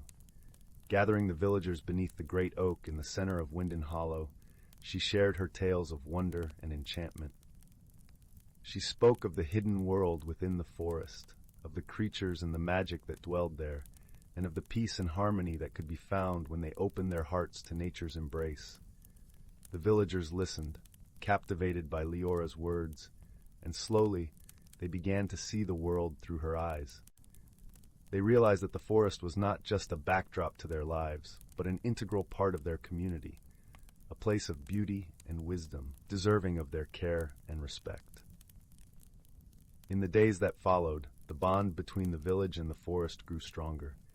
The villagers ventured into the woods with Liora as their guide, learning to listen to the whispers of the trees and the songs of the birds. They discovered the joy of living in harmony with nature, of being part of something greater than themselves. As the seasons turned and the years passed, the village of Winden Hollow flourished. The forest, too, thrived, its magic renewed by the love and care of its human neighbors. And at the heart of it all was Liora, her spirit as bright as the day she first ventured into the woods, her heart forever intertwined with the world around her. One evening, as the village gathered beneath the starlit sky to celebrate another bountiful harvest, Liora stood with Stardust perched upon her shoulder. The locket around her neck glowed softly, a reminder of the journey that had changed her life. Looking out at the faces of her friends and family, she felt a profound sense of peace and contentment. Her story had become a part of the village's own tale, a chapter in the ongoing saga of life and love, of harmony and understanding. And so, as the last echoes of laughter faded into the night, Liora closed her eyes, feeling the warmth of the fire on her skin and the gentle weight of stardust by her side. She knew that her journey had only just begun, that there were more stories to tell, more wonders to discover. With a heart full of gratitude and joy, she whispered a silent promise to the forest and all its creatures, a promise to cherish, to protect, and to share the magic that had changed her life. And in the quiet of the night, beneath a blanket of stars, the forest whispered back, its voice a gentle lullaby that cradled the village in its embrace. Together, they dreamed of a world where the magic of nature and the kindness of the human heart would forever be intertwined, a story without end. The end. Story 27. Once upon a shimmering star, amidst the swirling galaxies and twinkling constellations, there existed a curious planet known as Luminara. Luminara was a place of perpetual twilight, where the sky was always painted with hues of lavender and gold. On this planet lived a gentle, luminescent creature named Xylion. Xylion's skin glowed softly, casting a serene light that reflected the tranquility of his heart. He spent his days tending to the lush, bioluminescent gardens that covered Luminara's rolling hills, whispering to the flowers and listening to their soft replies. One evening, as Xylion was weaving through the fields of glowing ferns, an unusual sight caught his eye. A streak of silver tore across the sky and landed with a gentle thud in a nearby meadow. Intrigued, Xylion glided over to investigate. There, half buried in a bed of shimmering moss, was an odd contraption, unlike anything Xylion had ever seen. It was sleek and metallic, with gentle curves and a soft hum emanating from its core. As he approached, a hatch slowly opened with a soft hiss, revealing a creature that looked vastly different from himself. The newcomer was covered in a soft, velvety fur, with large, expressive eyes that gleamed with curiosity and a hint of apprehension. The creature, who introduced herself as Nyla, hailed from the planet Zephyria, a world of blustery winds and towering crystal spires. Her ship had veered off course during a storm, and she had crash-landed on Luminara. Despite the strangeness of their encounter, Xylion's gentle light seemed to calm her, and she carefully stepped out onto the soft, luminescent ground. At first, communication was a challenge. Xylion and Nyla spoke different languages, and their gestures often led to amusing misunderstandings. Nyla would mimic Xylion's serene gestures, inadvertently causing the flowers to sway in disarray, while Xylion would attempt to mimic Nyla's agile movements, often resulting in comical tumbles. Yet each misstep was met with laughter, and slowly they began to understand one another through shared smiles and the universal language of kindness. As Nyla worked to repair her ship, Xylion introduced her to the wonders of Luminara. He showed her the luminescent tide pools that glowed with 1,000 colors and the gentle creatures that inhabited the planet. In return, Nyla shared stories of Zephyria, of its ever-changing skies and the songs of the wind that danced through the crystal spires. Each story was a thread, weaving a tapestry of understanding and friendship between them. One day, as they explored a hidden glen, they stumbled upon a challenge that tested their budding friendship. A rare, delicate flower known as the star bloom was beginning to wilt. The star bloom was vital to Luminara's ecosystem, as it spread its seeds across the planet, ensuring the balance of life. Xylion and Nyla knew they had to act quickly to save it. Xylion's knowledge of Luminara's flora was vast, but he needed Nyla's skill and innovation to devise a way to nurture the star bloom back to health. Together, they crafted a structure that mimicked the gentle breezes of Zephyria, allowing the star bloom to sway and flourish as it would in its natural habitat. As they worked side by side, Xylion and Nyla's differences became their greatest strength. Xylion's calming presence and deep understanding of Luminara's rhythms complemented Nyla's inventive spirit and quick thinking. Through shared effort and mutual respect, the star bloom began to revive, its petals unfurling in gratitude. In those quiet moments, beneath the twilight sky, Xylion and Nyla realized the true meaning of friendship. It was the gentle support in times of challenge, the joy of shared discoveries, and the understanding that grew from embracing each other's differences. They learned that heart and spirit could transcend the boundaries of language and form, creating bonds as enduring as the stars themselves. When the time finally came for Nyla to return to Zephyria, there was a bitter sweetness in the air. Kaleo and Nyla stood together beneath the glowing canopy of Luminara, the soft hum of her repaired ship hovering nearby. With a final embrace, Nyla promised she would return to visit, and Kaleo's soft light glowed even brighter, a beacon of friendship that would guide her back to Luminara. And so Nyla ascended into the starlit sky, leaving a trail of shimmering silver in her wake. Kaleo watched until she was just a twinkle in the distance, feeling a warmth in his heart that would never fade. Their friendship, born of serendipity and strengthened through shared trials, was a testament to the boundless possibilities that lay in the universe, waiting to be discovered by those who dared to open their hearts.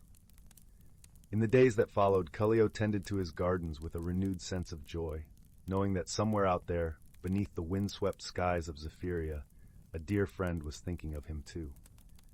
And so, the gentle, kind-hearted creature continued to nurture his world, his light shining softly, a part of a friendship that transcended the stars. Story 28.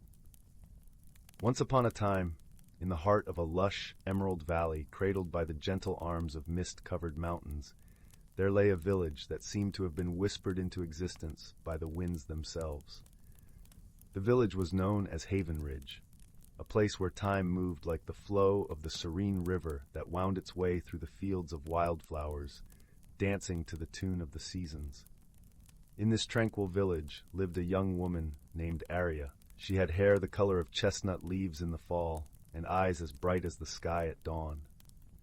Arya had grown up listening to the tales of her ancestors, stories woven into the tapestry of her dreams by her grandmother, who had now become a memory on the breeze. These stories were of a time when magic was as common as the stars in the night sky, and every family in Haven Ridge had a legacy, a piece of history passed down through generations. One crisp autumn morning, as amber leaves crunched underfoot and the air was sweetened with the scent of ripe apples, Arya received a letter. The paper was thick and yellowed with age, sealed with a wax emblem she recognized as her family's crest, a crescent moon cradling a star. The letter was from her great-aunt Liora, inviting her to visit the family's old cottage nestled at the edge of the Whispering Woods, a place Arya had only ever heard about in tales. With a heart full of anticipation, Arya packed a small satchel and set off on the winding path that led to the cottage. The journey was like stepping into the stories her grandmother had spun for her by the fireside. The trees of the Whispering Woods swayed gently, as if sharing secrets only they understood. The dappled sunlight created patterns on the forest floor, and the air was filled with the melody of birdsong. Upon reaching the cottage, Arya was greeted by the warm embrace of her great-aunt, whose eyes sparkled with the wisdom of ages. The cottage was a cozy haven, its walls adorned with tapestries depicting scenes of ancient gatherings, and shelves lined with books whose spines whispered of forgotten lore. The aroma of herbs and spices lingered in the air, mingling with the comforting scent of burning wood from the hearth. After a shared meal of hearty stew and fresh bread, Arya sat with Liora by the fireside, the flames casting a warm glow over the room. Liora spoke of the family's legacy, a treasure hidden for generations, a pendant known as the Moonstone of Haven Ridge. It was said to hold the wisdom of their ancestors and the power to reveal the truth of one's heart. Eager to learn more, Arya listened as Liora recounted how the pendant had been lost during a time of turmoil, but was believed to be hidden within the forest, waiting for the rightful heir to claim it. The pendant was not just a symbol of their lineage, but a guide, a reminder that true strength lay in understanding and embracing one's heritage. Determined to uncover the Moonstone, Arya ventured into the Whispering Woods the following dawn. The forest greeted her with an air of expectancy, the leaves rustling like pages of an ancient book. As she wandered deeper, she found herself at the base of an ancient oak tree, its branches stretching towards the sky like arms reaching for the heavens. There, nestled among the roots, was a small wooden box, untouched by time. With trembling hands, Arya opened it to reveal a pendant glistening like a droplet of moonlight. The stone shimmered with hues of blue and silver, casting a soft glow that illuminated her surroundings. As she held the moonstone, a warmth spread through her, and she felt a connection to all those who had come before her, a tapestry woven from the threads of her ancestors' lives. Returning to the cottage, Arya shared her discovery with Liora. Her great-aunt smiled, her eyes misty with pride and joy. The pendant was more than a relic. It was a bridge between the past and the present, a beacon of belonging for Arya. As the days turned into weeks, Arya found herself more attuned to the rhythms of the village, her heart resonating with the stories of the land and its people. She realized that the true magic of the Moonstone lay not in its ability to reveal the past, but in its power to illuminate the path forward, guiding her to embrace her roots while forging her own story. And so, under the vast, star-strewn sky of Haven Ridge, Arya felt a profound peace settle within her. The legacy of her ancestors was alive in her heart, a melody that would echo through time, carried on the wings of the winds that sang through the valley. With the Moonstone as her guide, she knew she was never alone, for she was part of something greater, a lineage of love, wisdom, and enduring friendship. And as she drifted into a gentle slumber, cradled by the warmth of the fire and the soft whispers of the forest, Arya dreamt of the stories yet to be told, each one a luminous thread in the tapestry of life. Story 29. In the heart of the whispering woods, where the trees danced with the breeze and the canopy above swayed to the rhythm of the gentle night, lay a secret world hidden from ordinary eyes. This was a place where magic was woven into the very fabric of the forest, a place of wonder and mystery that awaited those with the courage to seek it.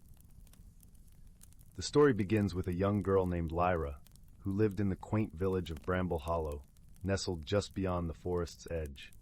Her curiosity was as boundless as the stars in the night sky, always seeking, questioning, and exploring. Liora often wandered into the forest, enchanted by the songs of the birds and the whisper of the leaves, but there was one path she had never dared to take, the path that led to the heart of the forest, rumored to be the dwelling of ancient magic. One crisp autumn morning, as the sun painted the world in hues of gold and amber, Liora found herself standing at the entrance to that very path. It was as if the forest itself was inviting her to step into its hidden depths. With a heart full of wonder and a dash of trepidation, she took her first step onto the path, feeling the soft earth beneath her feet and the gentle caress of the breeze on her skin. As she ventured deeper, the forest transformed around her.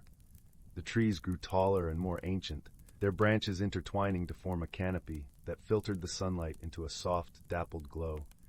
The air was filled with the scent of pine and earth, and the gentle rustle of leaves whispered secrets of ages past. It was a place of serenity and magic, where time seemed to stand still. As Liora walked, she noticed a peculiar sight, a glimmer of light dancing amidst the shadows, like a firefly caught in a sunbeam. Curiosity piqued, she followed the light, her footsteps quiet upon the forest floor. It led her to a small clearing, where the light revealed itself to be a tiny orb, hovering in the air and casting a warm, golden glow. The orb pulsed gently, as if it had a heartbeat of its own.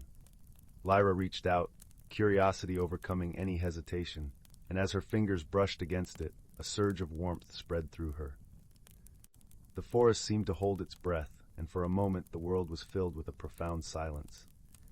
Then the orb spoke, its voice soft and melodic. "Greetings, young seeker. I am the heart of the forest, a guardian of its secrets. You have been chosen to undertake a journey, one that will change you in ways you cannot yet imagine." Lyra's heart fluttered with excitement and a touch of fear. "What journey?" she asked, her voice barely a whisper. "The journey to find the hidden grove," the orb replied. "A place where the wisdom of the forest is kept, where those who seek may find their true selves. But beware, for the path is not without its challenges, and only those with true courage and kindness may succeed." Liora nodded, determination shining in her eyes. "I will do it," she declared. "I will find the hidden grove." The orb pulsed with approval, and a gentle breeze swept through the clearing, carrying with it the scent of blossoms and the promise of adventure. With the orb as her guide, Liora set off deeper into the forest, her heart alight with purpose. The journey was not easy. The path wound through thickets of brambles and over streams that babbled with laughter. There were moments when the way seemed lost, when shadows danced too close and doubts whispered in her ear. But each time, the orb's gentle light guided her, and Lyra found strength in her heart she never knew she possessed. As she traveled, she encountered creatures of the forest, each with their own stories and wisdom. There was Tiber, the wise old owl, whose eyes held the glow of 1,000 stars, and Willow, the gentle deer, whose grace and kindness were unmatched. They became steadfast companions, offering guidance and friendship as Lyra continued her quest. Through their companionship, Lyra learned the true meaning of friendship, that it was not just about the journey shared, but the understanding and support given freely without expectation. With each step she grew, her heart expanding to embrace the magic of the forest and the lessons it offered. Days turned into nights, and nights into days, until one evening, as the sun dipped below the horizon in a blaze of crimson and gold, Lyra and her companions arrived at the edge of a great lake.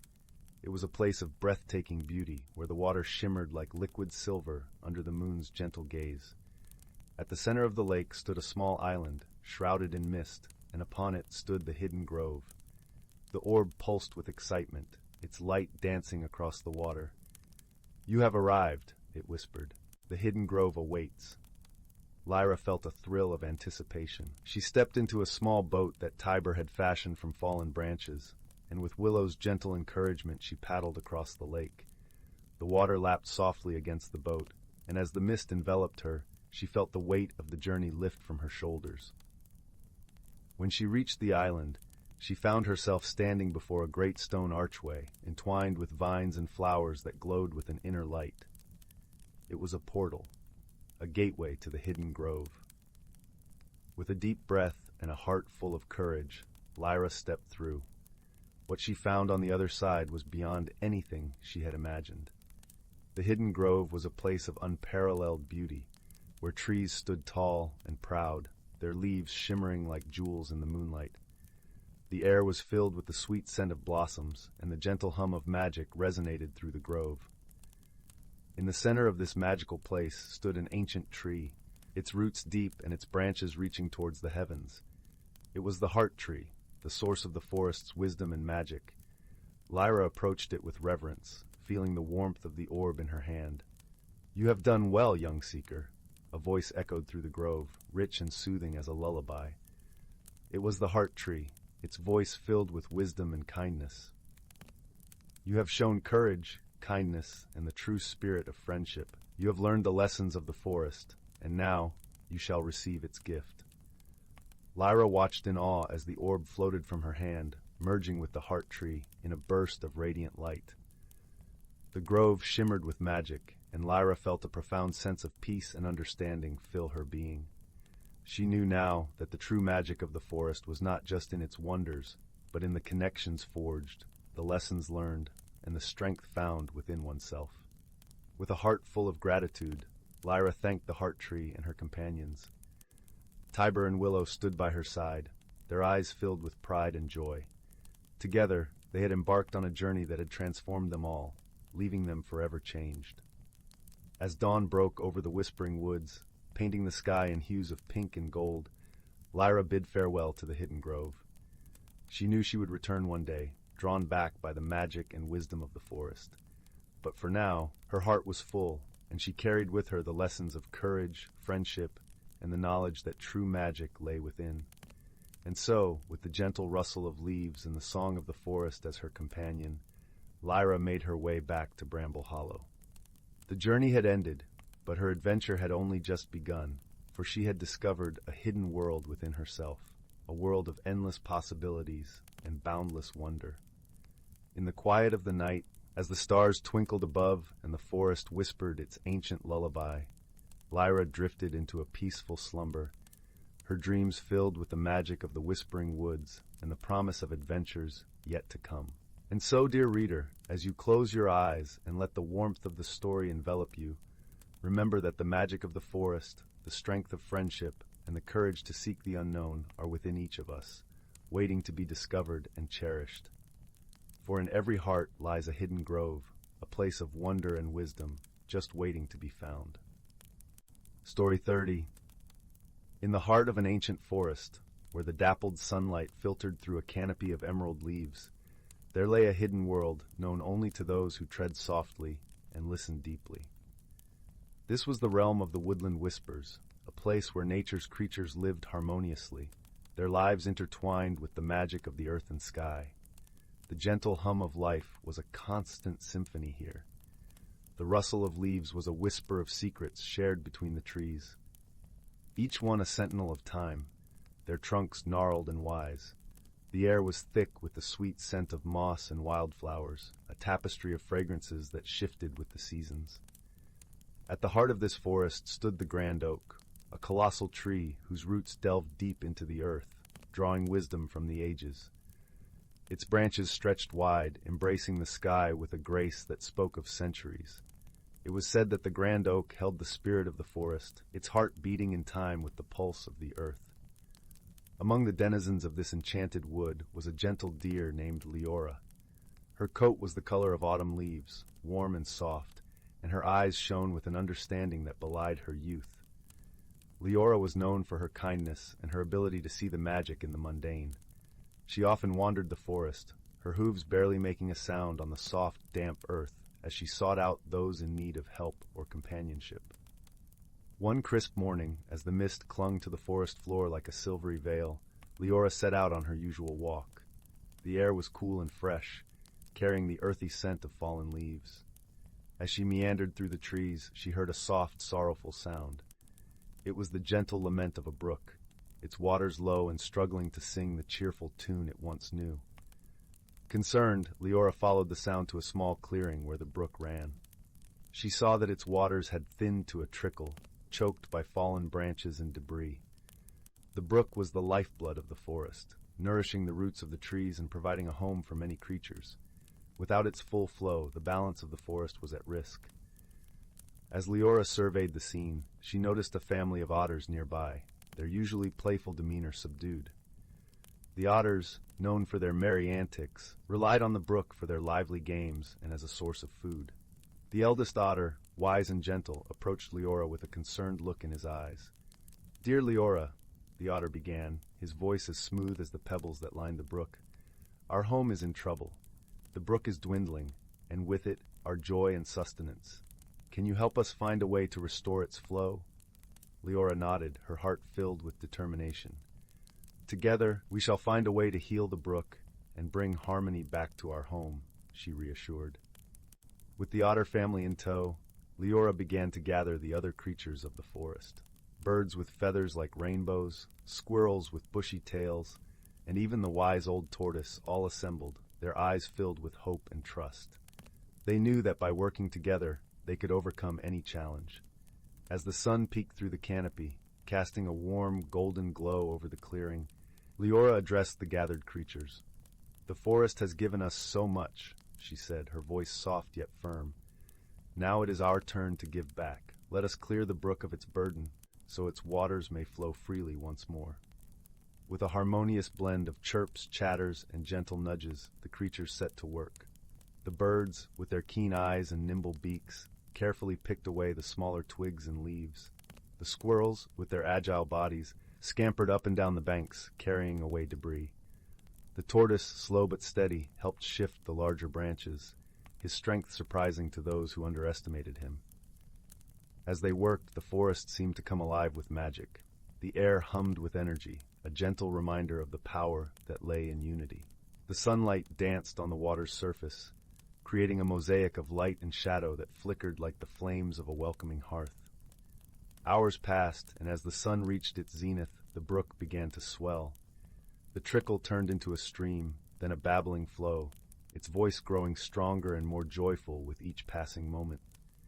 The otters leapt into the water, their laughter a melody of pure delight as the brook sang its renewed song.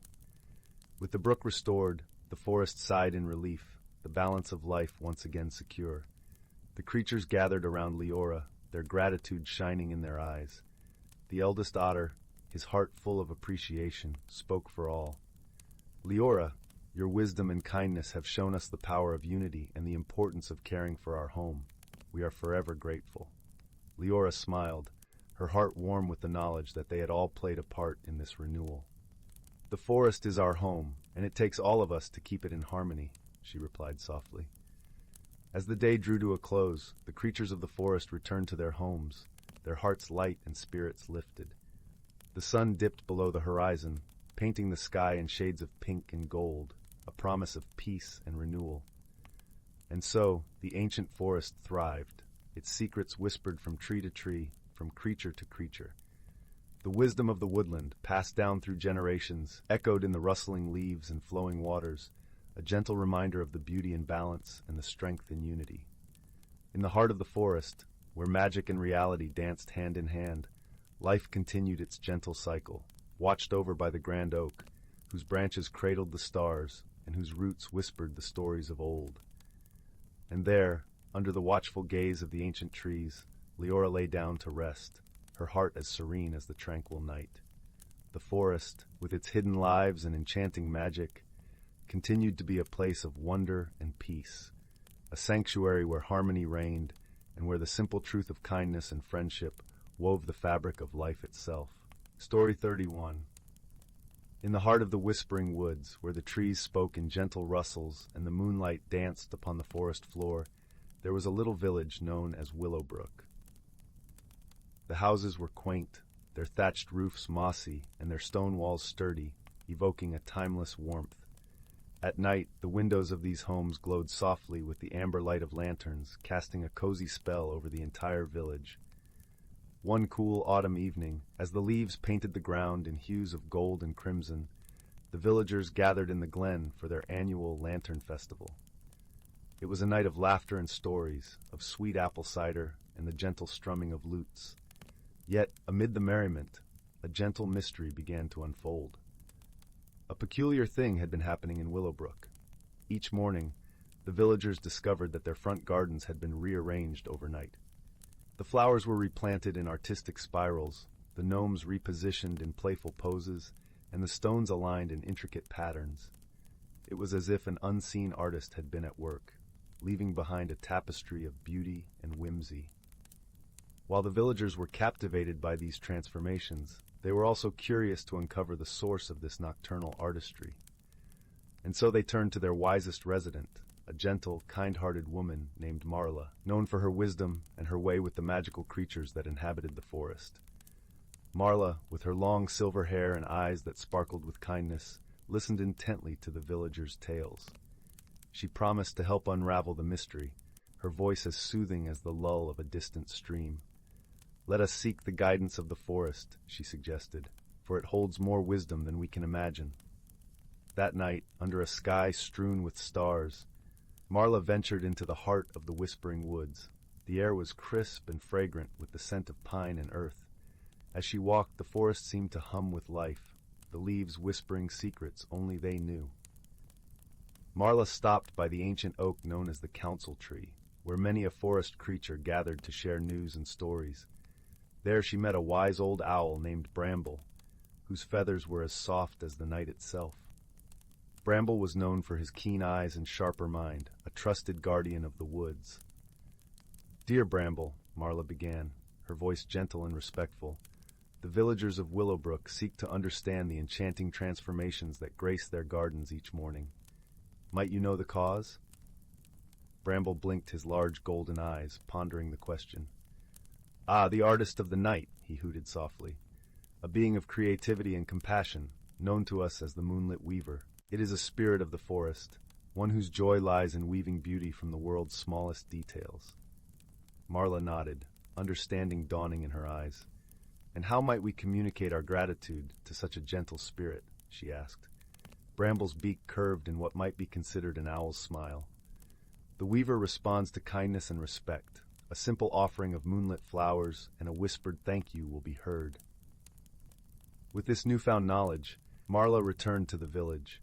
She shared Bramble's insights with the villagers, who were delighted to learn of the moonlit weaver. That very night, they gathered moonlit blooms and arranged them at the edge of the forest, their petals glowing under the soft light of the moon. Each villager whispered a heartfelt thanks for the beauty bestowed upon their homes. The next morning, a new surprise awaited them.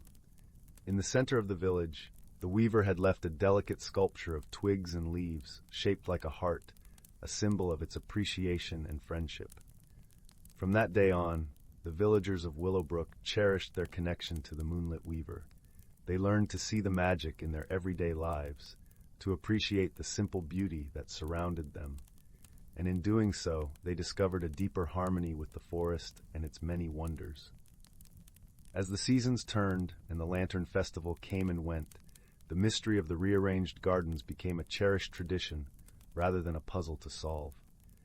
The gentle artistry of the moonlit weaver continued to grace the village, a reminder that kindness and beauty often go hand in hand. And so, nestled in the warmth of Willowbrook, under the canopy of the whispering woods, the villagers found peace and contentment, knowing that they shared their world with the magic of the night. As the fires burned low and the stars twinkled above, they drifted into dreams filled with wonder and light. Story 32. In the heart of the whispering wood, where the trees murmured secrets to the stars and the moon painted silver paths on the forest floor, there lay a quaint village known as Willow Grove. The village was nestled between velvety hills and shimmering streams, where every morning the dew glistened like tiny diamonds, and every evening the air was perfumed with the scent of honeysuckle and pine. Willow Grove was a place where magic hummed softly beneath the surface of everyday life. The villagers lived in harmony with the magical creatures that shared their home, from the gentle glow bugs that danced through the night to the wise owl bears who offered guidance to those who sought it.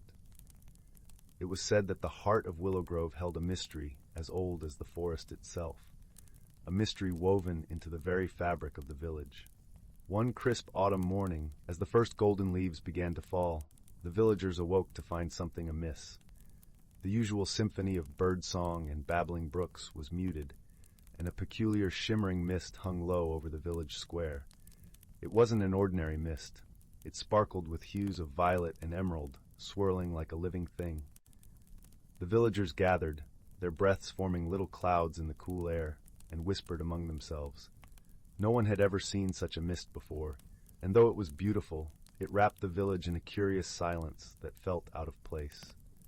Among the gathered was young Lina, known for her curious mind and gentle heart. With hair as dark as raven wings and eyes that sparkled like the village streams, Lina was beloved by all. She had a knack for noticing the little details others might overlook, and a heart that brimmed with kindness and understanding. Lina watched the mist with thoughtful eyes, feeling a gentle tug of curiosity. "I believe this mist is not here by chance," she said softly to her friend Nilo, a sprightly fellow with a smile as bright as the sun. "Perhaps it is a message or a call for help." Nilo nodded, his eyes wide with intrigue. "What do you think it means, Lina?" Lina pondered for a moment, her gaze drifting to the ancient oak tree at the edge of the square. "I think we should seek the counsel of the elders. They would know if this is a sign of an old magic." The elders of Willow Grove were wise and kind, their wisdom steeped in the stories and songs of generations. Among them was Elder Thistle, whose hair was as white as snow and whose eyes twinkled with the light of 1,000 stars. She was known for her stories that could warm the coldest night and her laughter that could melt the hardest heart. As Lina and Nilo approached Elder Thistle, they found her sitting on a wooden bench beneath the oak, her fingers crafting a garland from wildflowers. She looked up with a smile that cradled them like a warm blanket on a chilly evening. "Elder Thistle," Lina began, "there is a strange mist in the village today, unlike anything we've seen before. We hoped you might know its meaning." Elder Thistle listened, her fingers pausing in their work. She closed her eyes for a moment, as if listening to the whispers of the wind. "Ah," she said finally, "this mist is the work of the whispering wood itself. It seeks something lost, something dear to its heart." "What could it be seeking?" Nilo asked, his voice barely above a whisper. "A tale from long ago," Elder Thistle replied, her voice as soft as the rustle of leaves. "Once, there was a luminous crystal, known as the heart of the forest, which kept the balance of magic and life in Willow Grove. It was said to pulse with the very essence of the forest, a beacon of light and love. But one day it vanished, leaving only whispers of its existence." Lina's eyes widened with understanding. "The mist must be searching for the heart. If we can find it, perhaps the forest will find its voice again." Elder Thistle nodded, her eyes twinkling with encouragement. "The creatures of the forest may hold clues. They have seen far more than we know." Determined to solve the mystery, Lina and Nilo set off into the whispering wood, their hearts alight with the spirit of adventure. The forest welcomed them with open arms, the trees parting to let them through, the paths weaving themselves before their feet. As they ventured deeper, the gentle rustle of leaves became a symphony, and the air was filled with the sweet fragrance of blooming heather. It wasn't long before they encountered a pair of mischievous fox sprites, their fur the color of autumn leaves, their eyes gleaming with mischief and mirth. "Good day, little travelers," one of the sprites chirped, his voice as light as a breeze. "What brings you to our part of the wood?" "We're searching for the heart of the forest," Lina replied, her voice warm with the hope of discovery. "Do you know where it might be?" The fox sprites exchanged glances, their tails twitching with excitement. "Ah, the heart!" the second sprite said with a playful twinkle in her eye. "We have heard tales of it, but its resting place is known only to the owlbears. They guard the ancient wisdom of the wood." "Thank you," Nilo said, his smile as bright as a sunbeam breaking through the clouds. "We'll seek the owlbears' counsel." With the fox sprite's guidance, Lina and Nilo made their way to the shaded glen where the owlbears dwelled. The glen was a place of serene beauty, dappled with sunlight and carpeted with soft moss. In the center stood an owlbear, his feathers rich with the colors of the forest, his eyes deep pools of knowledge. "Welcome, young ones," the owlbear greeted them, his voice a gentle rumble. "You seek the heart of the forest, do you not?" "We do," Lina answered, her voice filled with respect. "The mist has silenced our village, and we hope to restore the balance by finding the heart." The owlbear nodded, his gaze thoughtful. "The heart lies deep within the whispering wood, in a grove where time flows like a river, and the past and future touch. Only those with pure intentions may find it." Lina and Nilo exchanged a glance, their determination mirrored in each other's eyes. "We must try," Nalo said, his voice steady with resolve. With the owlbear's blessing, they continued their journey, guided by the soft glow of the moonlight filtering through the branches. The path before them twisted and turned, leading them deeper into the heart of the forest. Finally, they arrived at a clearing bathed in an ethereal glow. In the center stood a stone pedestal, and upon it rested a crystal of breathtaking beauty. It shimmered with all the colors of the forest, a living tapestry of light and magic. "The heart of the forest," Lina breathed, her voice a reverent whisper. As they approached, the crystal pulsed gently, filling the clearing with a warm, radiant light. The mist that had held the village in silence began to dissolve, replaced by the vibrant sounds of life returning to the whispering wood. With careful hands, Lina and Nilo placed the crystal back into its rightful place, feeling the forest's gratitude surround them like a loving embrace. The heart glowed brighter, its light a promise of balance restored. Returning to Willow Grove, Lina and Nilo found the village alive with song and laughter once more. The villagers gathered to greet them, their faces alight with joy and relief. Elder Thistle met them with open arms, her eyes shining with pride. "You have brought the voice of the forest back to us," she said, her voice a melody of warmth. "Your courage and kindness have woven a new story into our village's tapestry." As the sun set behind the hills, casting the village in a golden glow, Lina and Nilo sat beneath the ancient oak, their hearts full of the magic and friendship that had guided their journey. The whispering wood had shared its secret, and the village of Willow Grove thrived in its gentle embrace. And so, as the stars began to twinkle in the night sky, the villagers of Willow Grove settled into their beds, wrapped in the comforting knowledge that they lived in a world where magic was not just a tale, but a part of every breath and every heartbeat. Story 33. Once upon a time, in the quaint little village of Willowbrook, where cobblestone paths wound through clusters of thatched-roof cottages and the air always smelled of fresh-baked bread, there lived a young lass named Sophie. She had a knack for noticing the unnoticed, a talent for uncovering the stories of the world around her, hidden within the whispers of the wind and the rustle of the leaves.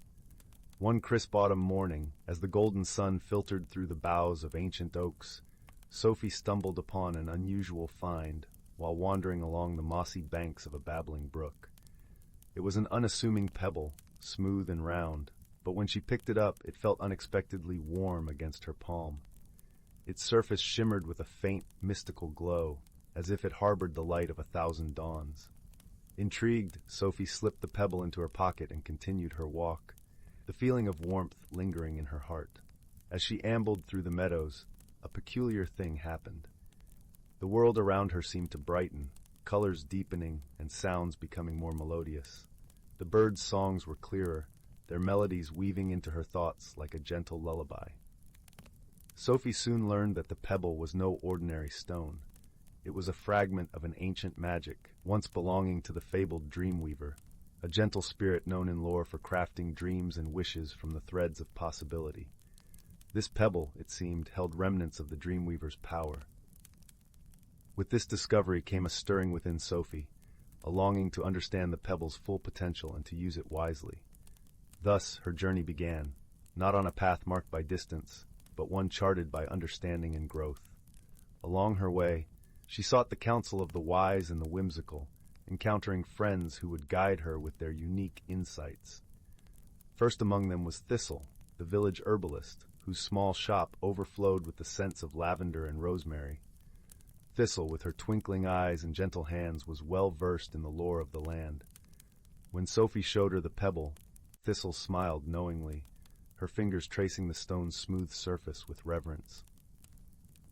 "This pebble," Thistle mused, "is a seed of dreams. It will teach you to see not just with your eyes, but with your heart. Listen closely to what it whispers." With Thistle's words echoing in her mind, Sophie ventured next to the grove where the wise old owl Bartholomew resided.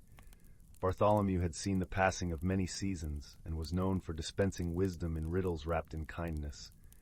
Perched high upon an oak, he greeted Sophie with a gentle hoot. "Ah, the pebble of dreams," Bartholomew said, his voice like the rustle of leaves in the wind. "It is not the stone that holds the magic, dear one, but the dreamer. Seek the dreams that dwell within your own heart, and you shall find what you seek." Sophie pondered Bartholomew's words as she continued her journey. The pebble nestled reassuringly in her pocket. The path led her to the edge of the whispering woods, where the mischievous sprite, Lila, danced among the wildflowers. Lila was a sprite of laughter and light, her laughter like the tinkling of bells. "Join me, Sophie," Lila called, her eyes sparkling like dew on a spider's web. Sometimes the answers are found in joy and play. Sophie twirled and danced with Lila, the world around them a blur of color and sound. In that moment of pure, unrestrained joy, Sophie realized that the pebble's magic thrived on the happiness and dreams she dared to nurture. Her heart lighter, Sophie returned to Willowbrook, her journey complete. She had discovered not only the magic of the pebble, but the magic within herself. With newfound wisdom, she used the pebble's warmth to bring moments of joy and peace to those around her, weaving dreams into the fabric of everyday life. And so, under the twinkling stars that night, with the pebble resting on her bedside table, Sophie drifted into a slumber filled with dreams spun from her newfound understanding. Her heart was as warm as the pebble, and she knew that she had embarked on the most wondrous journey of all, the journey to discover the light within. As the fire crackled softly in the hearth and the gentle night wrapped Willowbrook in its embrace, the village dreamt on, cradled in the magic of dreams, old and new. And the pebble, now a cherished keepsake, glowed softly in the moonlight, a reminder of the wonders that lay within and around us, waiting to be discovered with open hearts and gentle hands. Story 34. In a cozy valley nestled between softly rolling hills, the village of Mossbark thrived as a tranquil haven where magic gently wove through daily life. Twinkling fairy lights illuminated the winding cobblestone paths, and sweet melodies drifted from wind chimes fashioned from enchanted crystals. Young Willow, with her unruly red curls and freckled nose, loved nothing more than wandering the forest trails surrounding her home. Her constant companions were Flutter, a mischievous sprite with iridescent wings, and Sage, a wise old oak tree whose branches creaked with ancient wisdom. One morning, Willow noticed something peculiar.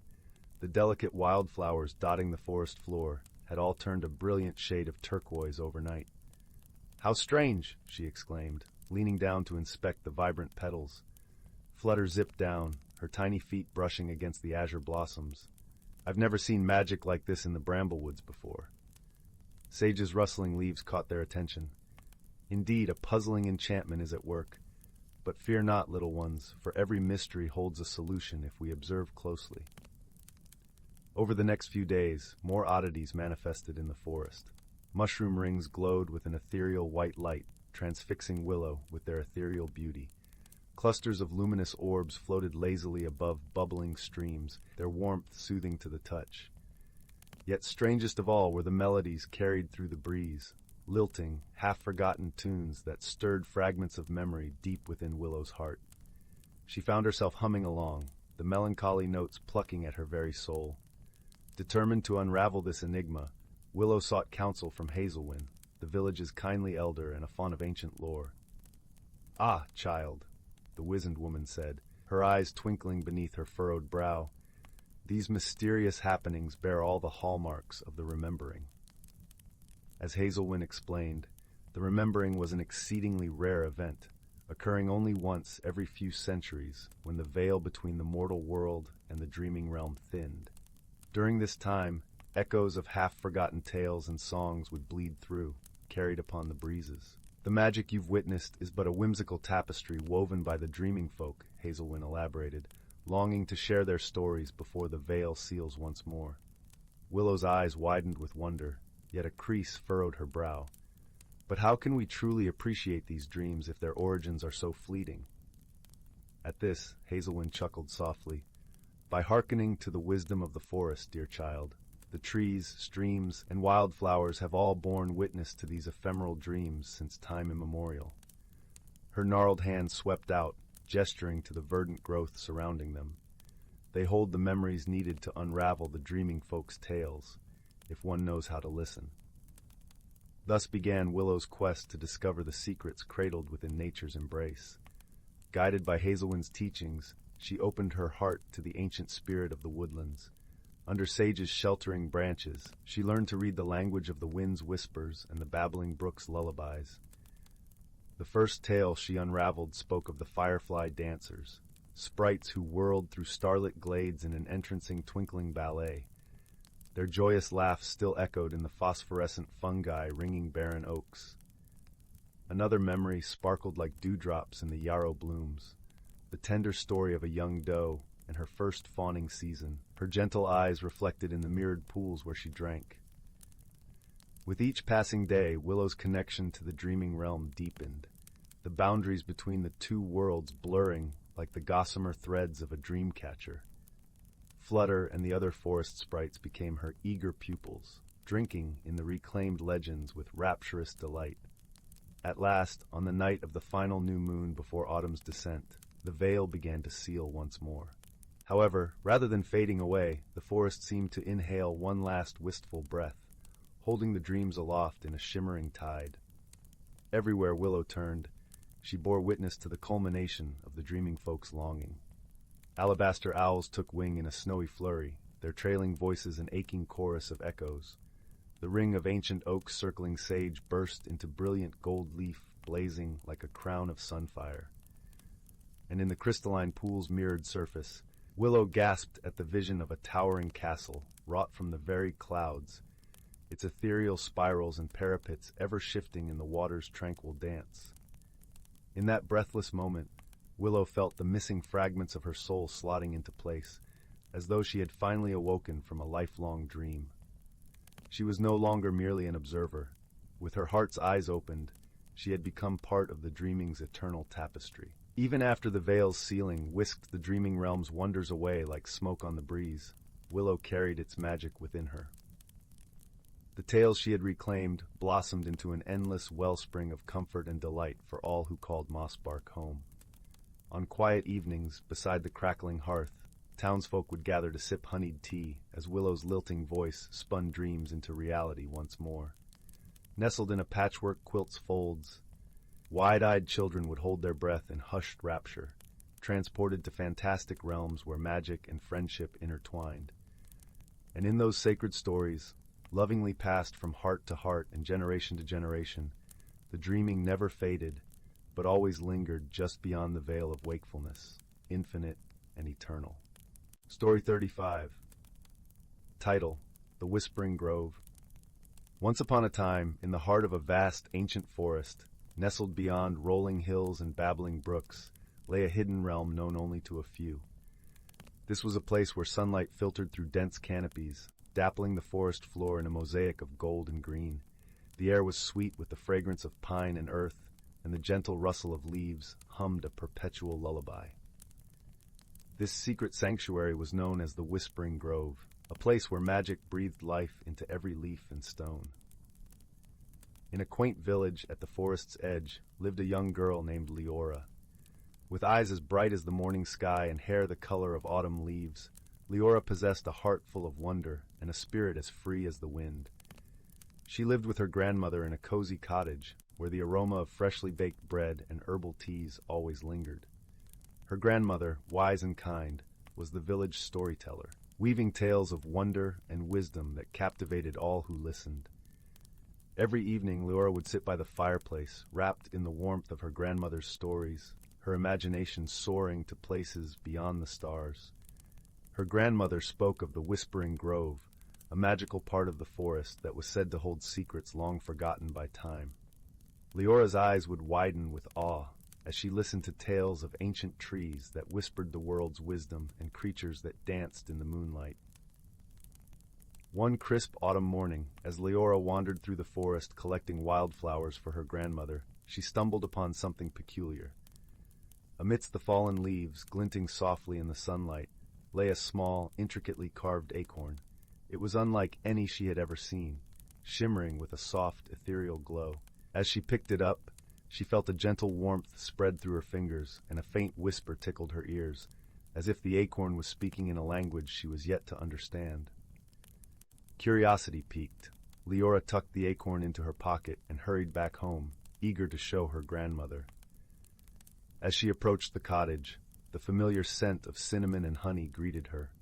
Her grandmother sat by the window, her spectacles perched on the bridge of her nose, embroidering a tapestry of vibrant colors. "Grandmother, look what I found!" Liora exclaimed, holding out the acorn. Her grandmother's eyes twinkled with intrigue as she examined the acorn. "Ah, my dear, you have found the heart of the grove," she said softly, her voice tinged with reverence. "It is said that this acorn holds the essence of the Whispering Grove itself, a symbol of life and magic intertwined." Liora listened intently as her grandmother explained that the acorn was a rare and powerful artifact, capable of connecting its bearer to the heart of the forest. It was a gift, meant for those pure of heart and gentle of spirit. "Guard it well," her grandmother advised, "for it has chosen you, and with it you may discover wonders beyond imagination." That night, as the moon cast a silvery glow over the land, Liora lay in bed, the acorn resting beneath her pillow. Her mind danced with possibilities, her dreams woven with threads of magic and mystery. The following days unfolded like a tapestry of discovery. Each morning, Liora ventured deeper into the forest, the acorn guiding her with gentle whispers. It led her to hidden glades where flowers of every hue bloomed in harmonious symphony, and to tranquil streams where the water sang as it flowed over smooth stones. One afternoon, while exploring a particularly dense thicket, Liora stumbled upon a clearing she had never seen before.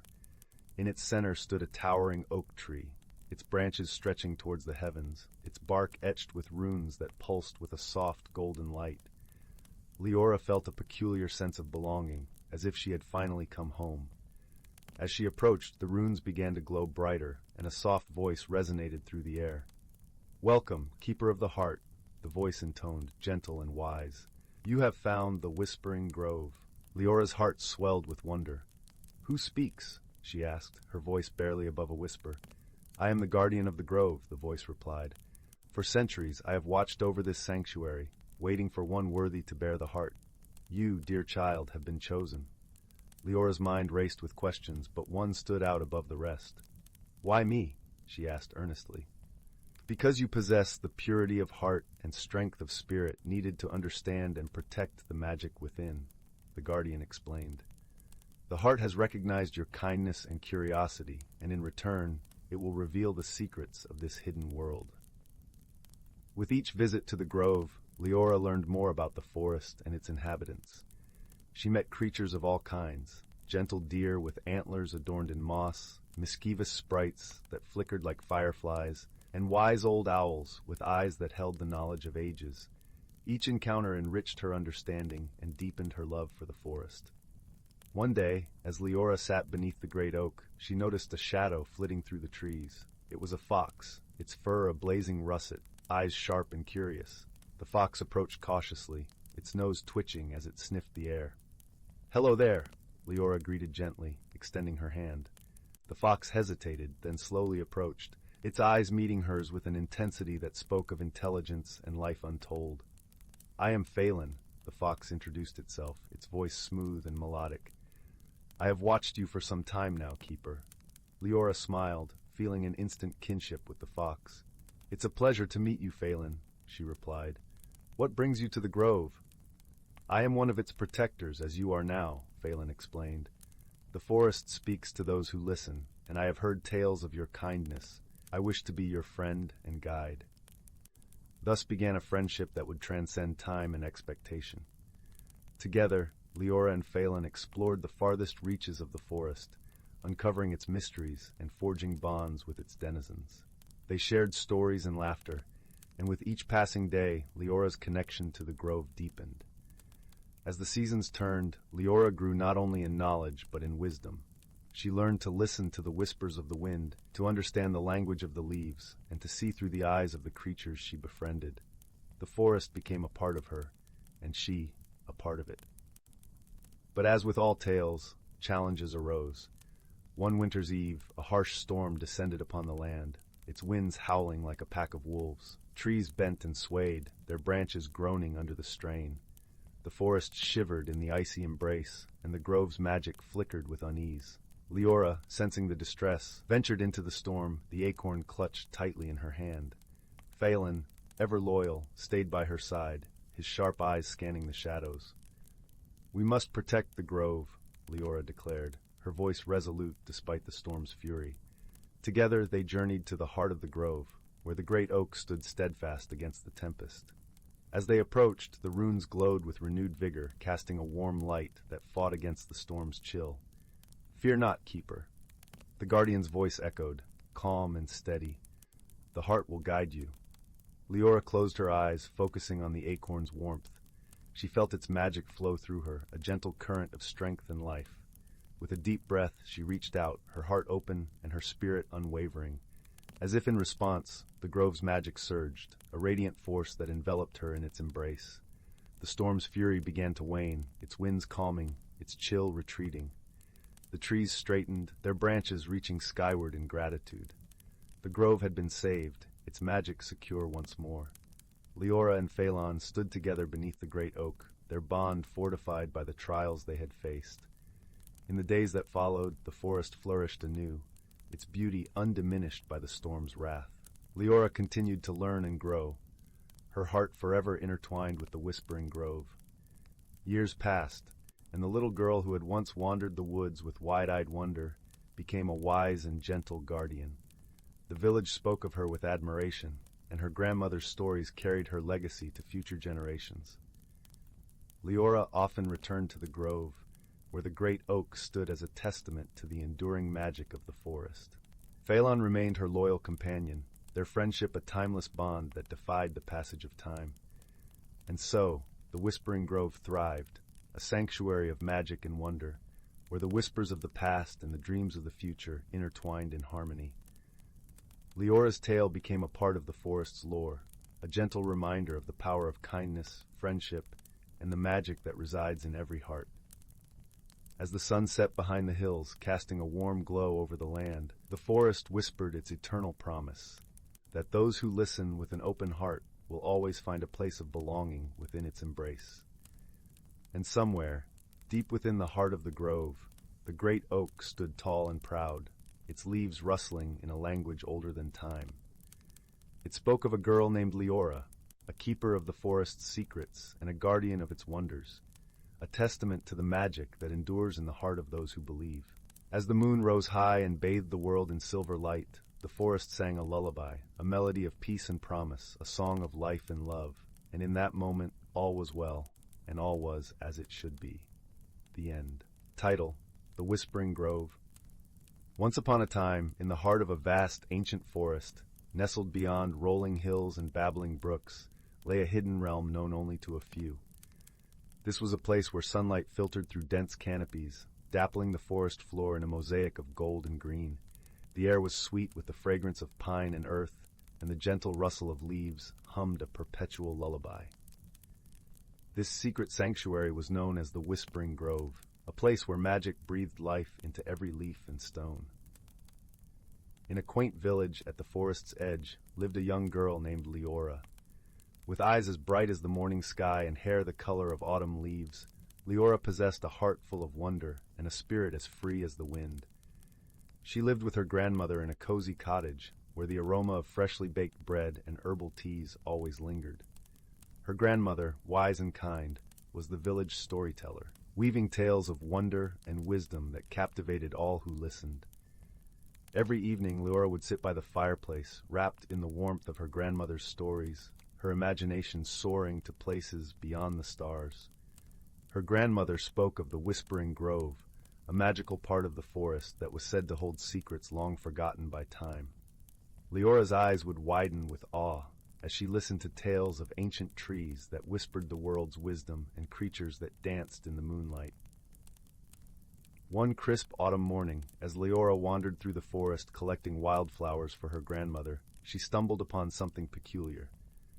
Amidst the fallen leaves, glinting softly in the sunlight, lay a small, intricately carved acorn. It was unlike any she had ever seen, shimmering with a soft, ethereal glow. As she picked it up, she felt a gentle warmth spread through her fingers, and a faint whisper tickled her ears, as if the acorn was speaking in a language she was yet to understand. Curiosity piqued. Liora tucked the acorn into her pocket and hurried back home, eager to show her grandmother. As she approached the cottage, the familiar scent of cinnamon and honey greeted her.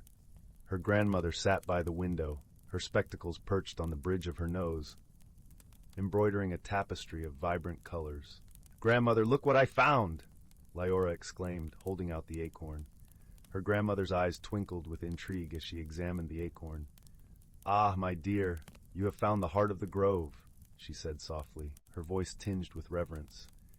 "It is said that this acorn holds the essence of the Whispering Grove itself, a symbol of life and magic intertwined." Liora listened intently as her grandmother explained that the acorn was a rare and powerful artifact, capable of connecting its bearer to the heart of the forest. It was a gift, meant for those pure of heart and gentle of spirit. "Guard it well," her grandmother advised, "for it has chosen you, and with it you may discover wonders beyond imagination." That night, as the moon cast a silvery glow over the land, Liora lay in bed, the acorn resting beneath her pillow. Her mind danced with possibilities, her dreams woven with threads of magic and mystery. The following days unfolded like a tapestry of discovery. Each morning, Liora ventured deeper into the forest, the acorn guiding her with gentle whispers. It led her to hidden glades where flowers of every hue bloomed in harmonious symphony, and to tranquil streams where the water sang as it flowed over smooth stones. One afternoon, while exploring a particularly dense thicket, Liora stumbled upon a clearing she had never seen before. In its center stood a towering oak tree, its branches stretching towards the heavens, its bark etched with runes that pulsed with a soft golden light. Liora felt a peculiar sense of belonging, as if she had finally come home. As she approached, the runes began to glow brighter, and a soft voice resonated through the air. "Welcome, Keeper of the Heart," the voice intoned, gentle and wise. "You have found the Whispering Grove." Liora's heart swelled with wonder. "Who speaks?" she asked, her voice barely above a whisper. "I am the guardian of the grove," the voice replied. "For centuries I have watched over this sanctuary, waiting for one worthy to bear the heart. You, dear child, have been chosen." Liora's mind raced with questions, but one stood out above the rest. "Why me?" she asked earnestly. "Because you possess the purity of heart and strength of spirit needed to understand and protect the magic within," the guardian explained. "The heart has recognized your kindness and curiosity, and in return, it will reveal the secrets of this hidden world." With each visit to the grove, Liora learned more about the forest and its inhabitants. She met creatures of all kinds, gentle deer with antlers adorned in moss, mischievous sprites that flickered like fireflies, and wise old owls with eyes that held the knowledge of ages. Each encounter enriched her understanding and deepened her love for the forest.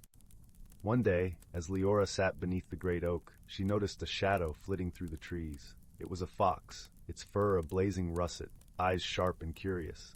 The fox approached cautiously, its nose twitching as it sniffed the air. "Hello there," Liora greeted gently, extending her hand.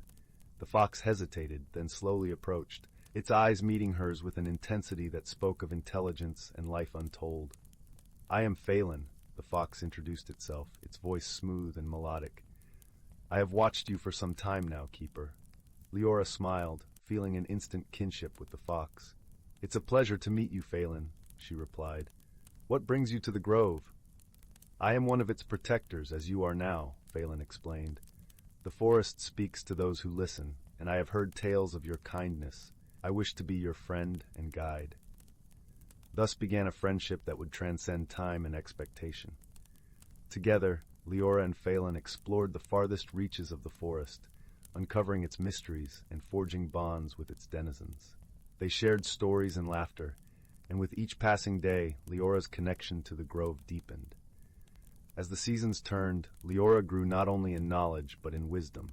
She learned to listen to the whispers of the wind, to understand the language of the leaves, and to see through the eyes of the creatures she befriended. The forest became a part of her, and she a part of it. But as with all tales, challenges arose. One winter's eve, a harsh storm descended upon the land, its winds howling like a pack of wolves. Trees bent and swayed, their branches groaning under the strain. The forest shivered in the icy embrace, and the grove's magic flickered with unease. Liora, sensing the distress, ventured into the storm, the acorn clutched tightly in her hand. Phelan, ever loyal, stayed by her side, his sharp eyes scanning the shadows. "We must protect the grove," Liora declared, her voice resolute despite the storm's fury. Together they journeyed to the heart of the grove, where the great oak stood steadfast against the tempest. As they approached, the runes glowed with renewed vigor, casting a warm light that fought against the storm's chill. "Fear not, Keeper," the guardian's voice echoed, calm and steady. "The heart will guide you." Liora closed her eyes, focusing on the acorn's warmth. She felt its magic flow through her, a gentle current of strength and life. With a deep breath, she reached out, her heart open and her spirit unwavering. As if in response, the grove's magic surged, a radiant force that enveloped her in its embrace. The storm's fury began to wane, its winds calming, its chill retreating. The trees straightened, their branches reaching skyward in gratitude. The grove had been saved, its magic secure once more. Liora and Phelan stood together beneath the great oak, their bond fortified by the trials they had faced. In the days that followed, the forest flourished anew, its beauty undiminished by the storm's wrath. Liora continued to learn and grow, her heart forever intertwined with the whispering grove. Years passed, and the little girl who had once wandered the woods with wide-eyed wonder became a wise and gentle guardian. The village spoke of her with admiration, and her grandmother's stories carried her legacy to future generations. Liora often returned to the grove, where the great oak stood as a testament to the enduring magic of the forest. Phelan remained her loyal companion, their friendship a timeless bond that defied the passage of time. And so, the Whispering Grove thrived, a sanctuary of magic and wonder, where the whispers of the past and the dreams of the future intertwined in harmony. Liora's tale became a part of the forest's lore, a gentle reminder of the power of kindness, friendship, and the magic that resides in every heart. As the sun set behind the hills, casting a warm glow over the land, the forest whispered its eternal promise, that those who listen with an open heart will always find a place of belonging within its embrace. And somewhere, deep within the heart of the grove, the great oak stood tall and proud, its leaves rustling in a language older than time. It spoke of a girl named Liora, a keeper of the forest's secrets and a guardian of its wonders, a testament to the magic that endures in the heart of those who believe. As the moon rose high and bathed the world in silver light, the forest sang a lullaby, a melody of peace and promise, a song of life and love. and in that moment all was well, and all was as it should be. The end. Story 36. Once upon a time, nestled at the foot of the misty mountains, lay a quaint little village named Elderglen. This village was unlike any other, for it was surrounded by an ancient forest that whispered secrets of old to those who dared to listen. Elderglen was a place where sunbeams danced on cobblestone paths, and the air was perpetually scented with the sweet fragrance of blooming wildflowers. In this village lived a gentle-hearted girl named Liora. Liora was known for her kindness and her unwavering curiosity about the world beyond the towering trees and the verdant hills of her home. Her parents, wise and loving, often told her stories of the hidden wonders that lay within the forest, tales passed down through generations. Liora's favorite tale was of the enchanted Glade, a mystical place said to grant those who found it a single wish.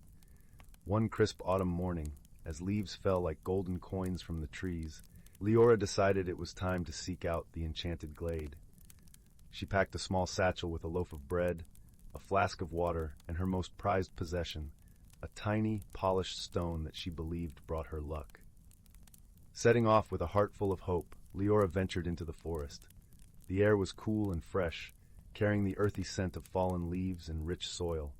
Sunlight filtered through the canopy above, casting dappled shadows on the forest floor.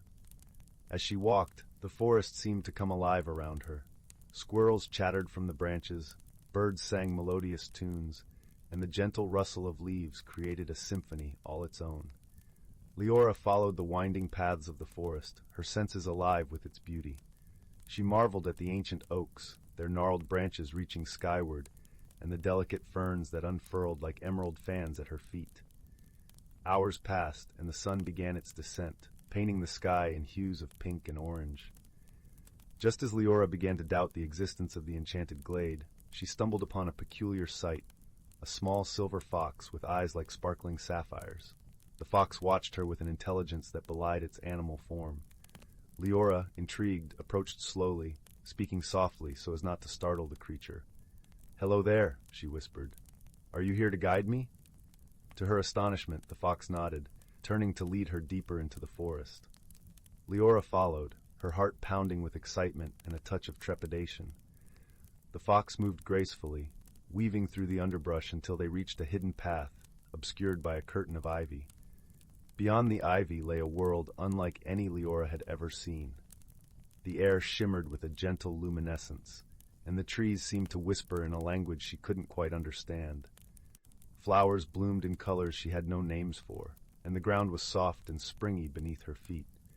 In the center of this magical realm, the enchanted glade awaited, a circular clearing bathed in a silvery light that seemed to emanate from the very earth. At its heart stood an ancient stone altar, its surface worn smooth by time. Liora felt a sense of awe wash over her as she approached, the fox by her side. The air was filled with a serene stillness, as if the forest itself held its breath in anticipation. Liora closed her eyes, feeling the presence of something greater than herself, and made her wish, a wish for wisdom and courage to face whatever challenges life might bring. As her wish lingered in the air, the glade seemed to pulse with energy. The fox, now seated beside her, regarded her with a knowing gaze. Liora felt a warmth spread through her, a gentle assurance that she had been heard. With her wish made, Liora turned to leave, her heart lighter and her spirit renewed. The fox led her back through the forest, each step resonating with the newfound strength and understanding she carried within. As the sun dipped below the horizon, casting the world in twilight, Liora emerged from the woods, her journey complete. Returning to Elderglen, Liora found that she saw the world with new eyes. The village, once familiar and ordinary, now held a myriad of wonders waiting to be discovered. She embraced her friends and family with a deeper appreciation, her heart filled with gratitude for the life she led. As the days turned to weeks and the weeks to months, Liora's wish continued to guide her. She became a source of inspiration for those around her, helping others to see the beauty in their own lives and encouraging them to pursue their own dreams and wishes. The fox, a silent guardian, watched from the shadows of the forest, content in the knowledge that Liora's heart had been forever changed. Her journey had led her to the enchanted glade, but it was the wisdom she gained along the way that truly transformed her.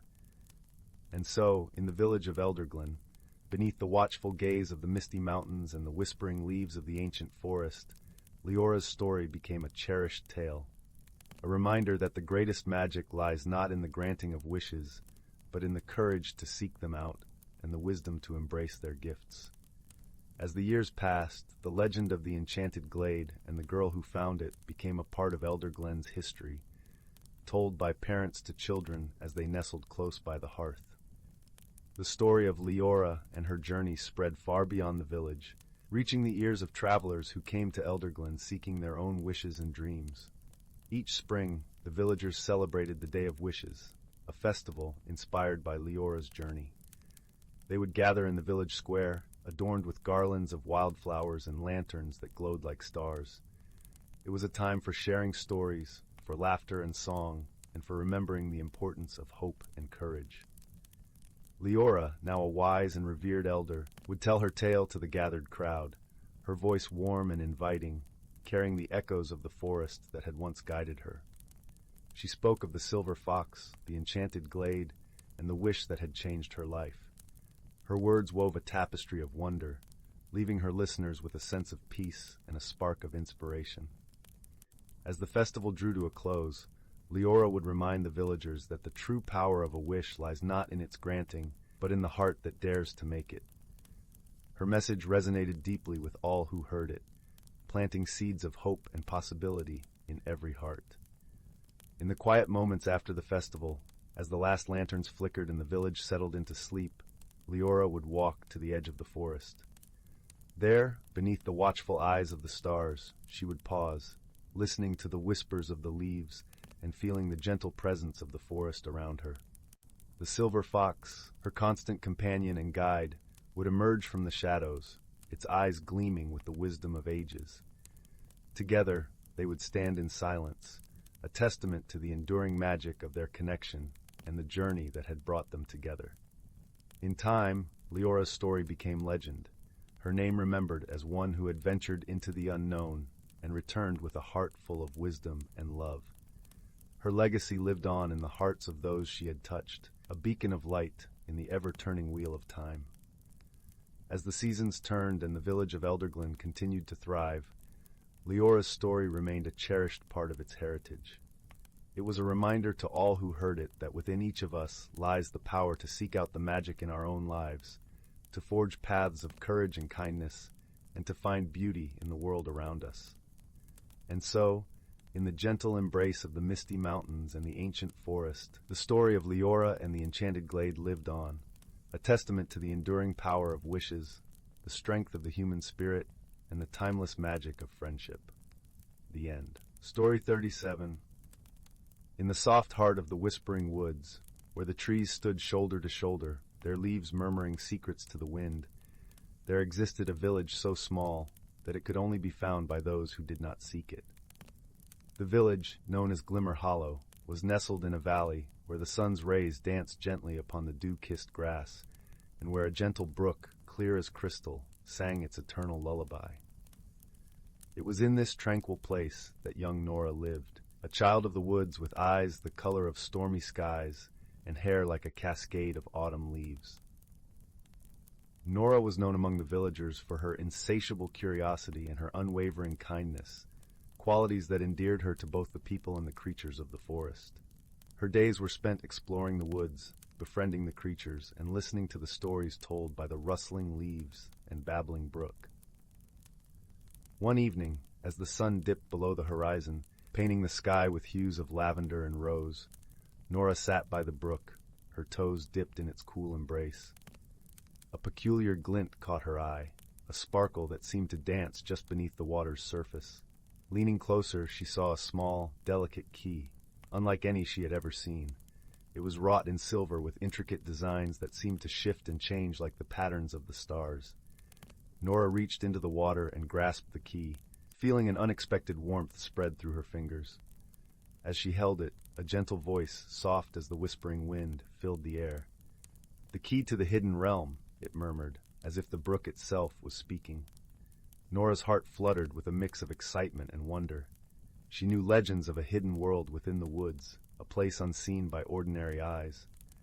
With the key clutched tightly in her hand, Nora felt an irresistible pull, a gentle urging to follow the brook as it wound deeper into the forest.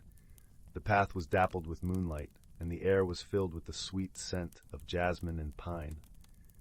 As she walked, the woods seemed to come alive, the trees leaning in, their leaves rustling softly, as if encouraging her on her journey.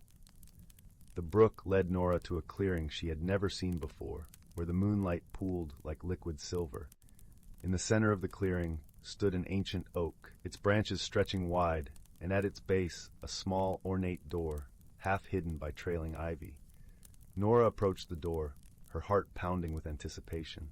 The key in her hand seemed to hum with energy, guiding her to the keyhole nestled among the ivy-covered wood. With a deep breath, she inserted the key and turned it gently. The door swung open with a soft sigh, revealing a staircase that spiraled down into darkness. Gathering her courage, Nora stepped through the doorway, descending into the unknown. As she did, the air around her shimmered and shifted, and she felt a tingling sensation, as if she were stepping through a veil into another world. The staircase led her to a cavernous chamber, lit by the soft glow of luminescent fungi that clung to the walls, casting a gentle light that revealed the beauty of the hidden realm. The air was filled with the sound of laughter and music, and Nora realized she had entered a place unlike any she had ever imagined. Creatures of all kinds filled the chamber, tiny, twinkling fairies with wings like butterfly silk, elegant deer with antlers that glowed softly, and mischievous sprites that darted to and fro, leaving trails of sparkling dust. The room was alive with joy and wonder, a place where magic thrived. Amidst the revelry, Nora's eyes were drawn to a figure standing apart from the rest, a tall, graceful being with hair like spun silver and eyes that shimmered with the light of the stars. The figure approached, and Nora felt a sense of calm wash over her. "Welcome, Nora," the figure said, their voice as soothing as a lullaby. "I am Liora, guardian of the hidden realm. It has been many years since a human has found the key and ventured into our world." Nora, though filled with awe, found her voice. "It is an honor to be here, Liora. The beauty of this place is beyond anything I could have imagined." Liora smiled, a gentle warmth in their gaze. "You have a kind heart, child, and it is this kindness that has opened the door to our realm. But know this, with your presence here comes a responsibility. Our worlds are intertwined, and the magic that flows through the hidden realm is delicate, easily disrupted by the troubles of the outside world." Nora nodded, understanding the gravity of Lyra's words. "I will do whatever I can to help protect this place." "Then let us show you our world," Liora said, gesturing for Nora to follow. As they wandered through the hidden realm, Nora marveled at the wonders around her. She saw gardens where flowers bloomed in impossible colors, their petals shimmering with dew, streams that sang soft melodies as they flowed over stones polished smooth by time, and trees that whispered stories of ages past to those who would listen. In each corner of the hidden realm, Nora found new friends, the wise old owl who shared tales of ancient times, the playful fox who delighted in games of hide-and-seek, and the gentle giant of a bear who offered her a ride through the forest on his broad back. Each encounter deepened her love for this magical place and its inhabitants. As days turned into weeks, Nora became a part of the hidden realm, her heart entwined with its magic and its creatures. Yet she never forgot Lyra's words, and she often pondered how she might help protect this fragile world. One day, as she sat by a tranquil pond, watching the dragonflies flit across its surface, an idea began to form.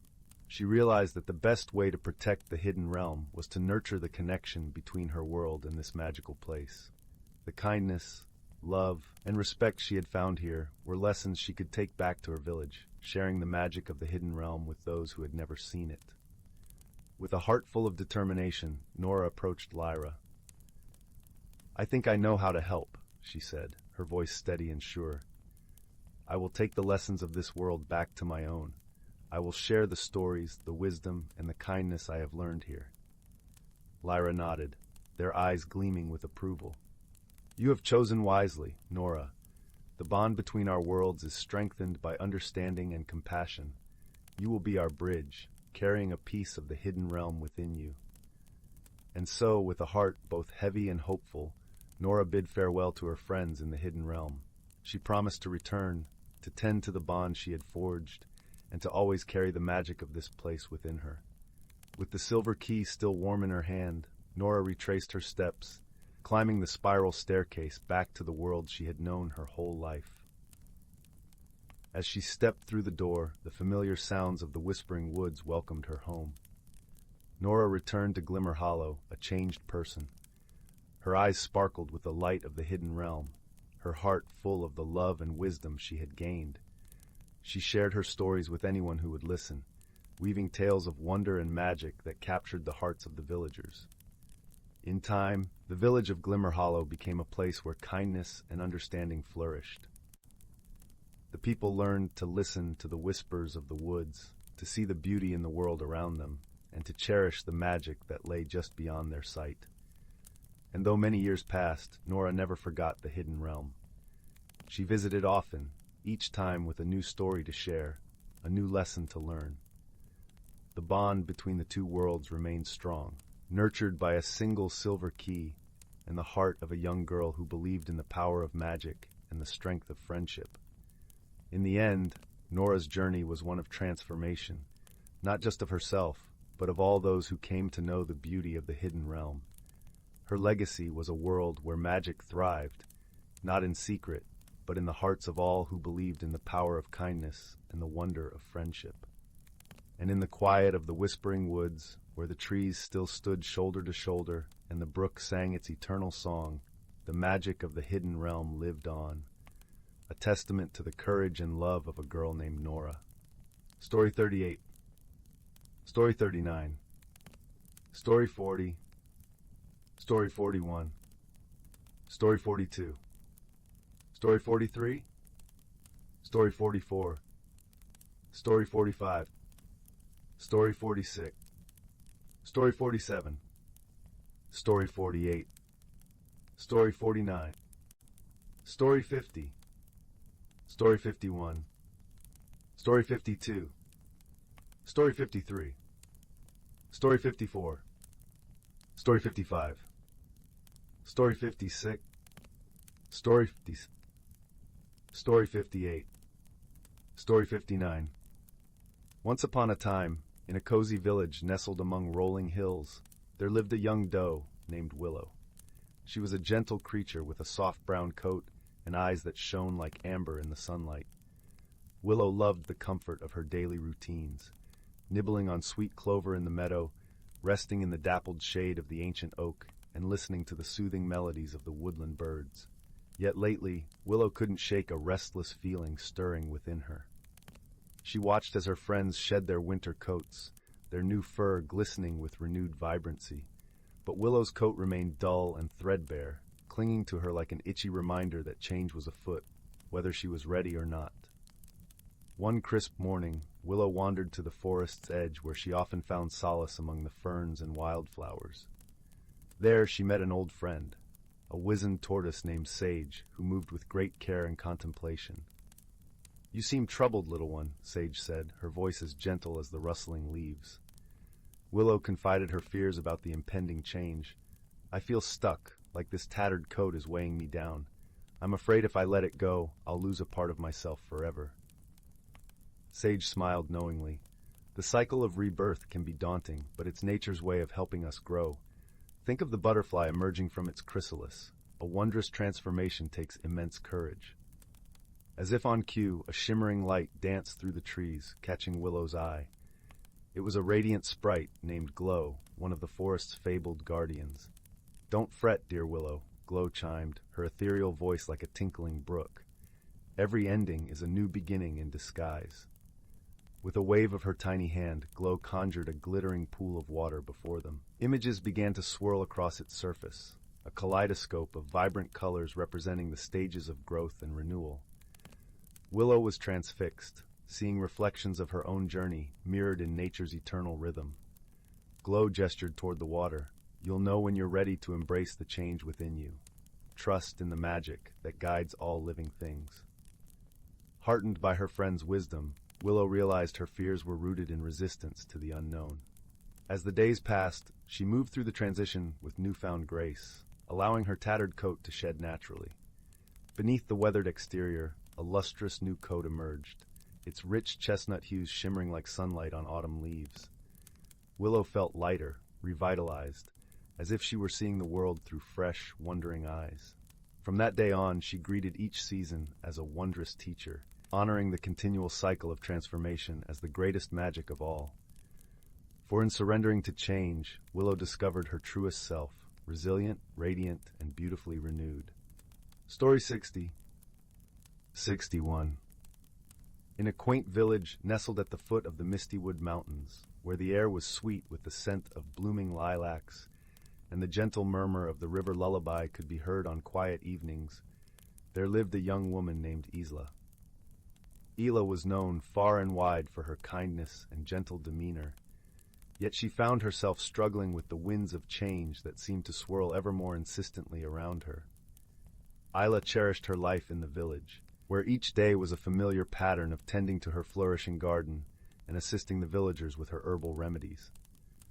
But as the seasons turned, she felt a stirring within her, a restlessness she couldn't quite name. It was as if her heart whispered of adventures beyond the fields she knew so well, yet her mind clung to the comfort of the known. One particularly serene afternoon, as golden rays of sunlight filtered through the rustling leaves, Isla sat by the riverbank, her fingers trailing lazily through the cool water. It was here she often found solace and clarity, and today was no different, for as she watched the play of light on the ripples, a curious thing happened.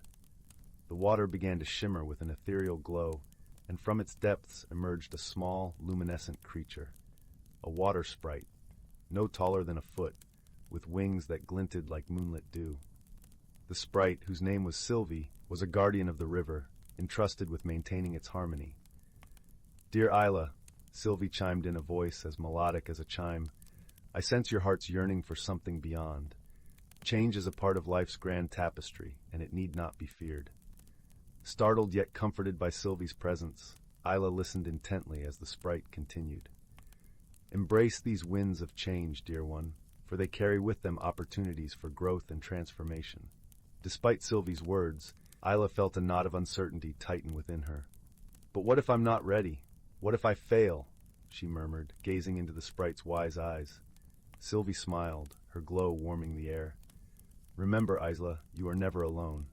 The forest itself is alive with those who care for you, ready to lend their wisdom and aid." Heartened by Sylvie's assurance, Isla thanked the sprite, who vanished with a soft splash into the river, leaving a trail of sparkling droplets in her wake. With a newfound resolve, Isla rose and made her way back to the village, determination blossoming alongside the lilacs. The following morning, Isla awoke with the sun's first light, a gentle breeze carrying the scent of pine and promises of new beginnings. She decided to seek counsel from Elder Rowan, the village's wise sage, whose wisdom was as deep as the roots of the ancient trees. The path to Elder Rowan's cottage wound through lush meadows and under arching boughs, where birds sang of dawn's beauty. As Isla approached, she noticed the warm glow of a fire crackling within, its smoke curling up like a dragon's breath into the morning sky. Elder Rowan greeted her with a kind smile, his eyes twinkling like stars in the twilight. "Ah, Isla, I've been expecting you," he said, gesturing for her to sit beside the hearth. "The winds of change have whispered of your coming." Isla poured out her heart, speaking of her fears and the sprite's counsel. Elder Rowan listened with the patience of a timeless oak, nodding thoughtfully. "My dear, change is indeed daunting, but it is also a great teacher," he mused, his voice a soothing balm. "Consider the caterpillar, who must surrender its form to become a butterfly. It is through transformation that we discover our truest selves." Isla pondered his words, the flickering fire casting gentle shadows that danced across the walls. "But how do I find the courage to embrace it?" she asked softly. Elder Rowan handed her a small, intricately carved wooden box. "Within this box is a seed," he explained. "Plant it in your garden, and let it be a symbol of your journey. Nurture it with care, and watch how it mirrors your own growth." Grateful for his guidance, Isla returned home with the seed, feeling a sense of purpose kindling within her. She chose a special spot in her garden, where the sun's warmth lingered longest, and gently pressed the seed into the earth. Days turned to weeks, and Isla tended to the seed with devotion, watering it with clear river water and surrounding it with the rich soil of the forest floor. As she cared for it, she found herself changing too, her heart opening to the possibilities that lay beyond her comfort zone. During this time, Isla often visited her dear friend Aiden, a gentle-hearted blacksmith whose laughter was as infectious as springtime. Aiden had faced his own fears of change when he took up his father's smithy, and he offered Isla his unwavering support. "You're stronger than you know, Isla," Aiden said one afternoon, the rhythmic clang of his hammer a steady backdrop. "Just as iron must be tempered by fire to become steel, so too must we face challenges to grow." As the village cycled through the seasons, Isla's seed began to sprout, its tender leaves unfurling toward the sky. With each new leaf, Isla felt her confidence bloom, and the knot of uncertainty within her began to loosen. One moonlit night, as Isla sat in her garden, the air heavy with the fragrance of night-blooming jasmine, she heard a soft rustle among the leaves. Sylvie, the water sprite, appeared once more, her wings casting a silvery glow. "Look at how you've grown, Isla," Sylvie remarked, her voice a gentle whisper. "Just like this plant, you've stretched beyond your limits, reaching for the light." Isla smiled, a quiet joy filling her heart. "I think I'm ready now," she said, her voice steady, ready to embrace whatever lies ahead. Sylvie nodded, her wings fluttering softly. "Remember, dear one, the journey is as important as the destination. Trust in yourself and in the friendships that support you." With those parting words, Sylvie vanished into the night, leaving behind a shimmering trail that lingered in the air like a promise. As dawn broke the next day, Isla awoke with a sense of peace and clarity. She knew she could face the unknown, for she had grown stronger and wiser through her journey. With her heart open to the possibilities of the world beyond the village, Isla embraced the winds of change, ready to spread her wings and soar.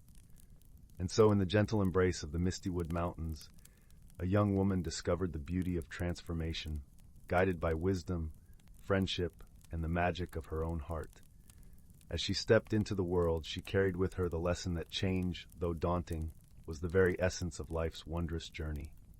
Story 62. Title: The Whispering Wood's Secret. In the tranquil village of Elderglow, nestled within the embrace of a lush, ancient forest, there lived a young girl named Mabel.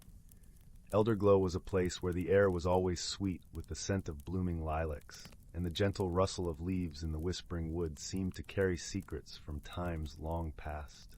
The village was small, with stone cottages dotting the landscape like scattered pebbles, each one warmed by the glow of hearth fires that never seemed to fade.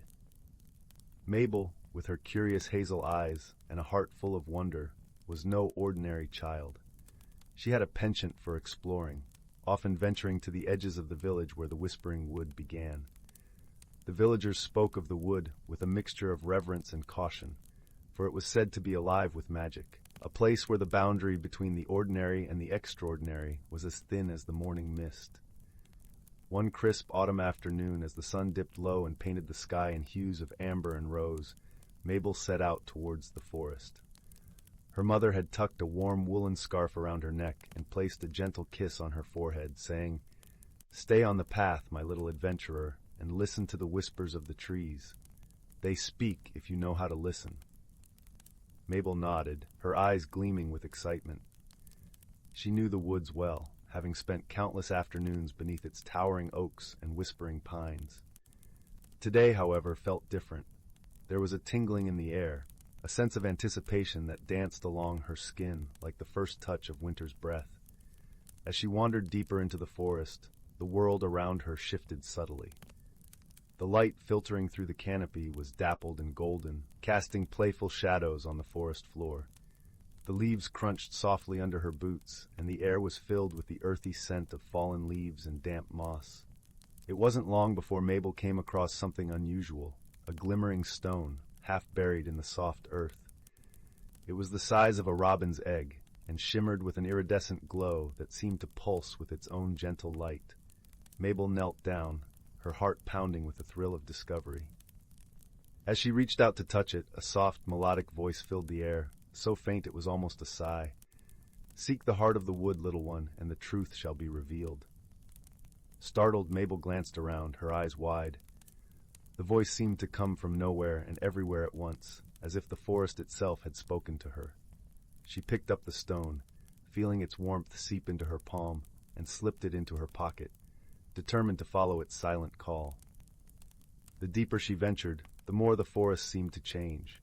The trees grew taller and more ancient, their bark etched with patterns that looked like mystic runes.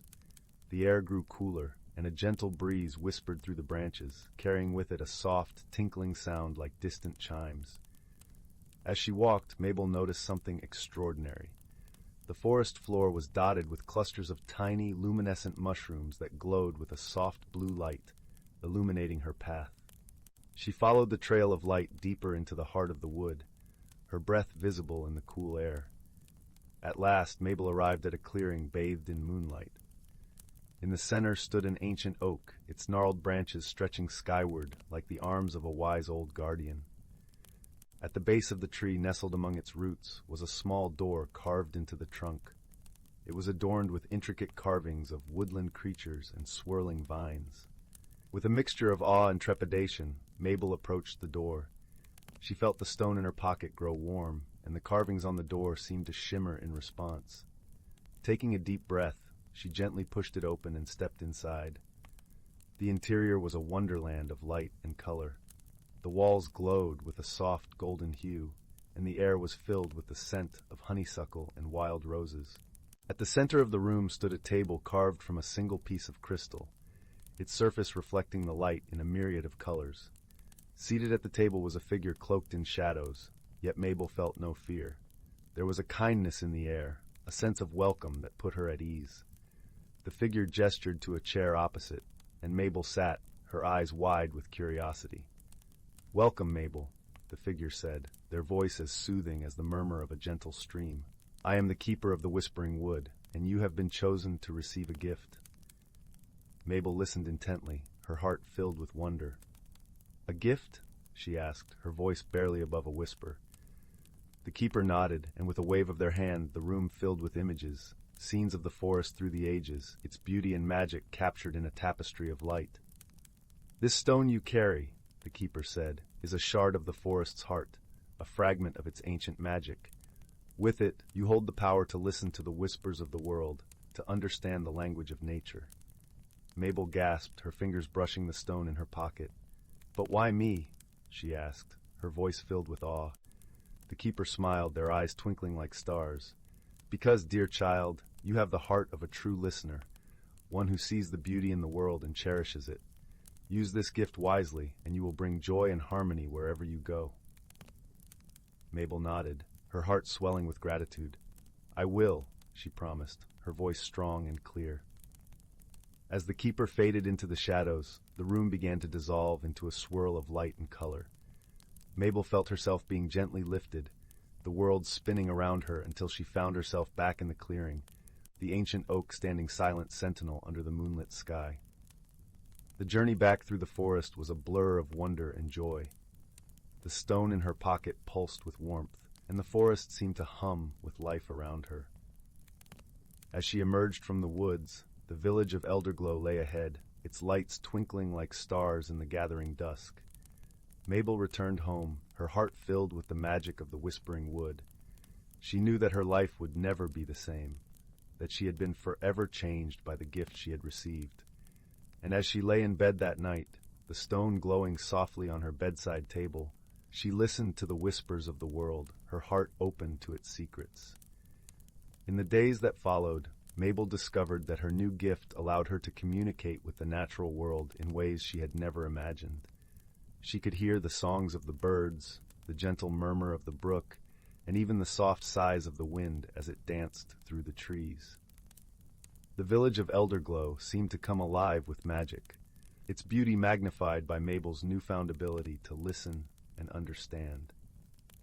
Word of Mabel's gift spread quickly through the village, and soon people began to seek her out, eager to hear the stories she could tell and the wisdom she had gained. Mabel, ever kind and generous, shared what she had learned, helping those around her see the world with new eyes. One day, a young boy named Oliver approached Mabel with a look of worry etched on his face. Oliver was known for his mischievous spirit, often getting into trouble with his playful antics. He was well liked, but his restlessness sometimes got the better of him. "Mabel," Oliver said hesitantly, "there's something strange happening in the meadow near my house. The flowers have stopped blooming, and the bees are nowhere to be found. Can you help?" Mabel nodded, her heart filled with determination. "Of course, Oliver. Let's go see what we can do." Together, they made their way to the meadow, the soft grass whispering beneath their feet. As they arrived, Mabel noticed the silence that hung heavy in the air, the absence of the usual buzz of life that filled the summer days. Closing her eyes, Mabel reached out with her senses, listening to the whispers of the earth beneath her feet. She felt the pulse of the meadow, its energy dampened and subdued. Slowly the truth revealed itself. A patch of tangled brambles had grown unchecked, their thorny vines choking the life from the flowers and blocking the bees' path. "We need to clear the brambles," Mabel said, her voice filled with certainty. "Once the flowers can breathe again, the bees will return." With Oliver's help, they carefully cleared away the brambles, their fingers working gently to free the delicate blooms hidden beneath. As they worked, Mabel could feel the meadow's energy shift, the life returning to the soil and the air. By the time they finished, the sun had begun to set, painting the sky in shades of pink and gold. Mabel and Oliver stood together, watching as the first bees returned, drawn by the sweet scent of the newly freed flowers. "You did it, Mabel," Oliver exclaimed, his eyes shining with gratitude. "We did it," Mabel corrected, smiling at her friend. Sometimes, all it takes is a little listening and a lot of heart. As the days turned to weeks, Mabel's gift continued to bring joy and harmony to Elderglow. She helped the villagers understand their connection to the natural world, teaching them to listen to its whispers and cherish its beauty. One crisp morning, as the first hints of winter touched the air, Mabel was walking through the village when she noticed an elderly man sitting alone on a bench. His eyes were clouded with sorrow, and Mabel's heart went out to him. "Hello," Mabel said softly, sitting down beside him. "Is there something troubling you?" The man sighed, his voice tinged with sadness. "I used to play the violin," he said, his gaze distant, "but my hands are no longer steady, and the music has left me." Mabel reached out, her hand gently resting on his. "Maybe the music hasn't left," she said gently. "Perhaps it's just waiting for you to listen again." The man looked at her, hope flickering in his eyes. "Could you help me find it?" Mabel smiled, nodding with understanding. "Close your eyes and listen with your heart," she instructed softly. "Feel the rhythm of the world around you." Together they sat in silence, the sounds of the village weaving a gentle symphony. Gradually the man's expression softened, the lines of worry smoothing into a look of peace. "I can hear it," he whispered, his voice filled with wonder. "The music is still there." Mabel beamed at him, her heart warm with joy. "It's always there," she said softly. "Sometimes you just need to be still and listen." The man's eyes shone with gratitude as he looked at Mabel. "Thank you," he said, his voice choked with emotion. "You've given me back my music." As the first snowflakes began to fall, Elderglow was transformed into a winter wonderland, its rooftops blanketed in white and the air filled with the crisp scent of pine. Mabel continued to share her gift with the village, her heart full of the magic that had been entrusted to her. One evening, as she sat by the fireplace, her family gathered around her. Mabel's mother smiled at her daughter with pride and love. "You've brought so much light to our village, Mabel," she said softly. "The forest chose well." Mabel looked around at her family, her heart swelling with happiness. "The forest taught me to listen," she replied, her voice gentle and warm. "And in listening, I found a world full of wonder and friends." As the fire crackled and the wind whispered outside, Mabel knew that her journey had only just begun. With each new day, she would continue to listen, to learn, and to share the magic of the Whispering Wood with those around her. And as she drifted into a peaceful sleep, she dreamed of the endless possibilities that lay ahead, her heart open to the whispers of the world and the promise of tomorrow. And so, in the village of Elderglow, where the air was always sweet and the forest alive with magic, Mabel's story became a cherished tale of friendship and wisdom.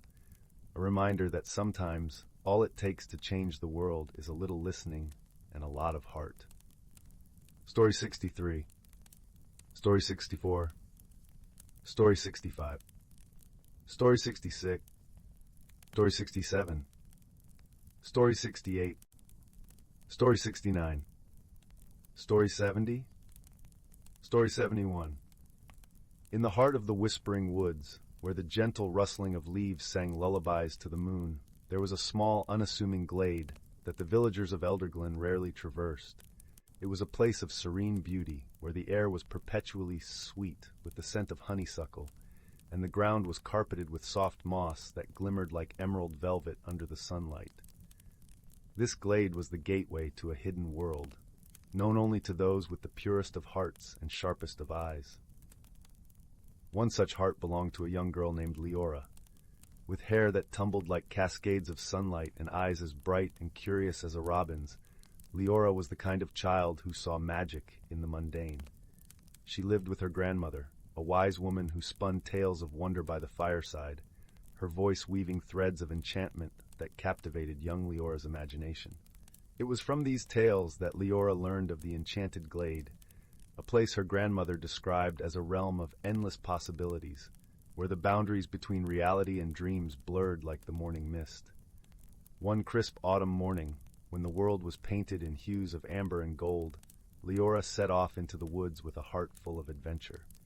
She followed the winding path, her feet crunching through a carpet of fallen leaves, until she reached the glade. There, the air was different, thicker, almost palpable, with the promise of secrets waiting to be unveiled. As she stepped into the clearing, the glade seemed to sigh, welcoming her into its embrace. In the center of the glade stood an ancient oak tree, its gnarled branches stretching toward the sky like the arms of an old guardian. Nestled in its roots was a peculiar object, a small, intricately carved wooden box. Liora felt an irresistible pull toward it, as if the box itself was whispering her name. She knelt beside it, tracing the elaborate patterns with her fingertips. The wood was warm and alive under her touch, humming with a gentle energy that resonated with her very soul. With a soft click, the box opened, revealing a shimmering stone, no larger than a robin's egg. It pulsated with a faint, ethereal glow, casting delicate patterns of light across Liora's face. As she held it in her palm, she felt a rush of warmth and a sense of profound peace. It was as though the stone was a conduit, connecting her to the very heart of the forest. Liora knew, instinctively, that this was no ordinary stone. It was the heart of the woods, a fabled treasure her grandmother had often spoken of. A stone said to hold the power to bridge worlds and bring forth the hidden wonders of nature. Yet with such power came responsibility, for the heart was also a guardian of balance, a keeper of harmony between the seen and unseen. As Liora held the heart, the world around her shifted subtly. The glade seemed to come alive, the leaves whispered secrets, the flowers turned their faces toward her, and the very air vibrated with anticipation. She realized that she was now a part of something greater, a guardian of the glade, entrusted with the care of its mysteries. Her first challenge came in the form of a shadow that crept into the forest, a blight that threatened to suffocate the vibrant life within. The trees began to wither, their leaves turning to ash, and the air grew heavy with sorrow. Liora, with the heart clutched to her chest, felt the forest's pain as if it were her own. Determined to save her beloved woods, Liora embarked on a journey to seek the source of the shadow. Guided by the whispers of the heart, she ventured deeper into the forest than ever before. The path was fraught with obstacles, tangled underbrush that snagged her clothes, murky bogs that threatened to swallow her whole. But Liora pressed on, her resolve as unyielding as the ancient trees. Along her journey, she encountered a curious creature, a fox with fur as silver as moonlight, and eyes that twinkled with mischief. His name was Reuven, and though he appeared sly, there was a kindness in his gaze that put Liora at ease. Reuven offered his aid, his nimble paws guiding her through the treacherous terrain. Together they formed an unlikely friendship, one forged in shared purpose and mutual respect. As they journeyed deeper into the heart of the forest, Liora learned to listen, not just with her ears, but with her heart. She discovered the language of the woods, the songs of the streams, and the stories etched into the bark of ancient trees. The heart revealed to her the interconnectedness of all things, the delicate web of life that bound every creature to the land they called home. It was this wisdom that led them to the source of the shadow, a dark, twisted entity born of imbalance and greed. It sought to consume the heart, to wield its power for its own ends, and in doing so threatened the very fabric of the forest. Liora understood then that true strength lay not in power, but in harmony. With Reuven by her side, she faced the entity, her heart filled with the light of the heart. She spoke not with words, but with the essence of the forest itself, extending a hand not in conflict, but in understanding. The shadow hesitated, its dark tendrils quivering in uncertainty. In that moment, Liora saw the truth. It was not a creature of malice, but of sorrow, born from the neglect and forgotten dreams of those who had once cherished the woods. She reached out with compassion, offering the shadow a place within the balance of the forest. Slowly the shadow began to dissolve, its darkness giving way to light. Where once there was despair, there was now hope, a new beginning woven into the tapestry of the glade. The forest breathed a sigh of relief, its life force restored, its harmony renewed. With the threat vanquished, Liora and Reuven returned to the glade, where the ancient oak stood proud and strong. The heart of the woods glowed warmly in Leora's hand, a testament to her courage and compassion. She knew that she was not just a guardian of the glade, but a part of its eternal story, a story of friendship that defied expectations, of wisdom that overcame adversity, and of a journey that transformed a young girl into a true caretaker of the earth. As the sun dipped below the horizon, painting the sky in shades of twilight, Liora nestled the heart back into its wooden box, returning it to the roots of the oak.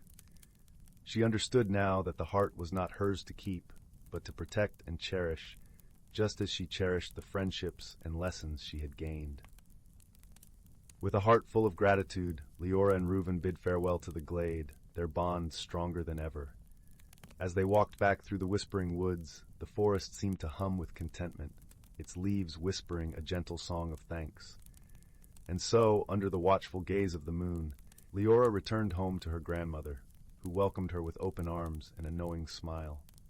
Together, they sat by the crackling fire, the warmth enveloping them like a tender embrace. As Liora recounted her adventure, her grandmother listened with eyes that sparkled with pride and love. In the quiet of the night, as the stars twinkled like diamonds in the velvet sky, Liora drifted into a peaceful sleep, her dreams filled with the magic of the woods and the promise of new adventures yet to come. For she knew that as long as there were stories to tell and hearts to guide, the world would always hold a place for those who dared to see beyond the ordinary into the extraordinary realms of wonder and possibility. Story 72. Story 73. Story 74. Story 75. Story 76. Story 77. Story 78. Story 79. Story 80. In the heart of the ancient whispering woods, where the trees were as old as time itself, a gentle symphony of life played out among the rustling leaves and whispering winds. Here, the air was thick with the fragrance of pine and the sweet scent of blooming wildflowers, while the ground was a soft carpet of moss and fallen leaves, cool and inviting beneath bare feet. This enchanted forest was a realm where reality and magic intertwined seamlessly. The trees were not just trees. They were wise old sentinels that stood watch over the land, their bark etched with the stories of centuries. In their branches, birds of every color sang melodious songs, their notes blending harmoniously with the gentle babble of a nearby brook, its waters sparkling like liquid crystal under the dappled sunlight. In this hidden world, creatures of all shapes and sizes lived in a delicate balance, each playing a role in the grand tapestry of life. Among them was a small, kind-hearted squirrel named Finn. With fur the color of autumn leaves and bright, curious eyes, Finn was known throughout the forest for his gentle nature and quick wit. Finn lived in a cozy nest high in the branches of an old oak tree, its gnarled limbs reaching out like welcoming arms. His home was filled with the comforting scents of acorns and dried herbs, a testament to his careful preparation for the colder months. Each morning, as the first light of dawn painted the sky with hues of pink and gold, Finn would venture out to greet the day, his heart filled with the simple joy of being alive. One crisp autumn morning, as the forest was ablaze with the fiery colors of the season, Finn noticed something unusual. The leaves, which normally fluttered to the ground in a gentle cascade, seemed to be swirling up into the air, caught in a dance with the wind. It was as if they were alive, moving with a purpose and grace that defied explanation. Intrigued, Finn decided to follow the path of the dancing leaves. As he darted through the underbrush, the cool breeze ruffled his fur, carrying with it the earthy scent of the forest. The leaves led him to a clearing bathed in golden sunlight, where a group of woodland creatures had gathered.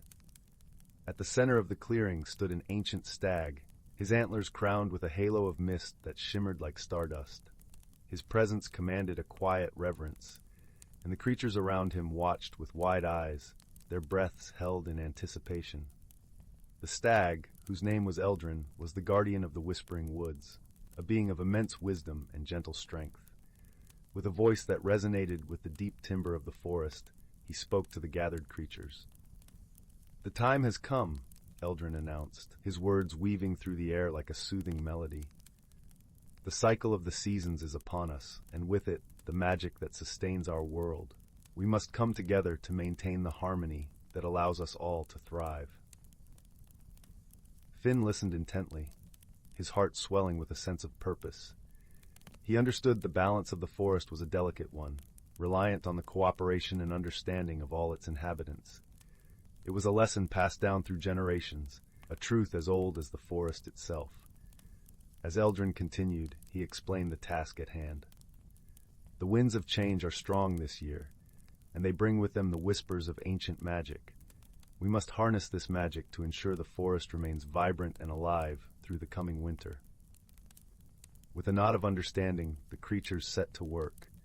The birds took to the skies, their wings cutting through the crisp air as they spread seeds across the forest floor, ensuring new life would spring forth when the seasons turned. The rabbits and foxes worked together to clear fallen branches, creating cozy burrows and dens to shelter them from the cold. Even the smallest insects played their part, tending to the soil and helping it breathe. Finn, with his nimble paws and quick mind, was tasked with gathering the leaves that danced through the air. He scampered to and fro, collecting them in great armfuls and placing them in a pile at the center of the clearing. As the pile grew, it shimmered with a soft, otherworldly light, infused with the magic that Eldrin had spoken of. Once all the tasks were completed, Eldrin stepped forward, his hooves silent on the forest floor. With a graceful dip of his head, he touched the pile of leaves with his antlers. A brilliant light erupted from the center, spreading outwards in a wave of warmth and energy that enveloped the entire forest. Finn watched in awe as the light danced through the trees, illuminating every leaf and branch with a golden glow. It was a sight of breathtaking beauty, a testament to the power of unity and the magic that flowed through the natural world. As the light faded, a deep sense of peace settled over the forest. The creatures, their hearts filled with contentment, returned to their homes, knowing that they had played a part in maintaining the balance of their world. Finn, too, made his way back to his nest, his feet crunching softly on the carpet of leaves. As he settled down in his cozy home, he felt a warmth in his chest, a quiet satisfaction that came from being part of something greater than himself. In the days that followed, the forest thrived, its inhabitants living in harmony with one another and the world around them. The magic of the seasons continued its eternal dance, guided by the wisdom and friendship of those who called the Whispering Woods their home. And so, as the stars twinkled in the velvet sky and the moon cast a gentle glow over the land, Finn drifted off to sleep, his dreams filled with the promise of new adventures and the comforting knowledge that the forest and its magic would always endure. Story 81. Story 82. Story 83. Story 84. Story 85. Story 86. Story 87. Story 88. Story 89. The Whispering Woods and the Lantern of Luminara. In the small village of Amberley, Nestled at the edge of the whispering woods, tales of enchantment and mystery were as old as the trees themselves. The woods were a place of wonder, where the air was thick with secrets and magic lingered in the rustling leaves. Yet it was also a place avoided by many, for deep within its heart lay a hidden world, known only to those with the courage to seek it. The village was a cozy cluster of thatched roof cottages, surrounded by fields of lavender that swayed gently in the breeze, filling the air with a soothing fragrance. The villagers were kind and simple folk, their days marked by the rhythm of the seasons and the quiet pleasures of rural life. In one such cottage lived a young girl named Liora. She had hair the color of autumn leaves and eyes that sparkled with curiosity. Liora was known for her gentle nature and the way she seemed to understand the whispers of the wind and the songs of the birds. She often spent her afternoons wandering the edges of the whispering woods, listening to the stories the forest had to tell. One cool autumn evening, as the setting sun painted the sky in hues of orange and pink, Liora sat at her window, gazing out at the woods. Her heart longed for adventure, and she felt a pull towards the trees, as though they were calling her name. "Liora," her mother called from the kitchen, "come help me with supper." Liora reluctantly tore her gaze from the window and joined her mother. As they prepared the meal, her mother spoke of the coming winter and the preparations they must make. But Liora's mind drifted back to the woods, to the stories of hidden worlds and magical beings that her grandmother used to tell. That night, as the village lay quiet under a blanket of stars, Liora lay awake in her bed, listening to the gentle rustle of the leaves outside. Unable to resist the call of adventure any longer, she quietly slipped out of bed, wrapped a warm cloak around her shoulders, and tiptoed out of the cottage. The moon cast a silvery glow over the landscape as Liora made her way towards the whispering woods. The air was crisp and carried the scent of pine and earth. As she entered the woods, the trees seemed to lean in, welcoming her into their embrace. The deeper she ventured, the more the forest came alive. The leaves whispered secrets, and the branches formed intricate patterns against the sky. Liora felt a sense of wonder and awe, as though she were stepping into a dream. After walking for what felt like hours, Liora came upon a clearing bathed in moonlight. In the center stood an ancient oak tree, its twisted branches reaching towards the heavens. Beneath the tree lay a small, flickering light, like a star fallen to earth. Curious, Liora approached the light and discovered it was a lantern, crafted from delicate glass and metal, its surface etched with intricate patterns. The lantern glowed with a soft, warm light that seemed to pulse with life. As she reached out to touch it, a voice, gentle and melodic, echoed through the clearing. "The Lantern of Luminara," it said, "a beacon for those who seek the hidden world." Liora looked around, but saw no one. "Who are you?" she asked, her voice barely a whisper. The voice replied, "I am the spirit of the forest, and I have watched over these woods for centuries. The lantern is a gift for those with pure hearts and the courage to seek the truth." Liora felt a thrill of excitement mixed with apprehension. She had heard of the Lantern of Luminara in her grandmother's tales, a magical object that could reveal the hidden world within the whispering woods. "Will you accept the lantern and embark on a journey of discovery?" the voice asked. Liora nodded, her heart pounding with anticipation. "Yes, I will." As she lifted the lantern, its light grew brighter, illuminating the clearing with a warm, golden glow. The air shimmered, and the world around her seemed to shift and change. The trees swayed gently, their leaves whispering secrets in a language she couldn't quite understand. With the lantern in hand, Liora began her journey deeper into the woods. The path before her was bathed in light, and she felt a sense of peace and purpose guiding her steps. As she walked, Liora encountered creatures she had only heard of in stories. A family of fireflies danced around her, their tiny lights twinkling like stars. A wise old owl perched on a branch, its eyes gleaming with wisdom. And a gentle deer with antlers like branches nodded in greeting as she passed. Each encounter filled her with a sense of wonder and belonging, as though she were part of a world she had always known in her heart. The forest seemed endless, a labyrinth of trees and shadows, but Liora felt no fear. The lantern's light guided her, and she trusted in its magic to lead her to the hidden world. As she journeyed deeper, the air grew cooler and the shadows longer. The forest was silent now, save for the gentle rustle of leaves. Liora felt a sense of anticipation, as though she were on the brink of discovering something extraordinary. Finally, she reached a glade where the moonlight danced upon a shimmering pool. The water was as clear as glass, reflecting the stars above. At the center of the pool stood a small island, and on it, a stone altar, ancient and weathered by time. Liora approached the water's edge, her reflection rippling in the surface. The lantern's light cast a golden glow over the pool, revealing a path of stepping stones that led to the island.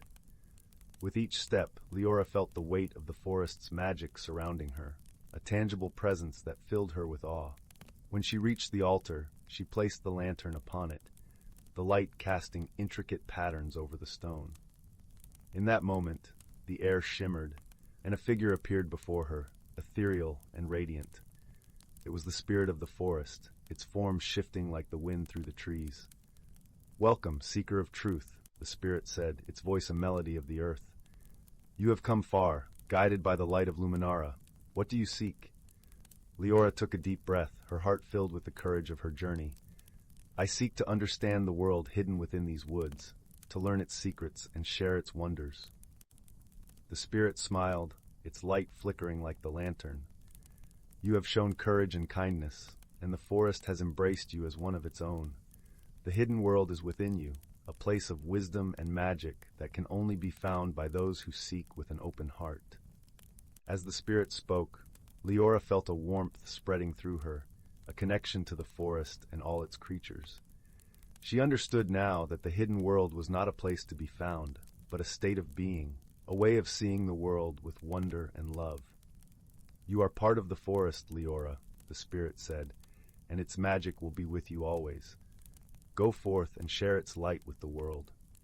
With those words the spirit faded, leaving Liora standing by the altar, the lantern's light still glowing brightly. She returned to the village, her heart filled with the magic of the whispering woods. She knew that her journey had changed her, that she carried the hidden world within her. And so, Liora became a storyteller, sharing the tales of her adventures with the villagers. Under her guidance, they learned to see the magic in the everyday, to find wonder in the world around them. The Whispering Woods remained a place of mystery and enchantment, a source of inspiration for all who dared to listen to its whispers. And Liora, with the Lantern of Luminar as her guide, continued to explore its secrets, her heart forever open to the magic of the hidden world. Story 90. Story 91. Story 92. Story 93. In the heart of an ancient forest, where the canopy overhead swayed like a sea of emeralds, there thrived a hidden world that few humans ever glimpsed. This was a place where sunlight dripped through the leaves like golden honey, where the air was sweet with the perfume of wildflowers and the earthy scent of moss. Here, the world pulsed with the quiet rhythm of life, orchestrated by the soft whispers of the wind and the gentle rustling of creatures unseen. Among the inhabitants of this enchanted realm were the Sylvans, gentle beings as old as the forest itself. They were small, with skin that shimmered like the bark of birch trees and hair that danced in colors of autumn leaves. The Sylvans were the forest's caretakers, guardians of the delicate balance that nurtured all life within. In this haven of tranquility, the Sylvans lived in harmony with the creatures of the woods.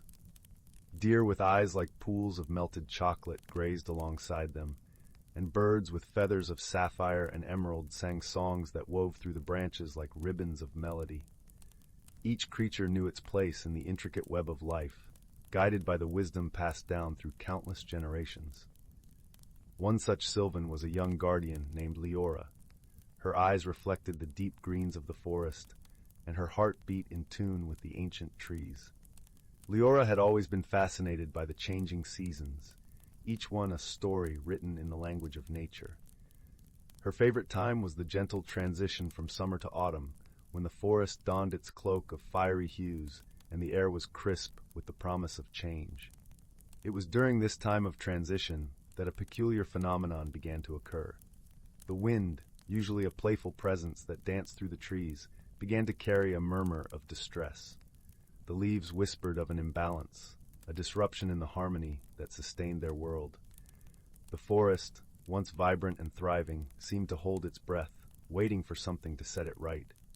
Liora, with her deep connection to the forest, felt a stirring in her heart.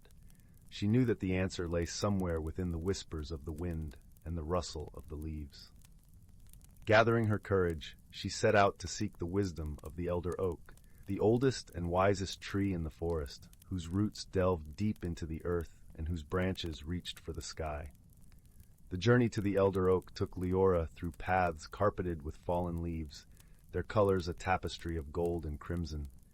The air was filled with the sound of crunching beneath her feet and the occasional scurry of woodland creatures. As she walked, a gentle rain began to fall, each drop a crystal note in the symphony of the forest. When Liora finally stood before the elder oak, she felt a sense of awe and reverence. The tree towered above her, its bark etched with the stories of ages past, its branches stretching wide as if to embrace the entire forest. Liora placed her hand against the rough bark, feeling the life that thrummed beneath her fingertips. "O wise elder," she whispered, "the forest is troubled. The balance has shifted, and I seek your counsel." The elder oak's response was a soft rustling, a language that Liora had learned to understand through years of listening. "The seasons are the breath of the forest," the tree seemed to say. "When one breathes too deeply, the others must adjust. The balance is delicate, like the web of a spider after rain." Liora pondered these words, letting them settle in her heart. She realized that the forest's harmony was not just a matter of nature's rhythms, but of understanding and cooperation among all its inhabitants. With newfound clarity, Liora returned to the Sylvan village. She gathered the creatures of the forest, the deer, the birds, the squirrels with their bright eyes and bushy tails. Together, they listened as Liora shared the elder oak's wisdom. "We must work together," she said, her voice as gentle as the breeze. "Each of us plays a part in maintaining the balance. The wind, the rain, the sun, and the soil, each has a role, and so do we." The creatures nodded, understanding that they were part of a greater whole. They set about their tasks, guided by Liora's gentle leadership. The birds carried seeds to new places, ensuring the forest's renewal. The deer pruned the undergrowth, allowing light to reach the forest floor. The sylvans tended to the trees, nurturing the saplings that would one day stand as tall as the elder oak. As the days passed, the forest began to breathe easier. The murmur of distress faded, replaced by the harmonious song of life. The balance had been restored, not by force but by understanding and cooperation. And so the seasons continued their dance, each one a chapter in the forest's story. Liora, now wiser and filled with a deeper connection to her home, knew that the lessons of the elder oak would guide her and the generations to come. Under the canopy of stars, as the forest settled into the embrace of night, Liora sat beneath the elder oak, feeling the warmth of the earth and the cool kiss of the breeze. She closed her eyes, letting the peace of the forest fill her soul, knowing that she was part of something beautiful and eternal. In this ancient forest, where magic and reality intertwined, the hidden lives of natural creatures thrived in harmony, their stories woven into the fabric of the world. And as the gentle night wrapped its arms around the forest, all was as it should be, balanced, peaceful, and whole. Story 94.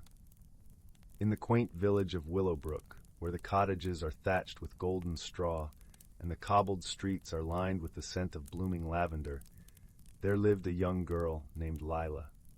Her eyes sparkled with the curiosity of 1,000 questions, and her heart was as warm as the hearth that crackled in her home each evening.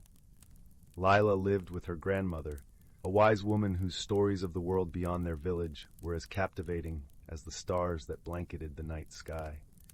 One crisp autumn morning, Lila set out to explore the edges of the great willow forest, a place where whispers of magic were said to dance among the trees. The forest was alive with the colors of fall, leaves of amber and scarlet twirling gently to the earth, creating a soft carpet beneath her feet. The air was crisp and carried the earthy aroma of pine and moss, mingling with the distant hint of wood smoke. As Lila wandered deeper into the forest, she stumbled upon a peculiar object half buried in the leaves. It was a delicate, intricately carved wooden box, adorned with symbols that seemed to shimmer in the dappled sunlight. Curiosity piqued, she gently brushed away the leaves and lifted the box, feeling a gentle warmth emanating from it. Upon opening the box, Lila discovered a small, radiant stone resting inside. It pulsed with a soft, steady glow, casting a gentle light that felt like a hug from the sun itself. She held it carefully, and as she did, a whisper of a voice seemed to float through her mind, gentle and kind. With wisdom and heart, your path will be clear.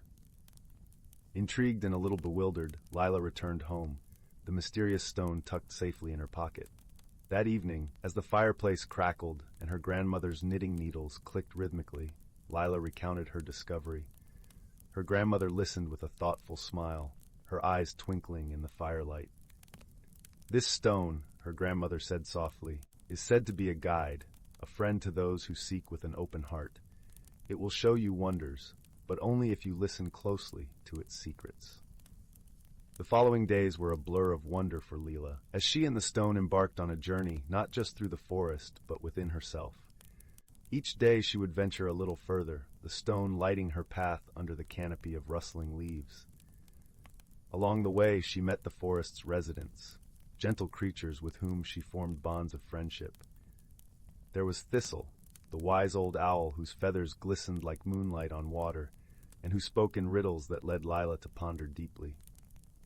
Then there was Fern, the sprightly fox with a coat of fiery red, who taught Lila the joy of play and the importance of taking time to revel in the beauty of the world around her.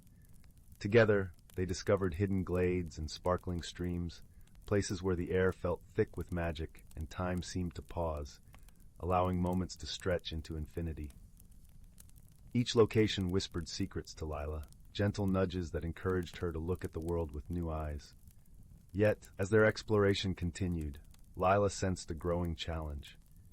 In the heart of the forest lay the ancient Tree of Whispers, a colossal oak said to be as old as time itself. The tree was shrouded in mystery, and it was said that those who could hear its whispers would gain insights beyond their years. However, the path to the Tree of Whispers was fraught with illusions, trickster trails that led wanderers astray. Many had tried to reach it, but only those with clarity of heart and mind could succeed. Leela, with the stone's light and her newfound friends, felt a pull to attempt the journey. Resolved, Leela set off with Thistle and Fern by her side. As they ventured deeper, the forest grew denser, the trees towering like ancient sentinels. The air felt different here, charged with an energy that tingled on the skin. The path twisted and turned, often doubling back on itself, confounding even the sharp-eyed Thistle.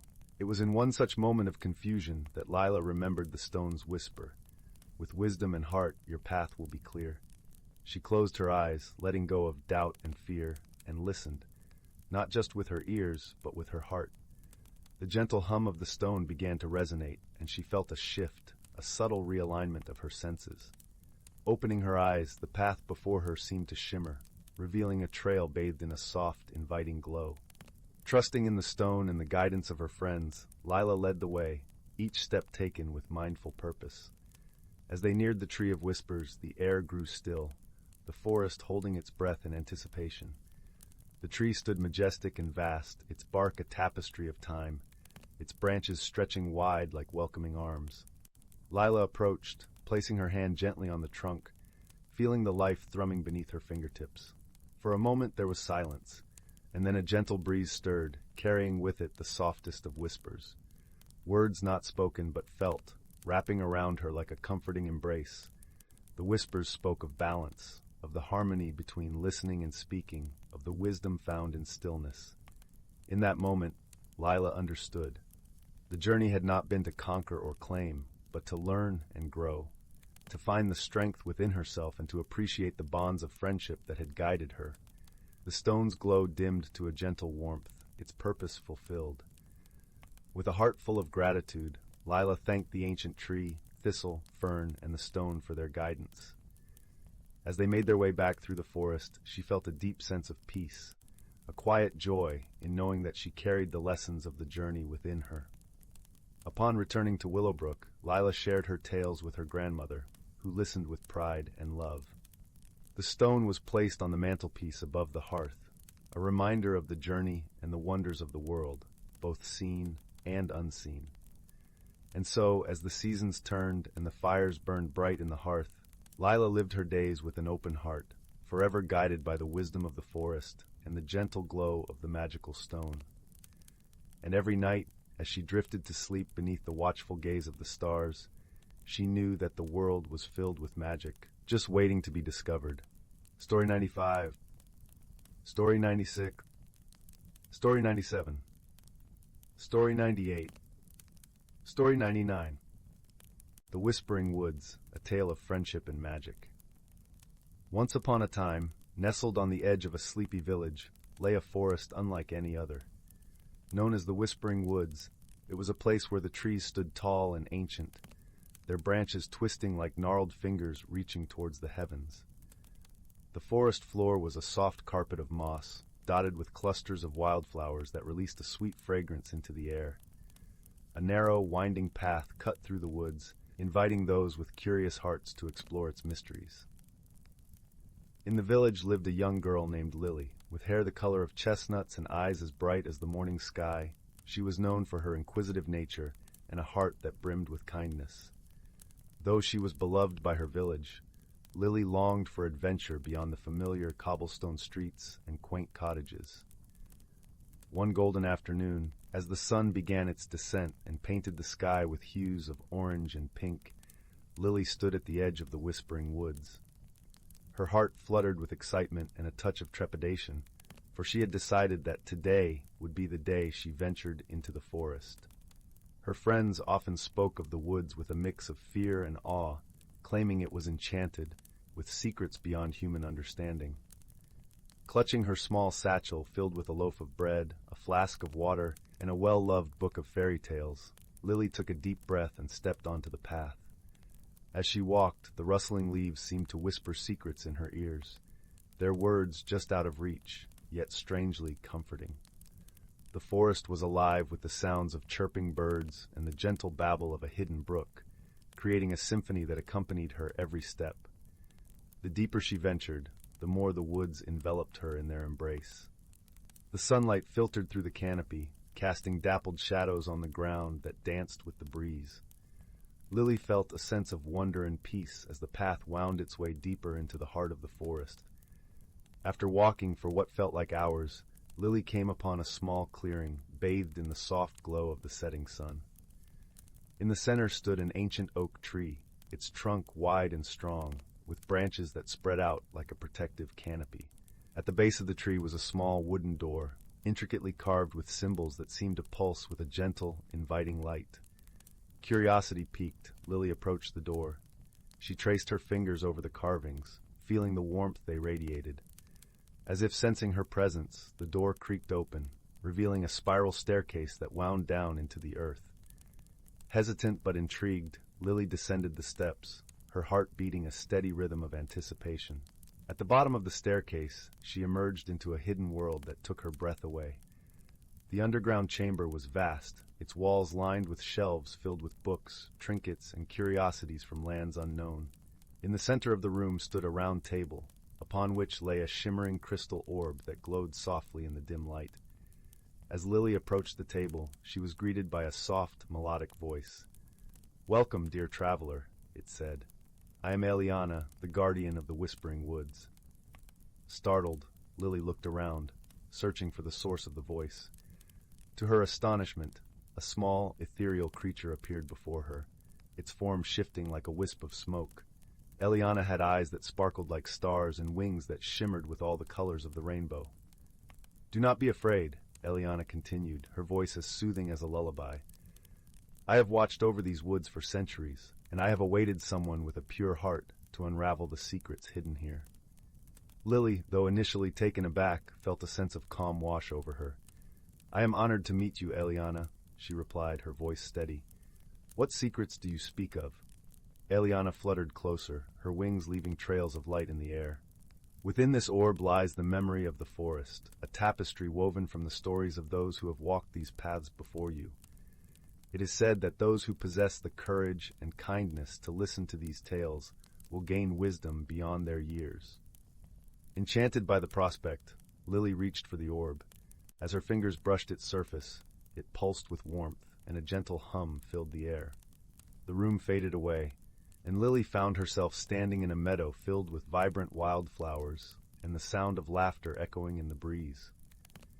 In this vision, she saw two children, a boy and a girl, playing a game of hide-and-seek among the flowers.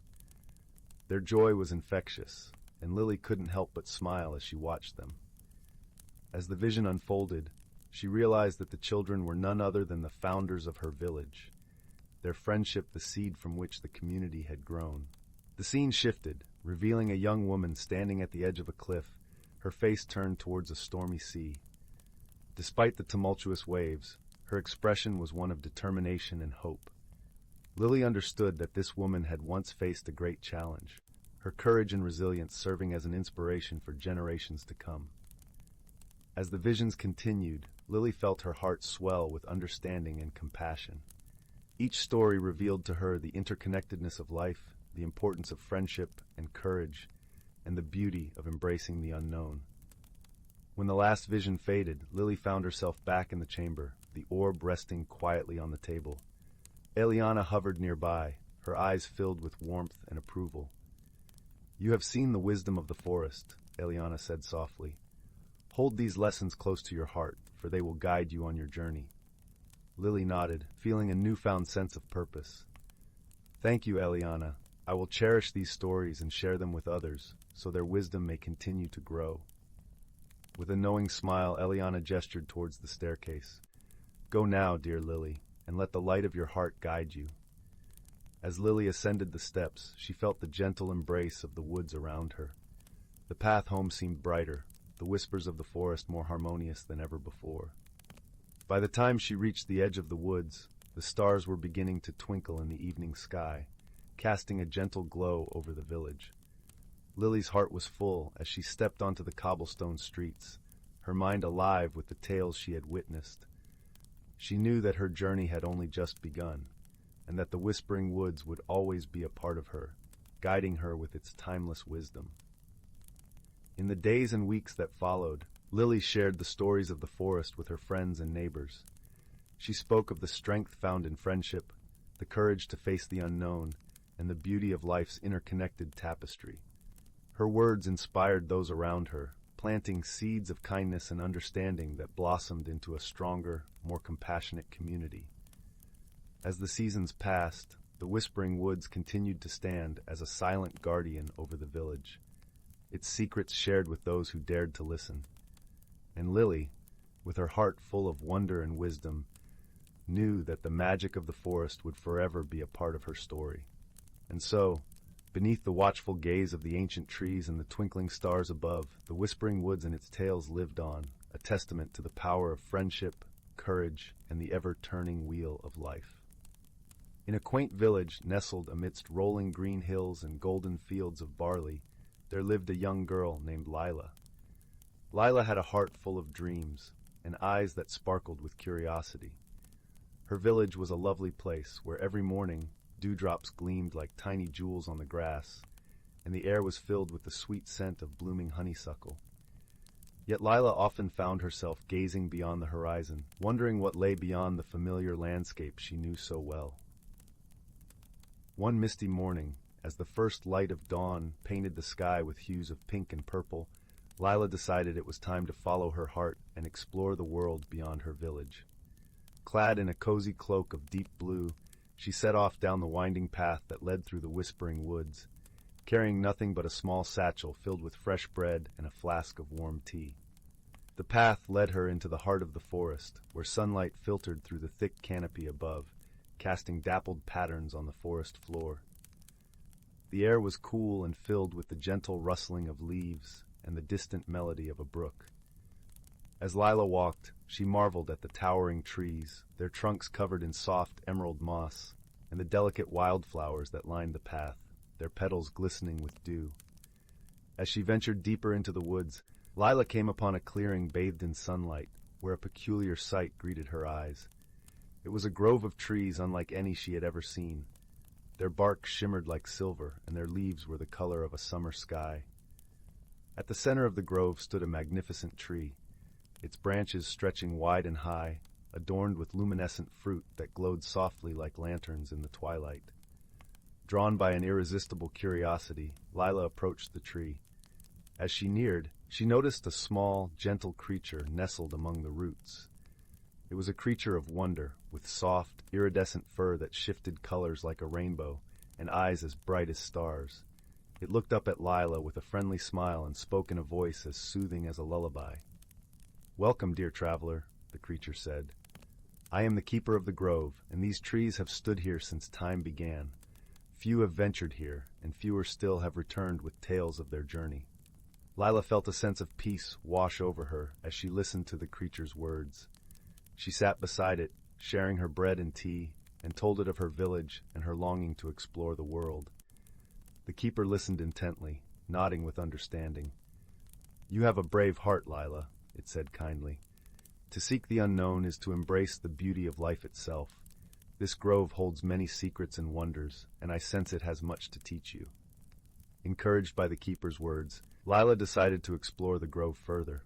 As she wandered among the silver-barked trees, she discovered a stream flowing with shimmering water that sang softly as it danced over smooth stones.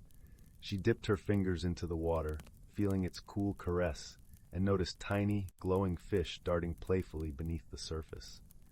Continuing her exploration, Lila came upon a small hill crowned with wildflowers. As she climbed to the top, she was greeted by a breathtaking view. The grove stretched out below her, a sea of silver and blue, with the great tree at its heart. Beyond the grove, the forest continued, a tapestry of greens and browns, and in the distance she glimpsed the peaks of mist-shrouded mountains. Feeling a newfound sense of courage and wonder, Lila descended the hill and returned to the keeper.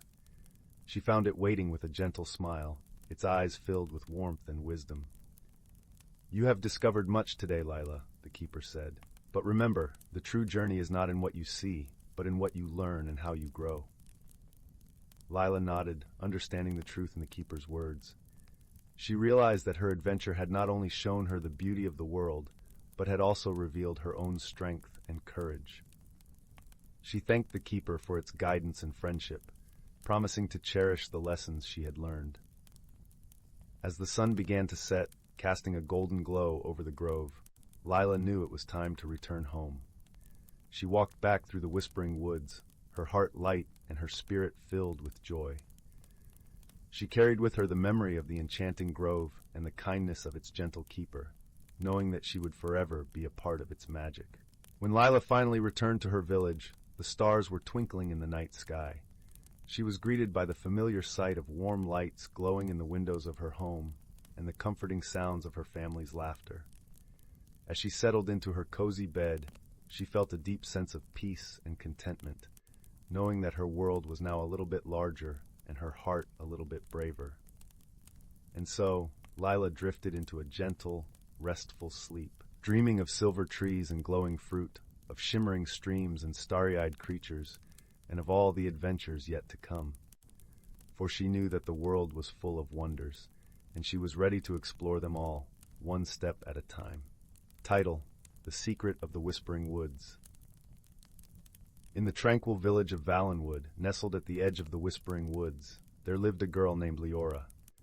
The village was a serene tapestry of cobblestone paths, thatched cottages, and fields that stretched endlessly beneath a sky that seemed to cradle the sun.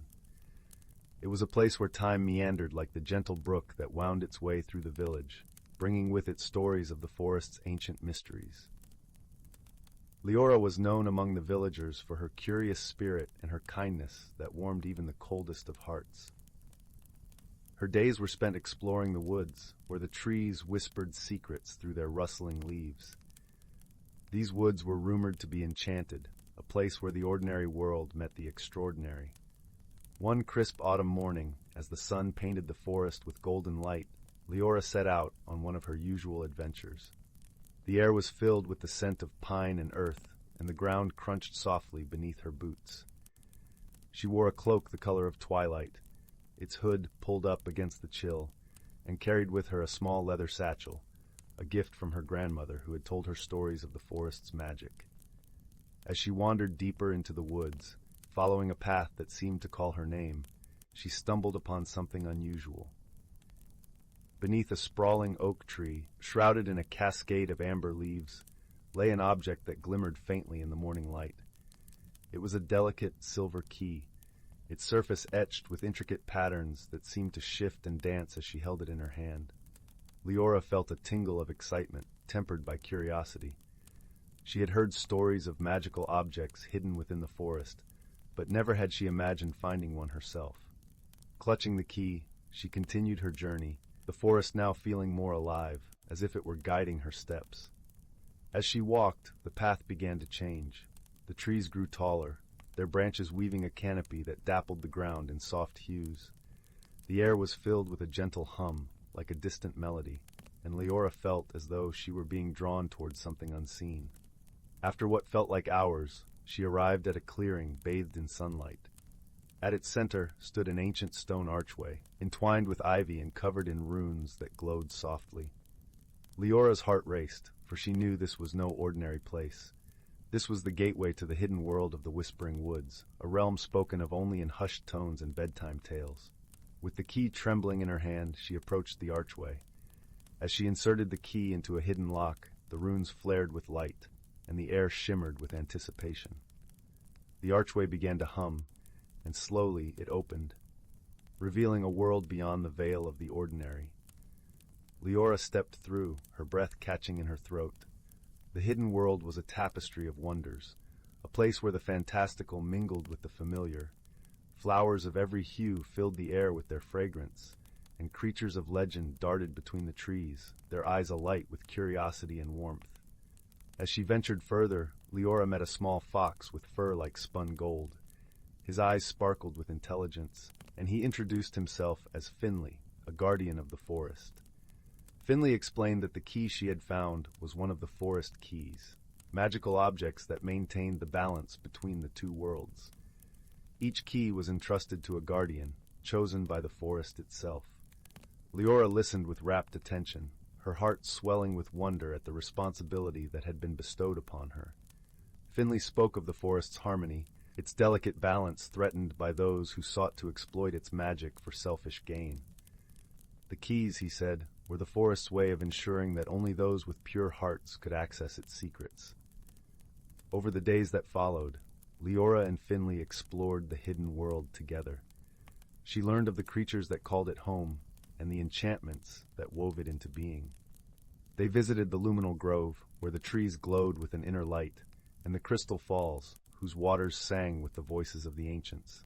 Each place was a marvel, a testament to the forest's magic and its enduring beauty. Yet, as much as Liora marveled at the wonders around her, she was also aware of the responsibility she bore. The key she had found was a symbol of trust, a bond between her and the forest.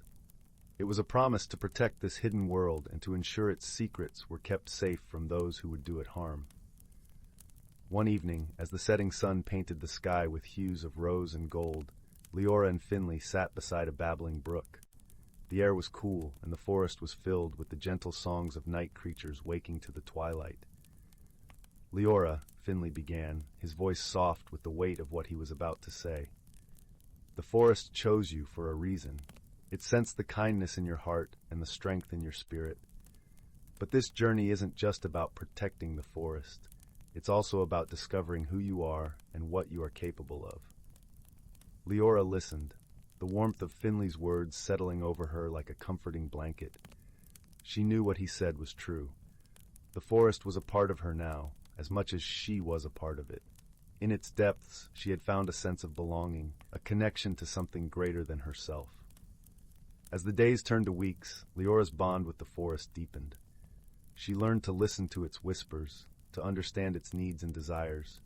She discovered a strength within her that she had never known, a quiet resilience that allowed her to face the challenges that came her way. But not all who entered the forest were as kind-hearted as Liora. One day, while exploring a secluded glen, she encountered a stranger. He was a tall man with a sharp gaze and an air of mystery about him. His presence unsettled her, for she sensed an undercurrent of darkness in his intentions. The man introduced himself as Marcellus, a traveler seeking the forest's secrets. He spoke in a smooth, persuasive voice, weaving tales of exploration and discovery. Yet beneath his words, Liora sensed a hunger, a desire to possess the magic of the forest for himself.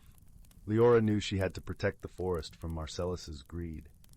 She and Finley devised a plan to guide him away, using the forest's enchantments to create illusions that would lead him astray.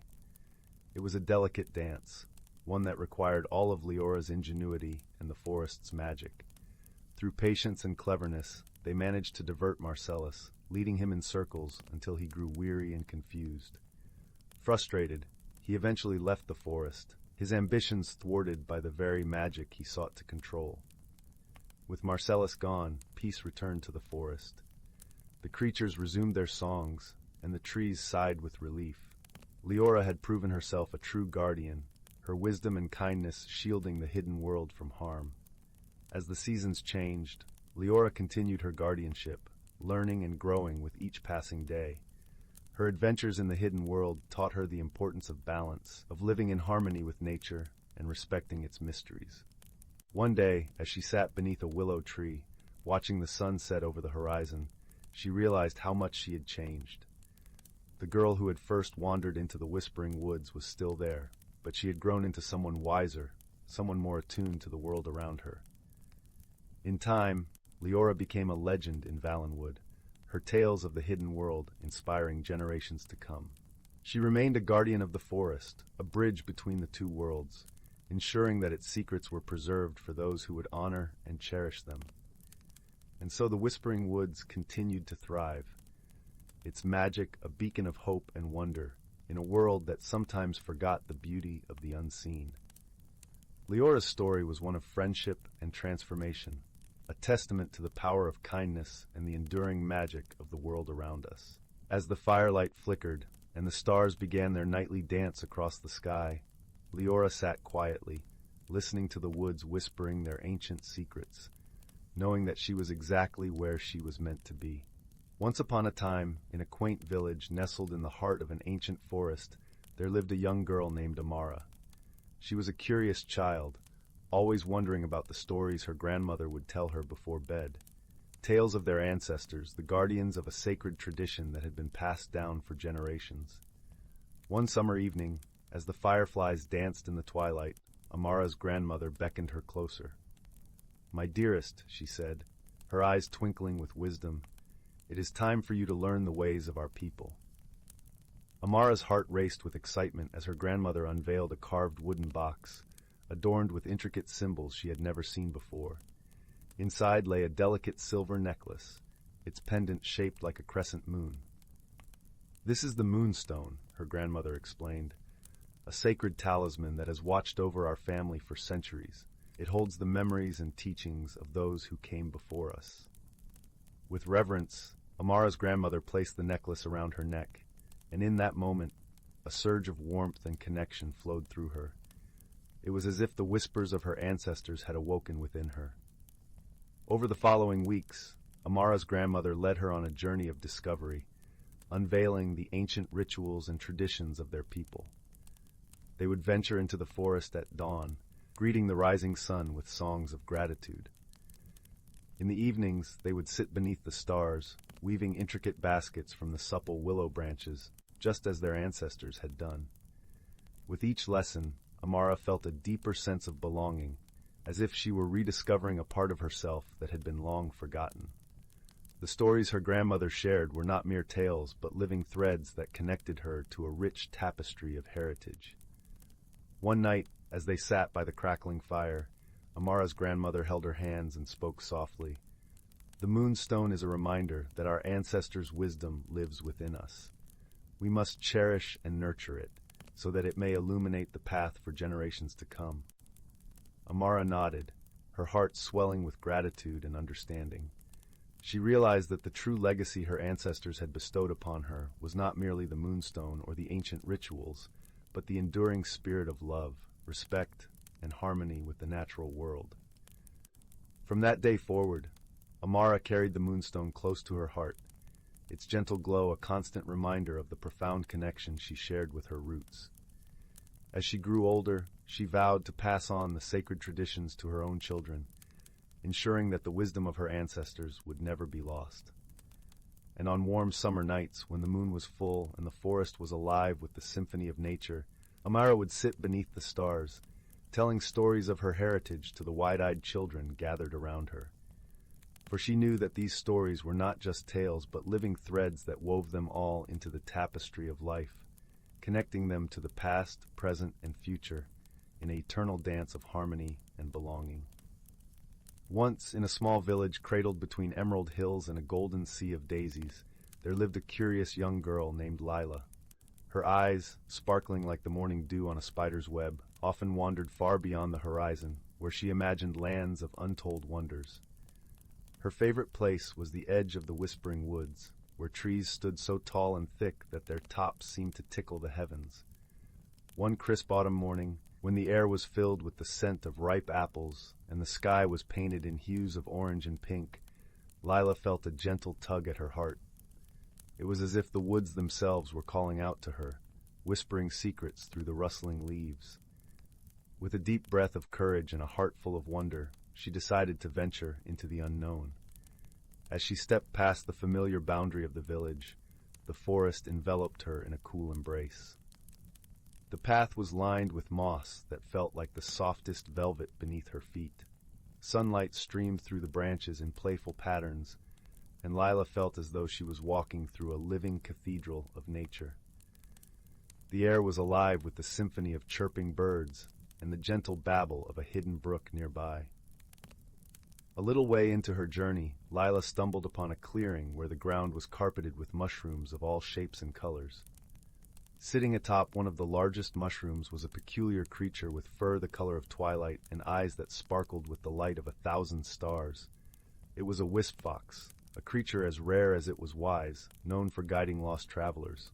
"Welcome, dear Lila," the wisp fox greeted, its voice as soft as a lullaby. "I see you have a heart full of questions. Would you like some answers?" Lila, though surprised that the creature knew her name, nodded eagerly. "Yes, please. I wish to learn about the wonders of these woods." The wisp fox flicked its bushy tail and smiled. "Then follow me, for this forest holds more magic than you can imagine." As they ventured deeper, the forest unfolded like a storybook. They passed trees with bark that shimmered like silver and leaves that sang gentle tunes when the wind caressed them. They walked alongside streams that flowed with water as clear as crystal, reflecting the sky's ever-changing moods. At one point, they came across a glen where luminous butterflies danced in the air, their wings casting rainbows with every flutter. Lila reached out, and one alighted on her finger, its tiny heart beating in rhythm with her own. It was in that moment she realized the importance of gentle curiosity and respect for the wonders of the world around her. Suddenly, the path divided into three. Lila hesitated, unsure which way to go. The wisp fox looked at her kindly. "Sometimes, the right path is the one that calls to your heart, not your mind."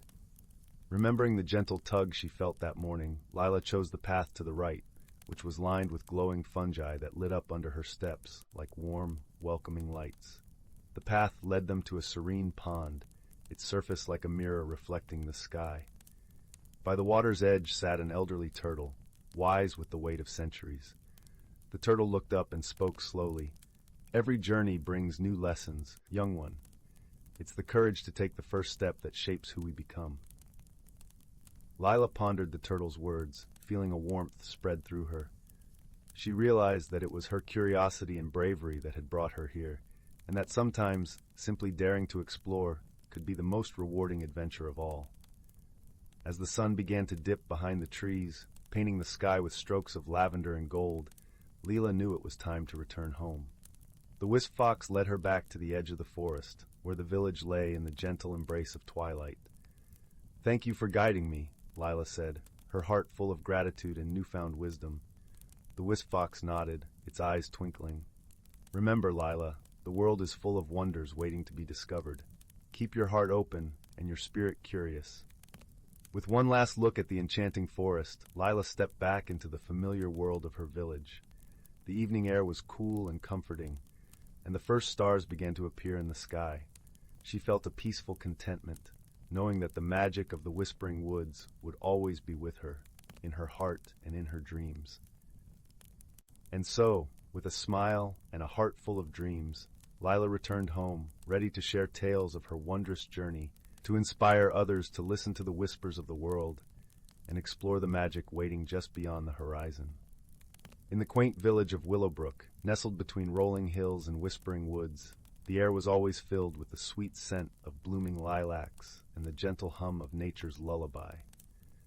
It was a place where time seemed to slow, and the days drifted by like lazy clouds across a summer sky.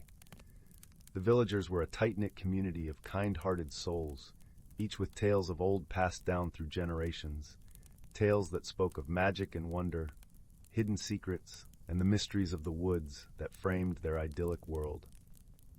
In the heart of this village lived a young girl named Lila, with eyes the color of a moonlit lake and hair spun from the golden rays of the sun. Lila had a curious mind and a heart that beat in time with the rhythm of the world around her. She spent her days exploring the edges of the forest, where the trees whispered ancient secrets and the wind carried the scent of adventure. Her closest companion on these sojourns was a small, fluffy squirrel named Pip, whose mischievous eyes sparkled with the promise of mischief and joy. One warm spring morning, as the first hints of dawn painted the sky in hues of pink and gold, Lila and Pip set off on one of their usual adventures. The forest was alive with the sounds of birds chirping, leaves rustling, and the distant babble of a hidden brook. As they delved deeper into the woods, Lila noticed a path she hadn't seen before, a narrow trail veiled by an archway of intertwining branches adorned with delicate white flowers. "Where do you suppose this path leads, Pip?" Lila mused aloud, her voice a gentle whisper in the quiet of the morning. Pip twitched his nose and flicked his tail, as if urging her to follow the mysterious trail. Together, they ventured through the floral archway, leaving the familiar forest behind. The path wound through clusters of ancient trees, their trunks gnarled and roots twisted like the fingers of time. The canopy above was dense, allowing only slivers of sunlight to dance upon the forest floor. After what felt like hours, they emerged into a hidden grove, a place that seemed untouched by time. The air was thick with the scent of pine and earth, and the soft glow of morning light filtered through the leaves, casting dappled shadows that swayed with the gentle breeze. In the center of the grove stood an ancient oak, its massive branches reaching out like welcoming arms. As Lila approached the grand tree, she noticed something unusual nestled among its roots, a small, intricately carved wooden box, adorned with swirling patterns that seemed to shimmer with a faint, otherworldly light. Her heart skipped with excitement and a touch of apprehension. "Look, Pip, a treasure!" she exclaimed, her voice filled with wonder. Carefully, Lila picked up the box, feeling a tingling sensation as her fingers traced the delicate carvings.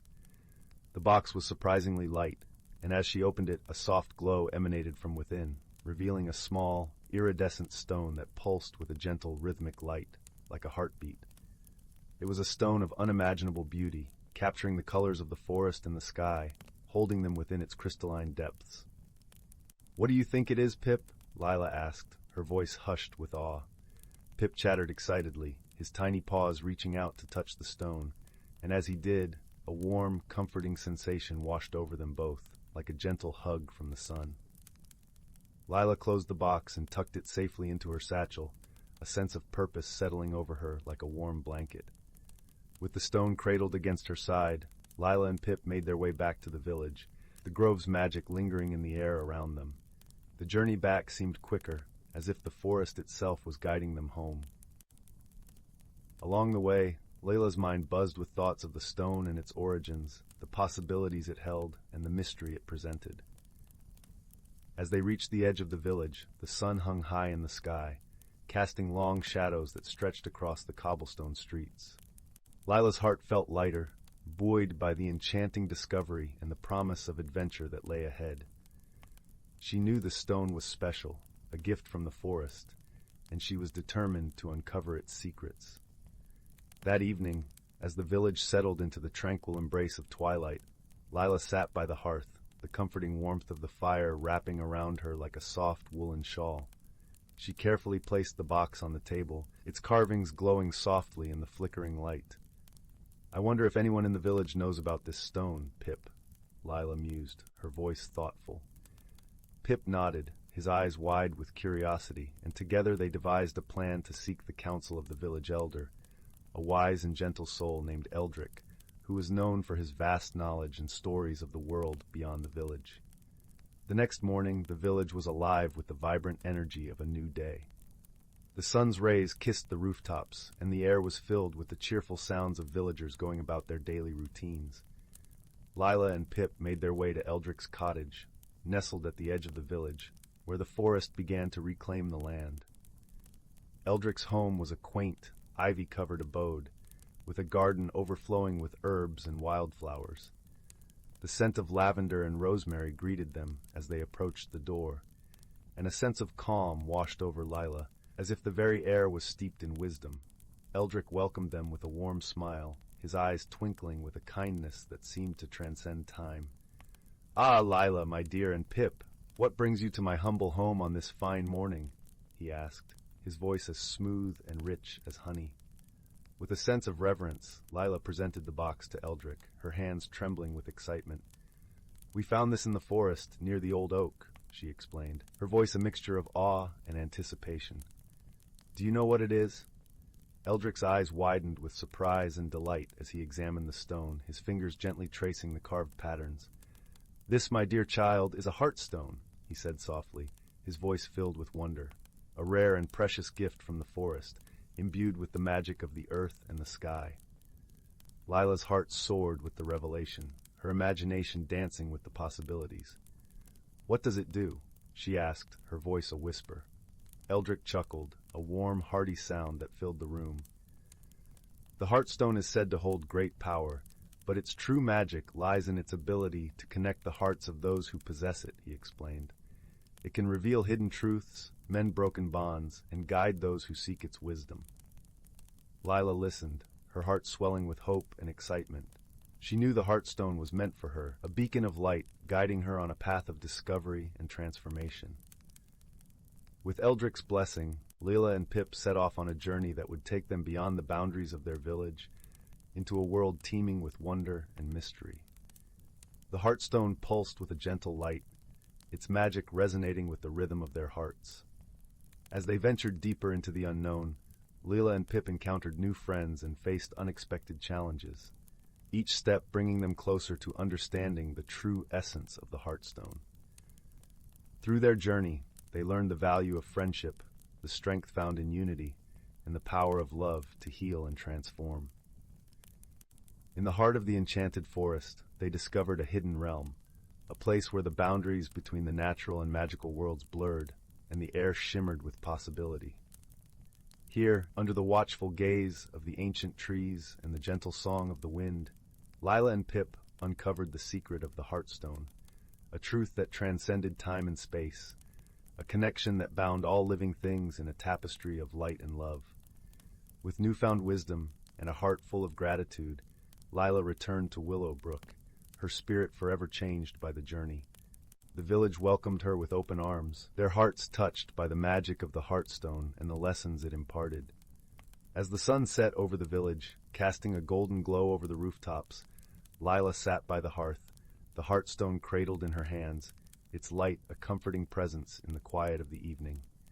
She knew her journey was only just beginning, and with Pip by her side, she was ready to embrace the adventures that lay ahead. In the gentle embrace of night, as the village drifted into slumber, the Heartstone's light flickered softly, a beacon of hope and love in the darkness. And in that moment, Lila understood the true magic of the Heartstone, the power to illuminate the path of those who dared to dream and to guide them home. And so, in the heart of Willowbrook, the magic of the Heartstone lived on, a testament to the enduring power of friendship, love, and the mysteries of the world that lay just beyond the edge of the forest. As the village slept, wrapped in the warmth of the night, the Heartstone's light continued to shine, a promise of new beginnings and the endless possibilities of the heart.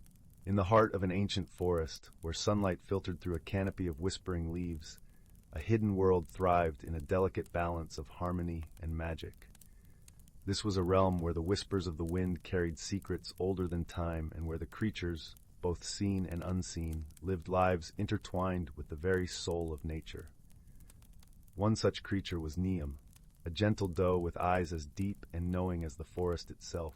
Her coat was the color of autumn leaves, a rich tapestry of amber and gold, blending seamlessly with the dappled sunlight that danced across the forest floor. Niem was a guardian of the forest's secrets, entrusted with the ancient wisdom passed down through generations of her kind. As the forest hummed with the vibrant energy of early autumn, the air tinged with the scent of earth and pine, Niem sensed a change. The whispers of the trees spoke of a disturbance, a ripple in the harmony that held their world together. The leaves rustled with urgency, and the brook that babbled over moss-covered stones did so with a note of concern. Curious and concerned, Niem set out to uncover the source of this disturbance. Her hooves were silent upon the soft earth, her presence a quiet whisper in the symphony of the forest. Along her path, she encountered Finbar, a wise old owl perched high in the branches of a towering oak. His feathers were the color of storm clouds, and his eyes gleamed with the light of countless moonlit nights. "Niem," he called in a voice like the rustle of ancient parchment. "The forest speaks of an imbalance. The clouds gather their strength, yet the rains do not fall. The rivers run low, and the creatures grow anxious. We must find the cause and restore the harmony." Niem nodded, her heart heavy with the responsibility she felt for her forest home. Together, she and Finbar set off deeper into the woods, following the subtle signs that nature left for those who knew how to read them. As they ventured further, the forest grew denser, the canopy above a quilt of green and gold. The sunlight flickered like 1,000 tiny flames, casting playful shadows on the ground. They were joined by Xylion, a rabbit with fur as soft as the morning mist, and eyes that sparkled with curiosity. She hopped alongside Niem, her nose twitching with determination. "I heard your call, Finbar," Xylion said, her voice as light as a breeze. "The forest is my family, too. I will help in any way I can." Together, the trio journeyed on, their path winding through groves of ancient trees and fields of wildflowers that swayed gently in the breeze. They listened to the songs of the birds and the rustle of the leaves, seeking clues in the patterns of nature. Finally, they reached a clearing where the earth seemed to hold its breath. Here, the magic of the forest was palpable, a shimmering presence that danced in the air. In the center of the clearing stood a great stone, worn smooth by time and weather, its surface etched with symbols that told the story of the forest. As they approached, the stone began to glow with a soft, ethereal light, and a gentle voice spoke, seeming to rise from the very heart of the earth. "Welcome, guardians of the forest," the voice intoned, resonating with the strength of the mountains and the softness of the falling rain. "The balance of this world is delicate, and it is in peril. The seasons have shifted, their rhythms disrupted by the actions of those who do not understand their power." Niem, Finbar, and Xylion listened intently, their hearts united in purpose. They knew that the balance of the forest depended on the cyclical dance of the seasons, each playing its part in the grand tapestry of life. Without the rains of autumn, the seeds could not grow, and the rivers would not flow to nourish the land. The voice continued, its tone filled with wisdom and hope. "To restore balance, you must seek the heart of the storm. There, you will find the key to unlocking the rains. But remember, the true power lies not in force, but in understanding and harmony." With renewed determination, the trio set forth once more, their path leading them ever closer to the heart of the forest. The air grew cooler, the scent of rain heavy upon the breeze. Above, the sky was a swirling mass of dark clouds, pregnant with the promise of a storm yet to be unleashed. As they neared the source of the disturbance, the forest seemed to hold its breath, as if waiting for the resolution that would either restore or unravel its delicate balance. Niem and her companions moved with purpose, their hearts guided by the wisdom of ages. Finally, they arrived at the edge of a great lake, its waters still and reflective like a mirror. In the center of the lake, a swirling vortex of clouds hovered, crackling with energy. This was the heart of the storm, the place where the balance must be restored. Niem stepped forward, her reflection shimmering in the water's surface. She closed her eyes and reached deep within herself, seeking the connection that bound her to this land. Finbar and Xylion stood beside her, lending their strength and faith to the effort. In the stillness, Niem heard the voice of the forest once more, a whisper of leaves and the gentle caress of the wind. Remember, Niam, the key is in understanding. The storm is not your enemy, but a partner in this dance of life. With this wisdom, Niam opened her eyes and spoke to the storm, not with words, but with the language of the heart.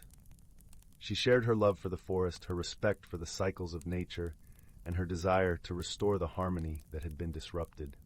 As her message resonated through the air, the storm responded, the clouds parting to reveal a sky painted with hues of gold and pink.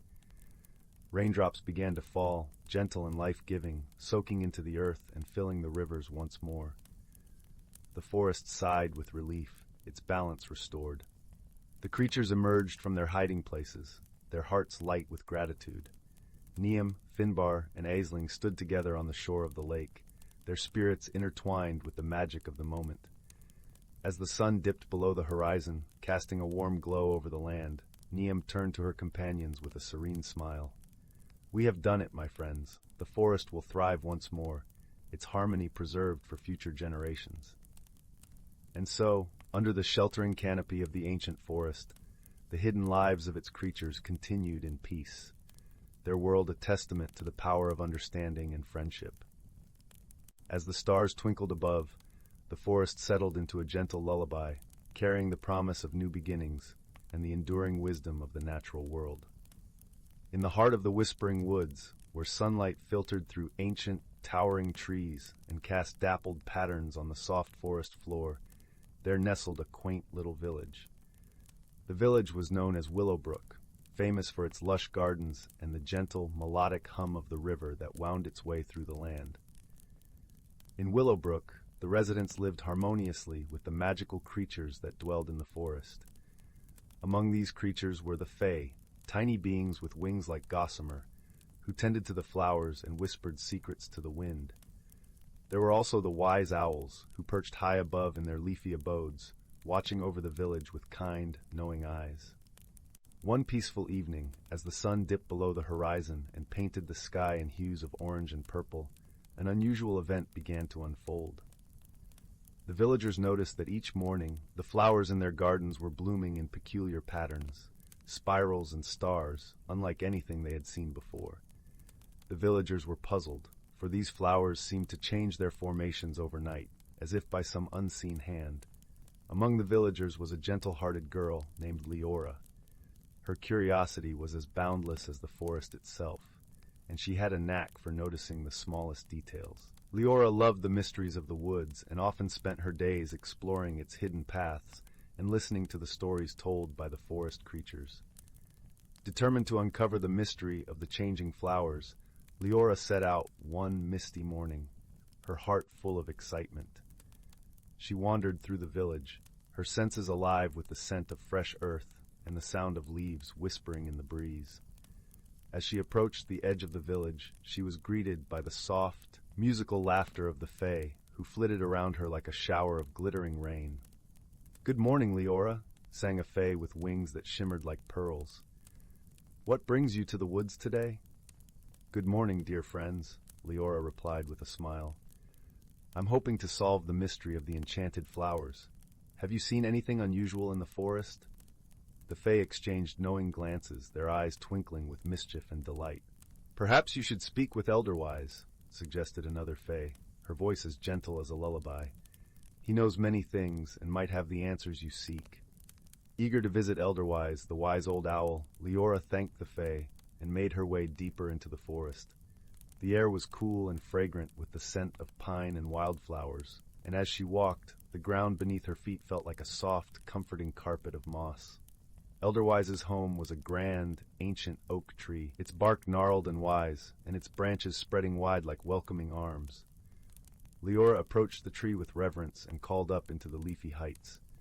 "Elderwise, wise owl of the forest, may I speak with you?" From high above, a gentle hoot echoed through the branches, followed by the soft rustling of feathers. Elderwise descended gracefully, his eyes as deep and mysterious as the night sky fixed kindly upon her. "Ah, young Liora," he said, his voice a warm, resonant melody. "What brings you to my tree this fine day?" Liora explained the strange occurrences in the village gardens, her voice filled with wonder and a touch of concern. Elderwise listened intently, nodding his head with understanding. "Ah, the flowers," he mused, his gaze turning thoughtful. "I have heard whispers of a playful spirit who roams the woods at night. This spirit, known as the petal weaver, delights in creating beauty in the most unexpected ways." Liora's eyes widened with intrigue. "The petal weaver? How fascinating!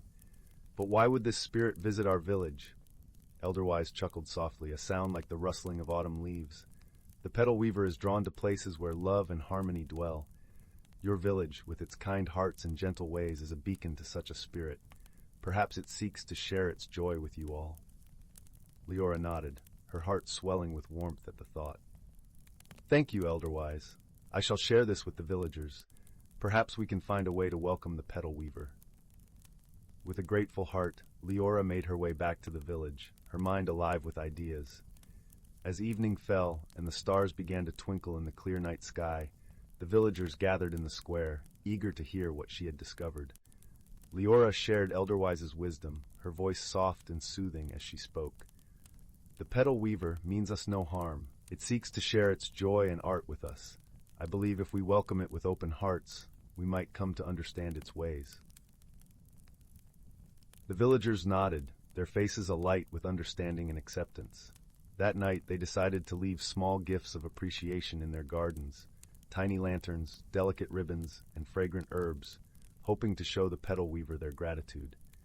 As the moon cast its gentle glow over Willowbrook, the petal weaver appeared, unseen by human eyes, but sensed in the gentle rustling of petals and the soft shimmer of moonlight on the flowers. It saw the villagers' gifts and felt their warmth and gratitude. The next morning, the village awoke to a wondrous sight. Each garden was a tapestry of breathtaking beauty, with flowers arranged in patterns that spoke of joy and friendship. The air was filled with a sense of magic and peace, and the villagers knew their hearts had made a new friend. From that day on, the petal weaver became a cherished part of Willowbrook's lore, its visits bringing delight and wonder to the village. And Liora, with her gentle spirit and love for the mysteries of the world, continued to explore the forest, knowing that the greatest magic of all was the love and kindness shared among friends. As the fire crackled softly and the shadows danced on the walls, the tale of Willowbrook and the petal weaver lulled the village into a restful slumber, their dreams filled with the colors and fragrances of a world where magic and friendship intertwined like the petals of a never-ending blossom. Once upon a time, in a cozy little village nestled between rolling hills, there lived a young girl named Lily. Her days were filled with the simple joys of exploring the meadows and befriending the woodland creatures that called the forest home. One crisp autumn morning, Lily ventured into the woods as she often did, her curious eyes scanning the fallen leaves for any signs of adventure. As she rounded a bend in the well-trodden path, something caught her eye. A glimmer of golden light peeking out from beneath a carpet of rust-colored foliage. Brushing aside the leaves, Lily gasped in delight as she uncovered a small, intricately carved wooden box. Its surface was adorned with intricate patterns that seemed to shimmer and dance in the dappled sunlight.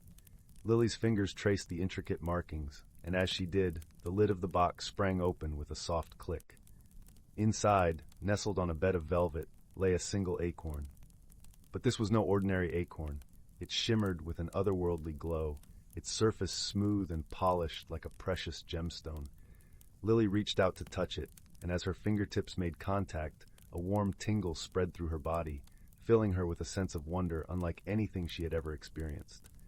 From that moment on, Lily's world was forever changed.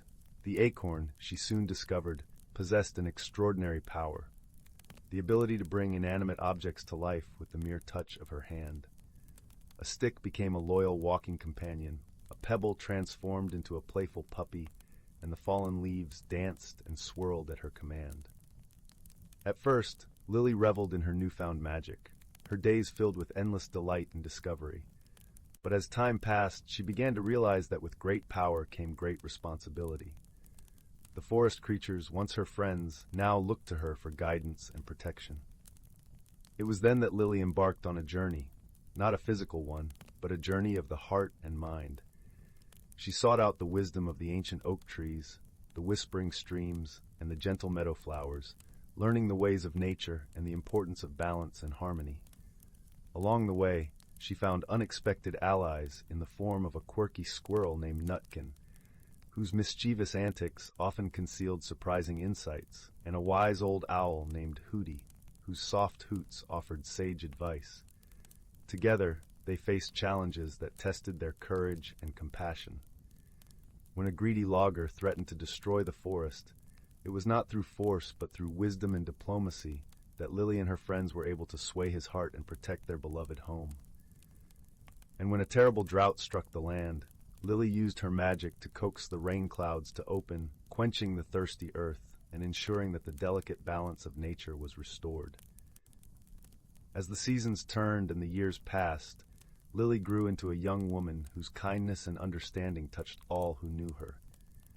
The acorn's power became a tool for nurturing and healing, bringing joy and wonder to those around her. And though the magic of the acorn was extraordinary, Lily knew that her greatest power lay not in the ability to command objects, but in the capacity to love and cherish the world around her, a lesson she carried with her always, like a warm embrace from the forest itself.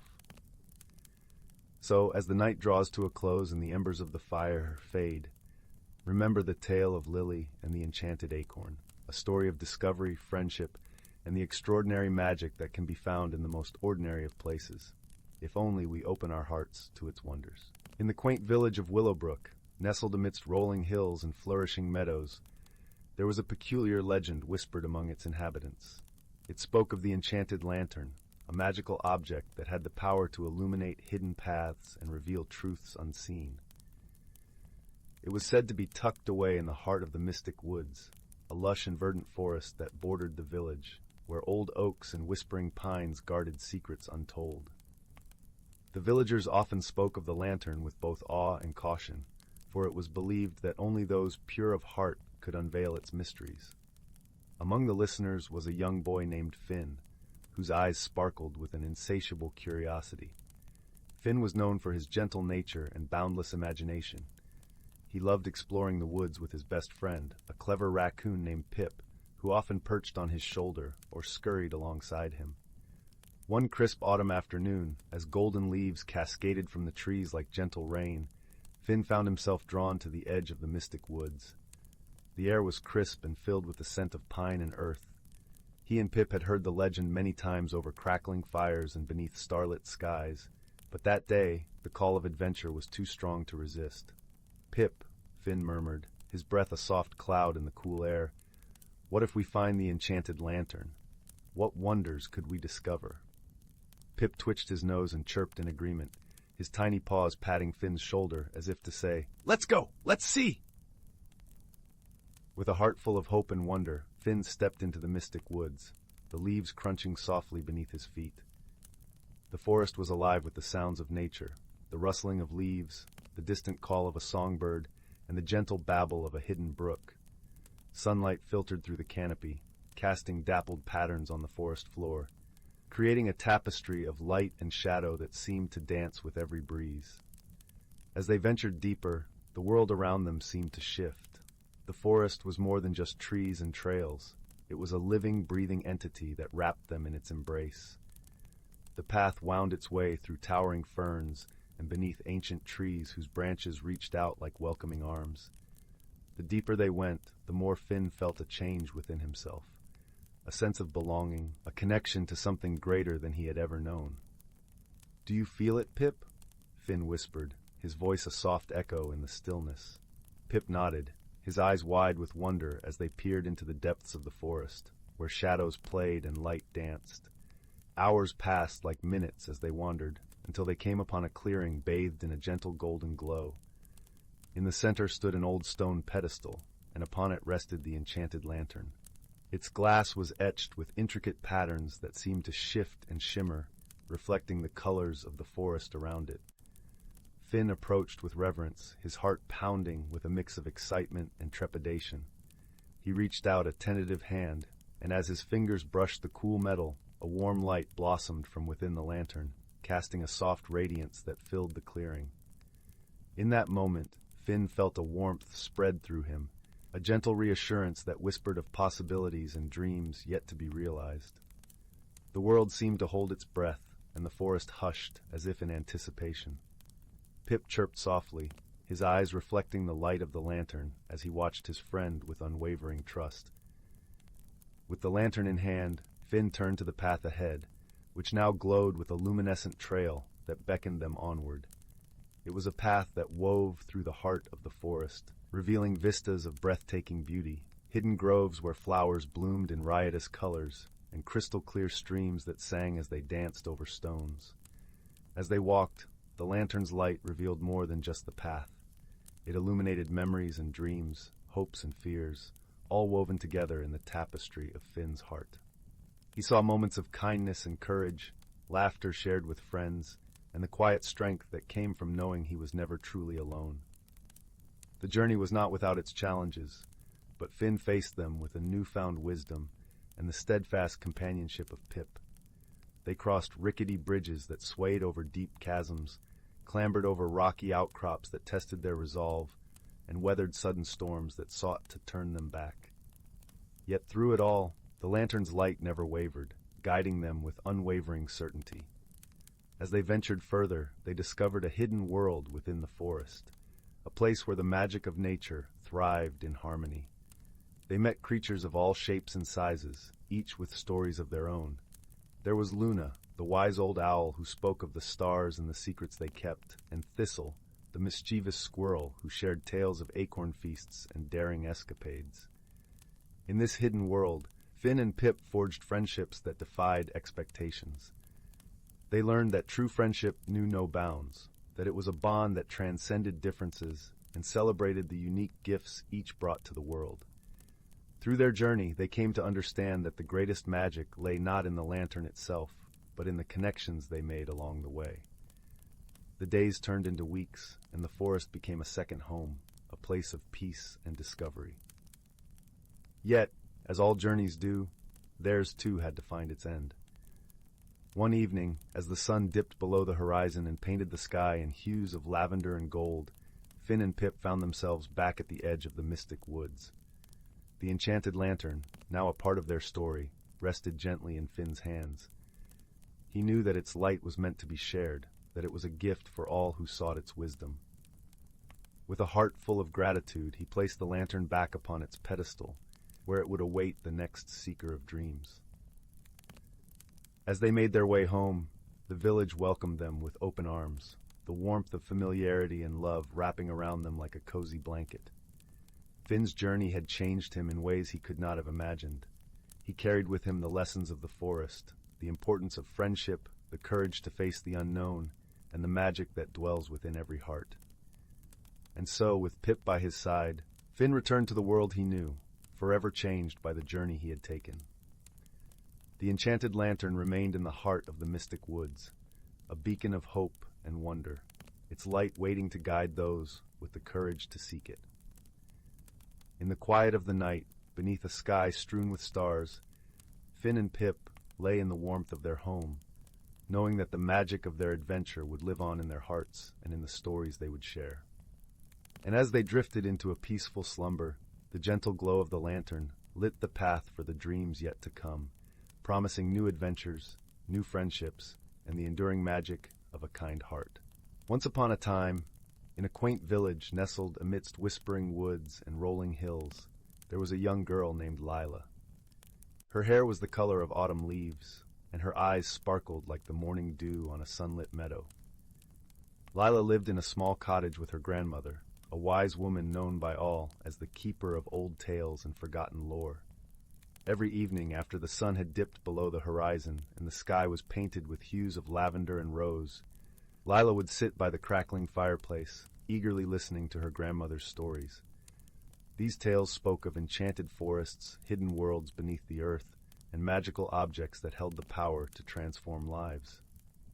One chilly autumn night, as the wind howled softly against the windows, Lila's grandmother began a story about a peculiar object known as the Whispering Locket. This locket, her grandmother began, her voice a gentle murmur against the backdrop of the crackling fire, was said to have the power to reveal truths and guide those who listened with an open heart. Intrigued, Lila asked, "Where is this locket now, Grandma?" Her grandmother smiled mysteriously, her eyes twinkling with secrets. Some say it lies hidden deep within the heart of the Whispering Woods, waiting for a worthy soul to discover it. That night, as Lila lay in bed, the story of the Whispering Locket lingered in her thoughts, weaving itself into her dreams. She imagined the locket glowing softly beneath the canopy of ancient trees, whispering secrets of the world to those who dared to listen. With the dawn came a newfound determination. Lila decided that she would embark on a journey to find the Whispering Locket. She felt a curious pull towards the woods, as if the very trees were calling her name with the rustle of their leaves. The next morning, with a knapsack filled with bread, cheese, and a canteen of fresh spring water, Lila set off towards the Whispering Woods. The path was dappled with sunlight, and the air was filled with the scent of pine and earth. Birds chirped a cheerful melody, and squirrels scurried across the forest floor, pausing curiously to watch Lila as she passed. As she ventured deeper into the woods, the light grew dimmer, filtered through the thick canopy of leaves overhead. The air was cooler here, carrying the faint scent of moss and damp earth. Lila felt a tingling sense of excitement mixed with trepidation, for she knew she was entering a place where magic lingered in every shadow. Hours passed as Lila wandered deeper into the woods, guided by intuition and the occasional whisper of the wind.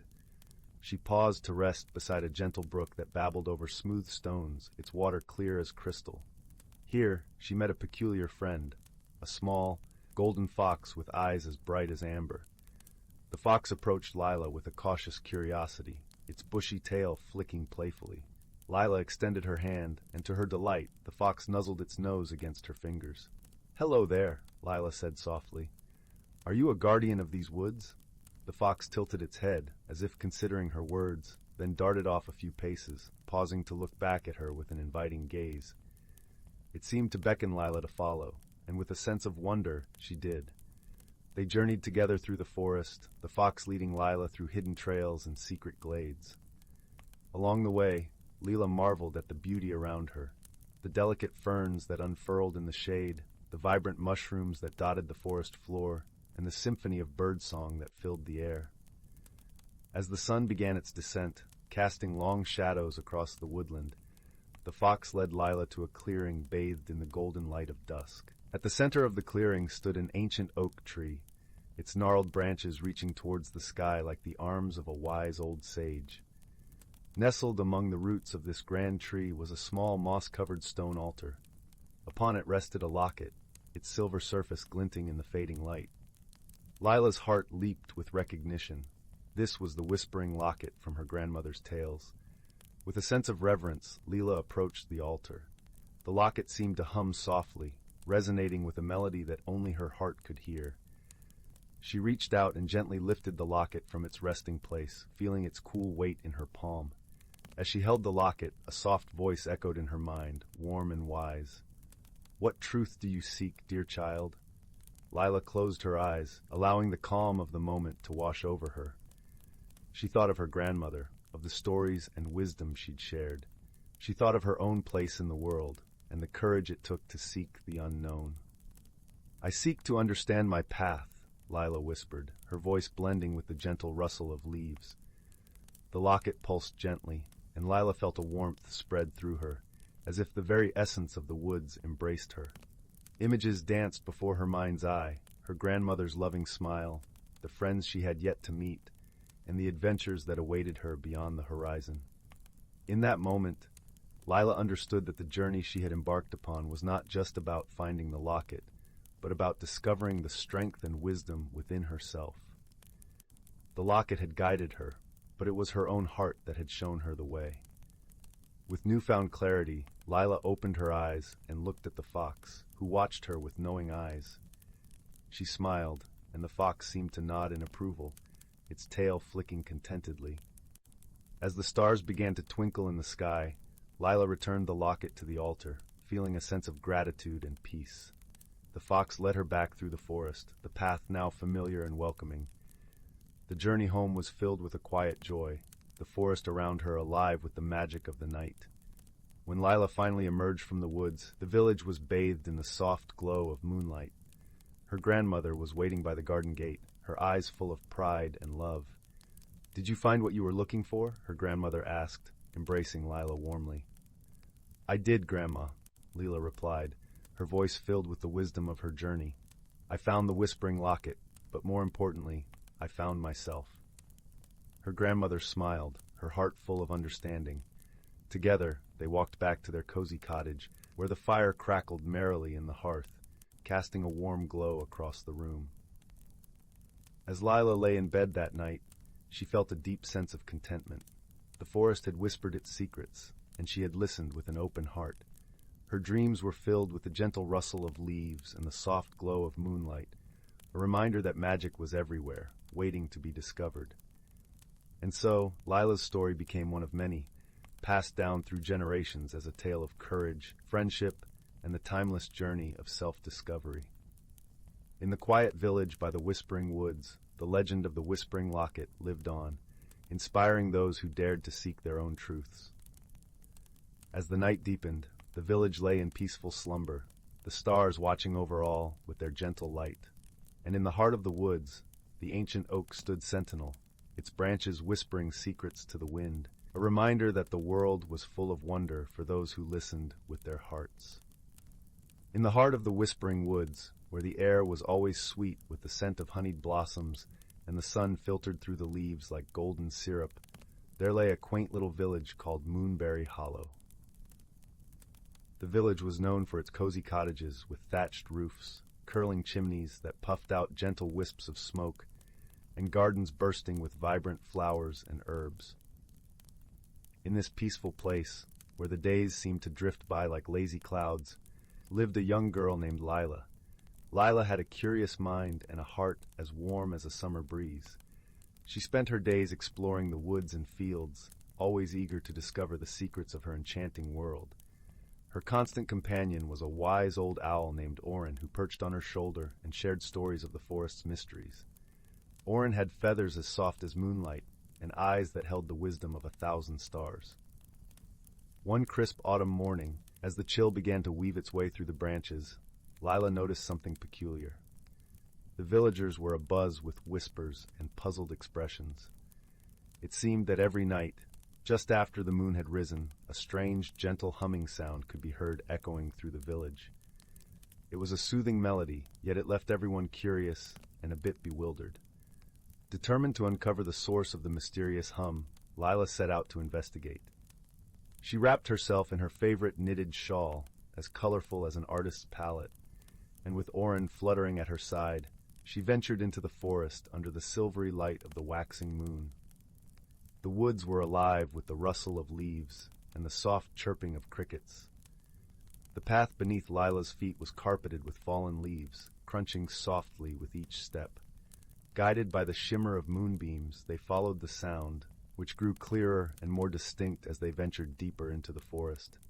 As they walked, Orin shared his insights. "The melody is unlike any I've heard in my long years," he mused, his voice a gentle rumble. "It carries a warmth, a kindness. Perhaps it's a call from an old friend of these woods." Their journey led them to a small clearing bathed in silver light, where they found a circle of ancient stones. In the center stood a glowing figure, a creature of ethereal beauty with wings that shimmered like spun glass. It was a sylph, a guardian of the forest's secrets and a creature of pure magic. The sylph's song was the source of the hum, a melody woven from the threads of starlight and dreams. She looked upon Lila and Orin with eyes that sparkled like dew on morning grass. "Ah, the curious hearts have found me," she said, her voice as soft as the rustle of leaves in the wind. Lila stepped forward, her heart filled with wonder. "Why do you sing, dear sylph? Your song has enchanted our village, and we wish to understand its purpose." The sylph smiled, a gentle curve of lips that spoke of ancient wisdom. "I sing to awaken the forest, to remind it of the joy of life as the seasons change. My song is a gift, a lullaby for the earth and all who dwell upon it." "But why now?" Lila asked, her eyes wide with curiosity. "Why at this time?" The sylph's wings fluttered softly, casting a shimmering light across the clearing. "This is a time of transition, a time for the world to prepare for the quiet slumber of winter. My song helps the creatures of the forest gather their strength and find their rest. Understanding dawned on Lila like the first light of dawn. The sylph's song was a gentle reminder of the cycles of nature, a call to embrace the changes with grace and serenity. It was a lesson in harmony, in living in tune with the world around them. Moved by the sylph's wisdom, Lila thanked her for the gift of understanding. We will share your message with the village, so they too can find peace in the melody of the seasons. As the night deepened, the sylph continued her song, her presence a beacon of light and comfort in the heart of the forest. Lila and Orin made their way back to Moonberry Hollow, their hearts light with the joy of discovery and the warmth of friendship. The next day, as the sun painted the sky in hues of pink and gold, Lila gathered the villagers and shared the sylph's story. They listened with rapt attention, their worries eased by the knowledge that the hum was a song of nature's love, a gentle reminder of the beauty in every change. And so, the village of Moonberry Hollow embraced the sylph's song, letting its soothing melody guide them through the shifting seasons with hearts full of peace and gratitude. In the whispering woods, where magic and wonder danced hand in hand, Lila's journey had brought a deeper understanding of the world, a lesson woven into the very fabric of their lives, like a timeless lullaby sung beneath a blanket of stars. In a cozy cottage tucked away in a woodland glade, there lived a young rabbit named Hazel. She had always been content hopping amongst the ferns and wildflowers, her soft brown fur blending seamlessly with the earthy surroundings. Yet, deep within her heart, a flicker of curiosity burned, a yearning for something more. One dewy morning, as Hazel nibbled on a crisp dandelion leaf, a glimmering light caught her eye. She followed the ethereal glow to a clearing where a magnificent butterfly floated before her. Its wings were a kaleidoscope of vibrant hues, shimmering with an otherworldly radiance. "Greetings, young Hazel," the butterfly spoke in a melodious voice. "I am Zephyr, a guardian of transformation." Hazel's eyes widened in wonder. "A talking butterfly? This must be a dream." Zephyr fluttered closer, trailing stardust in her wake. "Dreams are the seeds of change, my dear. You have a great journey ahead, one that will test your courage and reshape your very being." Uncertainty flickered across Hazel's features. Change was a daunting concept, and she had always found solace in the familiar. "But I'm just a simple rabbit," she protested. "What journey could possibly await me?" With a warm chuckle, Zephyr replied, "The most wondrous transformations often begin with the smallest of seeds. Look within, and you will find a spark waiting to be fanned into a brilliant flame." Before Hazel could respond, a rustling came from the undergrowth, and two of her dearest friends emerged, Oakley the wise old oak tree, and Flutter the hummingbird. "Do not fear, little one," Oakley rumbled, his bark rough yet comforting. "We will be with you every step of the way." Flutter zipped excitedly around Hazel's head. "Oh, this is going to be such an adventure. You'll see. It will be simply dazzling." Reassured by her friend's presence, Hazel turned to Zephyr. "What must I do?" The butterfly's wings shimmered with magic. "Seek the enchanted grove, where the veil between worlds grows thin. There, you will undergo a transformation that will reveal your true self." With a deep breath, Hazel nodded. Though apprehensive, she knew this was a journey she must embark upon. And so, with Oakley and Flutter by her side, Hazel set off into the unknown, her paws treading paths she had never dared explore before. The forest seemed to come alive with each step, whispering secrets in the gentle whispers of the wind. After many twists and turns, they arrived at the enchanted grove, a vibrant meadow where moonbeams danced across a shimmering stream. Hazel gazed in awe at the ethereal beauty surrounding her. Suddenly, a warm glow emanated from within her, and she felt her body beginning to shift and change. Her fur transformed into downy feathers of the richest brown, and her paws melded into delicate wings. Oakley and Flutter watched in wonderment as their friend emerged from her cocoon, reborn as a magnificent owl. Hazel stretched her wings, reveling in her newfound form, and took to the skies with a joyous hoot. As she soared above the treetops, bathed in the soft moonlight, Hazel realized that the spark Zephyr had spoken of was her own inner strength and resilience. The journey had been one of self-discovery, revealing the beauty and grace that had been within her all along. With a grateful heart, Hazel descended to her friends, her eyes shining with wisdom. "Thank you," she said, her voice now a gentle coo. "Without your guidance and unwavering support, I may never have found the courage to spread my wings." Oakley and Flutter beamed with pride, for they knew that their friend had blossomed into her truest, most radiant self. From that day forth, Hazel took to the night skies, her keen eyes ever watchful for those in need of guidance. And whenever a fellow creature felt lost or uncertain, she would share the lessons she had learned. That change, though daunting, can be an opportunity for growth and transformation, and that true beauty lies not in physical form, but in the courage to embrace one's authentic self. Once upon a time, in a quaint village nestled between rolling hills and dense forests, there existed a place where the air was perpetually sweet with the scent of blooming jasmine, and the gentle rustle of leaves whispered age-old secrets. Here, in a cozy cottage with ivy-clad walls and a chimney that puffed lazy curls of smoke, lived a young girl named Lila. Her hair was the color of chestnuts, her eyes as bright as the morning sky, and her heart as warm as the sun-drenched meadows that surrounded her home. Lila shared her home with her grandmother, a wise woman whose stories were as captivating as the twinkling stars on a clear night. The village often said that grandmother's tales were laced with magic, and perhaps they were right. For every story she told seemed to come alive, painting pictures so vivid that they lingered in the minds of those who heard them long after the fire had died down to embers. One chilly evening, as the wind murmured through the trees and the fireplace crackled warmly, Lila sat beside her grandmother, her head resting against the old woman's shoulder. "Tell me a story, grandmother," she whispered, her voice soft and sleepy. Grandmother smiled gently, her eyes twinkling with mischief and a touch of something older, something ancient. "Very well, my dear," she said, her voice wrapping around Lila like a soft woolen blanket. "Tonight I shall tell you the tale of the enchanted compass." Lila settled deeper into her grandmother's embrace, the world outside fading to a mere shadow as the story began to unfold. "Long ago," grandmother began, "in a time when the world was young and brimming with undiscovered wonders, there was a humble toymaker named Finn. He lived at the edge of a bustling town, in a workshop filled with the scent of wood shavings and the sound of clockwork ticking. Finn was a gentle soul, his hands skilled in the art of creation, his heart rich with kindness. Among his many creations was a peculiar object, a compass that did not point north, nor in any direction known to man. Instead, it was said to guide the bearer to their heart's true desire. But it was no ordinary compass, for it could only be seen by those pure of heart and intent." As grandmother spoke, Lila imagined the toymaker's workshop, the flickering light of candles casting playful shadows on the walls, the air filled with the rich aroma of pine and cedar. She could almost hear the soft ticking of the clockwork, a gentle heartbeat in the silence.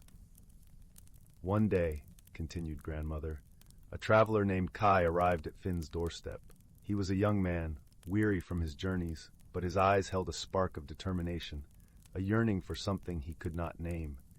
Sensing the traveler's longing, Finn offered him the compass, its needle spinning in a dance known only to it.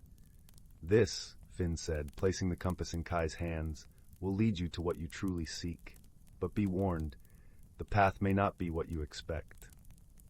With gratitude, Kai accepted the gift, and thus began his journey, a journey not just across lands unknown, but into the depths of his own heart. Lila could feel the pull of the compass, the weight of its promise, heavy with mystery and hope. She imagined Kai setting out at dawn, the world bathed in the soft hues of sunrise, each step carrying him further into the unknown. As Kai traveled, grandmother continued, he encountered many wonders, a forest where the trees sang with voices like wind chimes, a lake whose waters reflected not the sky, but the dreams of those who gazed into its depths. Yet the compass led him onward, its needle unwavering in its dance. Along the way, Kai met a curious creature, a small, mischievous fox with fur as white as snow and eyes as clever as a winter's night. The fox, sensing Kai's good heart, decided to accompany him, prancing by his side, offering companionship and laughter.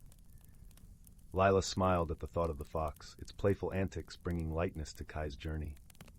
She could almost hear its soft paws on the forest floor, a comforting presence amidst the vastness of the world.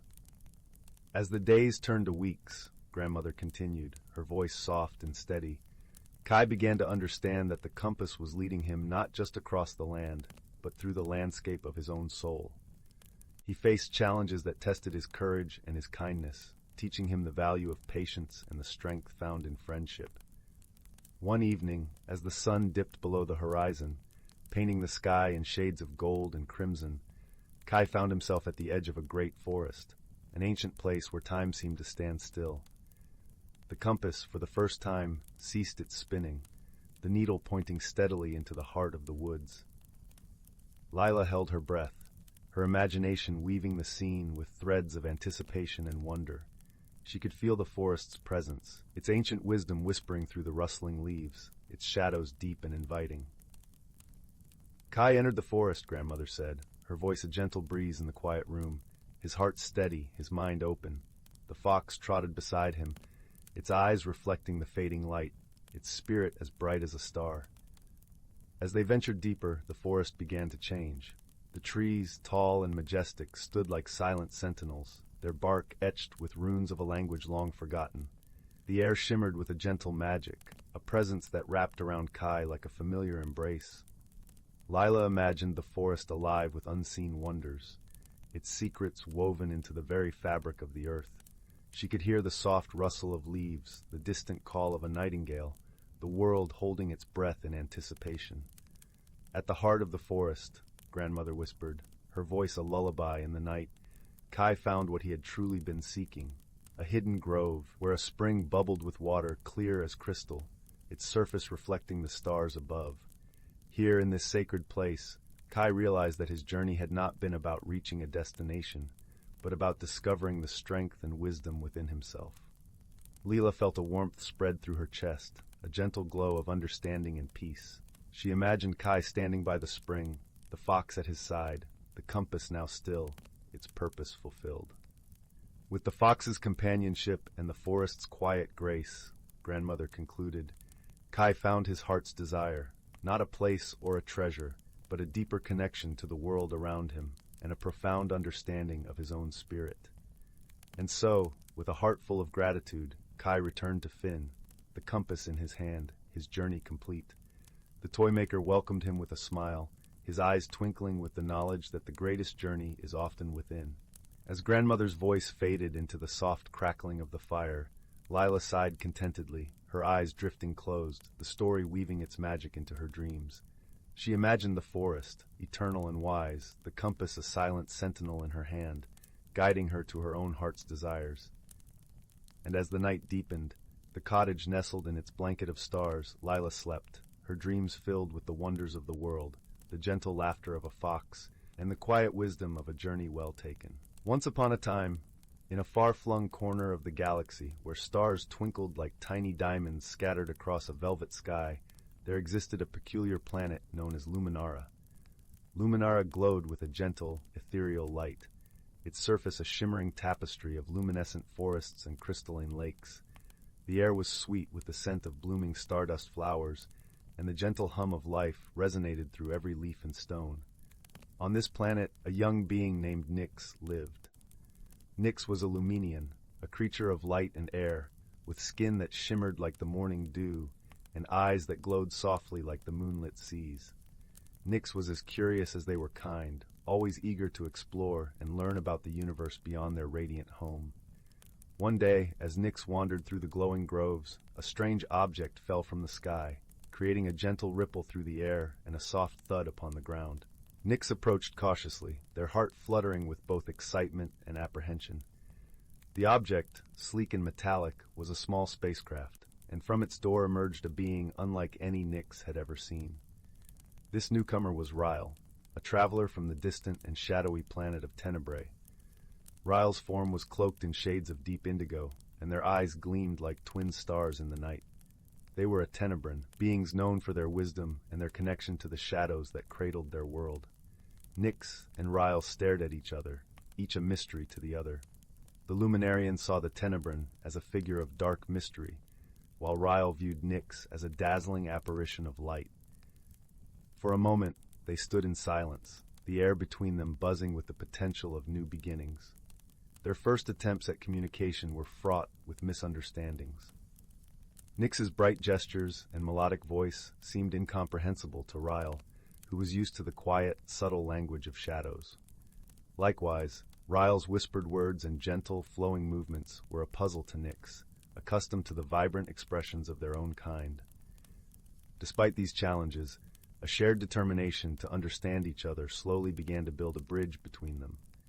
With patience and creativity, they found common ground in the universal language of kindness and curiosity.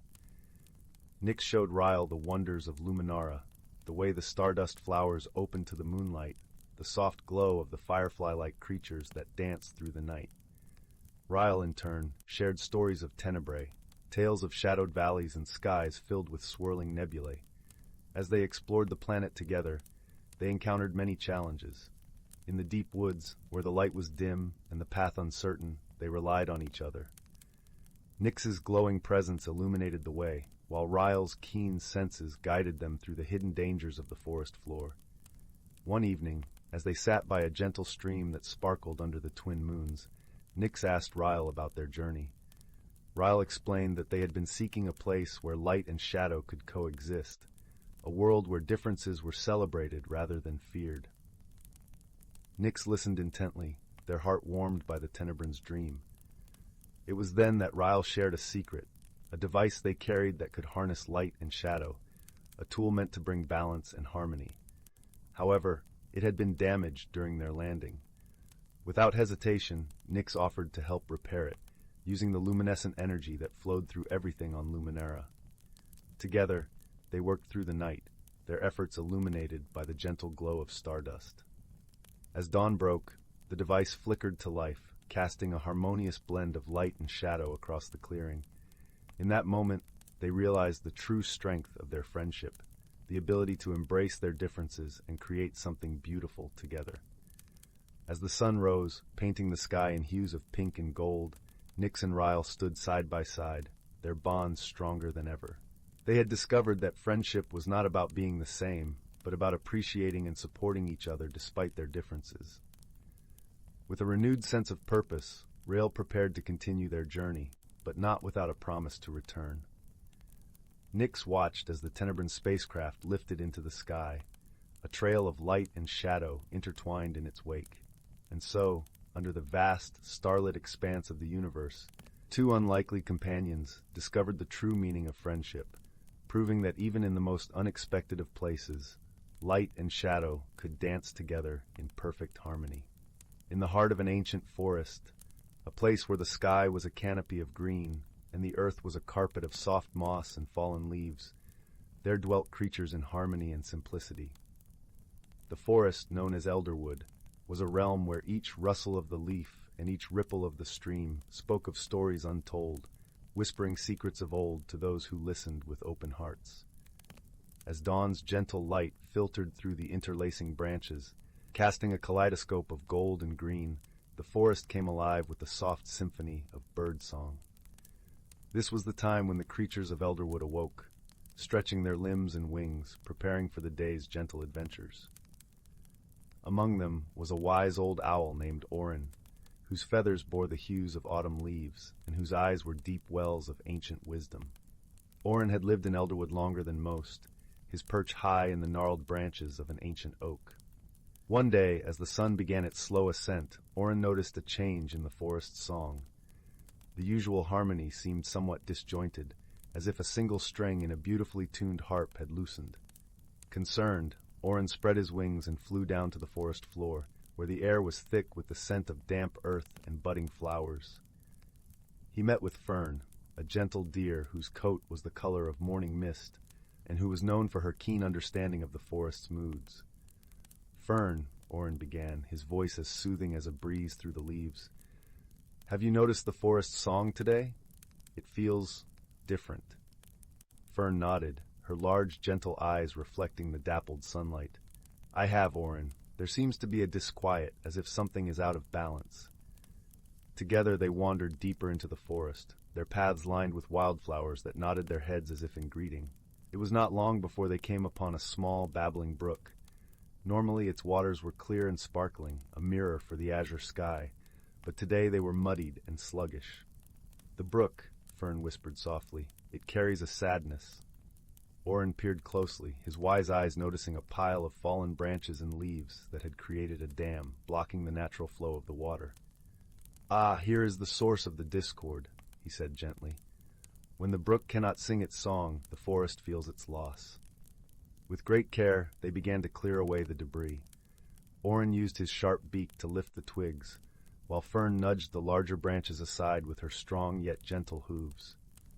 As they worked, the sun rose higher, warming the air with its gentle touch, and a light breeze began to dance through the trees, bringing with it the scent of pine and fresh rain. Finally, the brook flowed freely once more, its song a joyful melody that rippled through the forest. Orin and Fern watched as the water sparkled under the sun, its clarity returning, carrying with it the reflection of a sky that seemed to smile down upon them. As they rested by the rejuvenated brook, a soft rustling announced the arrival of another forest friend. It was Bramble, a cheerful squirrel with fur as bright as the maple leaves in autumn. Bramble had been watching from the branches above and now scampered down to join them. "Thank you, Orin and Fern," Bramble chittered, his eyes alight with gratitude. "The brook's song is what wakes me each morning, and I missed it dearly." Orin nodded, a warm glow in his eyes. "The forest is a web of connections, Bramble. Each part, no matter how small, is important to the whole. When one part is troubled, it affects all of us." Fern lowered her head to nuzzle Bramble affectionately. "And when we work together, we can restore balance and harmony. It is the way of Elderwood." As the sun dipped towards the horizon, painting the sky in shades of lavender and rose, the three friends lingered by the brook, savoring the peace they had helped restore. The forest began its evening song, a gentle lullaby that spoke of calm winds and restful nights. In the days that followed, the creatures of Elderwood continued their lives with renewed joy, their bonds of friendship strengthened by the shared experience. Orin, with his wisdom, reminded them of the importance of listening to the subtle changes in their world, while Fern and Bramble spread the message of unity and care throughout the forest. And so, Elderwood thrived, a testament to the power of harmony and the gentle strength of friendship. The seasons turned, bringing with them new challenges and changes, but the creatures faced them with wisdom and togetherness, their hearts as open and enduring as the ancient forest itself. As the stars began to twinkle in the velvet sky, casting a gentle glow over the sleeping forest, Orin settled back into his perch high in the oak tree. With a heart full of contentment, he closed his eyes, letting the whispering winds carry him into dreams of peace and unity.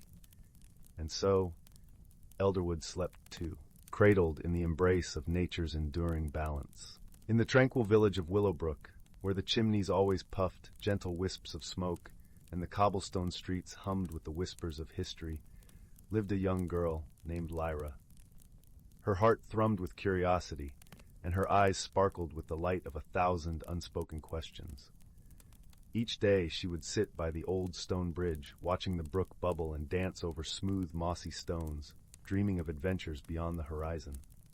One crisp autumn morning, as the sun peeked over the horizon, painting the sky in hues of amber and rose, Lyra's grandmother told her of the enchanted Glade, a place whispered about in hushed tones, said to be alive with magic and mysteries. The Glade lay beyond the forest that bordered their village, past the towering oaks whose leaves whispered secrets to the wind. With a heart full of wonder and a satchel packed with her favorite apple tarts, Lyra set out on a journey to find the enchanted Glade. The forest greeted her with its symphony of rustling leaves and the gentle crunch of twigs beneath her feet. Sunlight filtered through the canopy, casting playful shadows that danced like fairies upon the forest floor. As she ventured deeper, the air grew sweet with the scent of wildflowers, and the sound of a distant melody tickled her ears, a song without words, yet rich with emotion. It was here, in a clearing bathed in dappled sunlight, that Lyra encountered her first companion. A small, plump rabbit, with fur as white as winter's first snow, and eyes like polished onyx, hopped onto her path. With a twitch of its whiskers, it seemed to beckon her to follow. Intrigued, Lyra followed the rabbit as it led her through a maze of towering ferns and over a bubbling brook. The world around her shimmered with an otherworldly glow, as though the very air was woven with threads of magic. Suddenly, the rabbit paused at the edge of a glistening meadow, where the grass swayed like a sea of emerald waves. In the center of this meadow stood a grand, ancient tree, its trunk gnarled and wise, with branches that stretched toward the heavens. Nestled in its roots was a doorway, small yet inviting, with a knocker shaped like a laughing fox. As Lyra reached for the knocker, the door creaked open of its own accord, revealing a spiral staircase that wound downward into the earth. With a deep breath and a flutter of excitement in her chest, Lyra descended the staircase. The walls glowed softly with the light of luminescent moss, guiding her way until she emerged into a cavern unlike any she had ever imagined. The ceiling sparkled with crystalline stalactites, reflecting the gentle glow of a pool at the cavern's heart. Floating above the water were tiny, luminescent creatures, their wings whispering secrets of the ages. Lyra stepped closer, her breath taken by the sheer beauty of it all. It was here she met her second guide, a wise turtle with a shell adorned in colorful patterns that seemed to shift and change with each movement. The turtle spoke in a voice like a summer breeze, inviting her to sit and listen to the stories of the land. As she listened, Lyra learned of the courage that lived within the heart of every explorer and the beauty that awaited those who dared to seek it. The tales woven by the turtle spoke of unity and the strength found in friendship, leaving an imprint on Lyra's heart. With newfound resolve, Lyra thanked the turtle and continued her journey. The path led her through shimmering tunnels, where the very walls sang in harmony to her footsteps, and out into the glade itself. It was a place of unparalleled wonder, where the trees were crowned with blossoms that glowed like stars, and streams of liquid light flowed like rivers of dreams. In this magical place, Lyra found the true treasure of her adventure. It was not the magic that surrounded her, but the courage within her that had guided her to this moment. She had ventured beyond the familiar, faced the unknown, and discovered not only a wondrous world, but also the depths of her own heart. As the sun began to set, painting the sky in shades of violet and gold, Lyra retraced her steps back toward Willowbrook. The rabbit and the turtle accompanied her to the edge of the forest, where they bid her farewell with smiles and promises of future adventures. Lyra returned home with stories that danced in her mind and a peace that warmed her soul. As she lay in bed that night, the gentle glow of the moon casting silver patterns across her room, she knew that the glade would always be there, waiting for her next visit. But more importantly, she understood that the courage to explore and the joy of discovery were treasures she could carry with her always. And so, with a heart full of dreams and the soft lullaby of the forest in her ears, Lyra drifted into a deep, contented sleep, cradled by the knowledge that the world was vast, beautiful, and full of possibilities for those who dared to wander. Once upon a time in a land where the sun painted the skies with hues of pink and gold, there lay the enchanting village of Whimsy Hollow. The village was nestled between rolling hills of lavender and fields of fluttering daisies, where the air was always filled with the gentle hum of laughter and the sweet scent of honeysuckle. In Whimsy Hollow, every creature was unique, and each had a special charm of their own. There was Pipkin, the pint-sized fox with a tail that sparkled like 1,000 fireflies, and Mary, the mouse who wore a tiny top hat and played delightful tunes on his miniature violin. Then there was Lark, a wise old tortoise with a shell that changed colors with the seasons, and who always had a kind word or two to share. Life in Whimsy Hollow was always filled with wonder and joy, but one sunny morning, a peculiar event occurred that sent ripples of excitement through the village. The great bubble tree, a magical tree that stood at the heart of the village square, began to produce bubbles that were far too large and bouncy. Normally, the tree's bubbles were just the right size to float gently around, spreading giggles to anyone they touched. But now, they were so immense that they bounced off rooftops and sent chickens clucking in surprise. The villagers gathered around the great bubble tree, scratching their heads in bewilderment. "I do declare," said Pipkin, his eyes wide with amazement, "these bubbles are as big as pumpkins and as bouncy as a bed of marshmallows." Mary twirled his hat and played a cheerful note. "Perhaps there's a bit of magic gone awry," he mused. Or maybe the tree is simply in a jolly mood. Lark nodded thoughtfully, his shell glistening in the sunlight. It seems to me, he said in his deep, soothing voice, that we must discover the cause and find a way to help our dear tree return to its usual self. The villagers agreed, and so began their whimsical adventure. Pipkin, Mary, and Lark decided to seek the advice of the village's resident enchantress, a whimsical old woman named Flora, who lived at the edge of the village in a cottage made entirely of gingerbread. As they made their way through the fields, the air was filled with the fragrance of freshly baked cookies, and the sound of Flora's laughter danced on the breeze. Her garden was a riot of colors, with flowers that sang when tickled by the wind and trees that swayed in rhythm to the songs. Flora greeted them with a warm smile and a twinkle in her eye. "Ah, my dear friends," she chuckled. "I hear the great bubble tree has been getting a bit carried away with its bubbles." Pipkin nodded, his tail twinkling with excitement. "Yes, indeed. We were hoping you might have a potion or a spell to help." Flora clapped her hands with delight. "Oh, I do love a good magical mystery. Let us see what we can brew together." In Flora's cozy kitchen, the scent of cinnamon and vanilla filled the air as they mixed ingredients from her collection of jars and bottles. There were giggleberries, which always brought a smile, and whispering petals, known to share secrets with those who listened closely. They added a sprinkle of moonbeam dust, just for a touch of sparkle. As they stirred the concoction, Mary played a joyful tune, and Lark shared an old tale of a turtle who once danced with the stars. The potion bubbled and glowed, casting a warm light around the room. With the potion ready, the friends hurried back to the great bubble tree. The villagers watched with anticipation as Flora sprinkled the potion over the roots of the tree. For a moment, nothing happened, and then the tree shivered with delight, and the bubbles began to shrink to their usual delightful size. The villagers cheered, and the air was filled with laughter and hugs. The great bubble tree twinkled in the sunlight, grateful to be back to its bubbly self. Pipkin, Mary, and Lark beamed with pride, knowing they had helped their village with creativity and friendship. Flora smiled, her heart warmed by the joy she saw around her.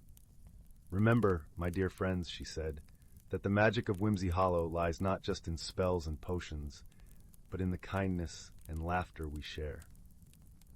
And so life in Whimsy Hollow returned to its happy rhythm, with bubbles that danced gently on the breeze and hearts that sang with joy. The village continued to be a place of wonder and whimsy, where every day was a new adventure, and where friendship was the most magical gift of all. As the sun set, painting the sky with colors as vibrant as the village itself, the villagers gathered around the great bubble tree once more. This time, they weren't there to solve a mystery, but to celebrate the joy of their community. Pipkin, Mary, and Lark stood proudly, knowing that their teamwork had brought the village back to its delightful self. Flora joined them, bringing a basket filled with her homemade ginger snap cookies, each one shaped like a star. As they nibbled on the sweet treats, the bubbles floated gently overhead, casting rainbows in the fading light.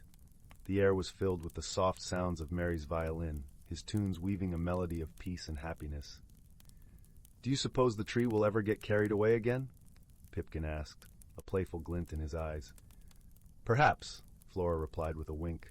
"But that's the beauty of magic, isn't it? It's full of surprises and wonder, much like life itself." Lark nodded in agreement, his wise old eyes sparkling with wisdom. "And when it does, we'll be ready with our wits and laughter," he said, his shell reflecting the gentle glow of the bubbles. The villagers continued to celebrate, sharing stories and dreams as the stars began to twinkle in the night sky. They knew that whatever challenges they might face, they would always have each other, and that was the greatest magic of all. As the night deepened, the villagers slowly made their way to their cozy homes, their hearts warm with the comfort of friendship and community. The great bubble tree stood tall and proud, a symbol of the joy and unity that defined Whimsy Hollow. And so, under the watchful gaze of the moon and stars, Whimsy Hollow drifted into a peaceful slumber, dreaming of the adventures yet to come and the laughter that would always fill their days. In the quiet hush of the night, the gentle rustle of leaves and the soft murmur of bubbles filled the air, a lullaby of magic and love. and as the first light of dawn began to peek over the hills, Whimsy Hollow awoke once more, ready to embrace the new day with open hearts and cheerful spirits. For in Whimsy Hollow, every day was a celebration of life, a testament to the power of friendship, and a reminder that with kindness and creativity, any problem could be solved. And that, dear listener, is the true magic of Whimsy Hollow, a place where dreams come to life and every heart finds its song. In the heart of the whispering woods, where the gentle rustling of leaves sang lullabies to the moon, there was a small, unassuming glade that the villagers of Elderglen rarely traversed. It was a place of serene beauty, where the air was perpetually sweet with the scent of honeysuckle, and the ground was carpeted with soft moss that glimmered like emerald velvet under the sunlight. This glade was the gateway to a hidden world, known only to those with the purest of hearts and sharpest of eyes. One such heart belonged to a young girl named Liora. With hair that tumbled like cascades of sunlight and eyes as bright and curious as a robin's, Liora was the kind of child who saw magic in the mundane. She lived with her grandmother, a wise woman who spun tales of wonder by the fireside, her voice weaving threads of enchantment that captivated young Liora's imagination. It was from these tales that Liora learned of the enchanted glade, a place her grandmother described as a realm of endless possibilities, where the boundaries between reality and dreams blurred like the morning mist. One crisp autumn morning, when the world was painted in hues of amber and gold, Liora set off into the woods with a heart full of adventure.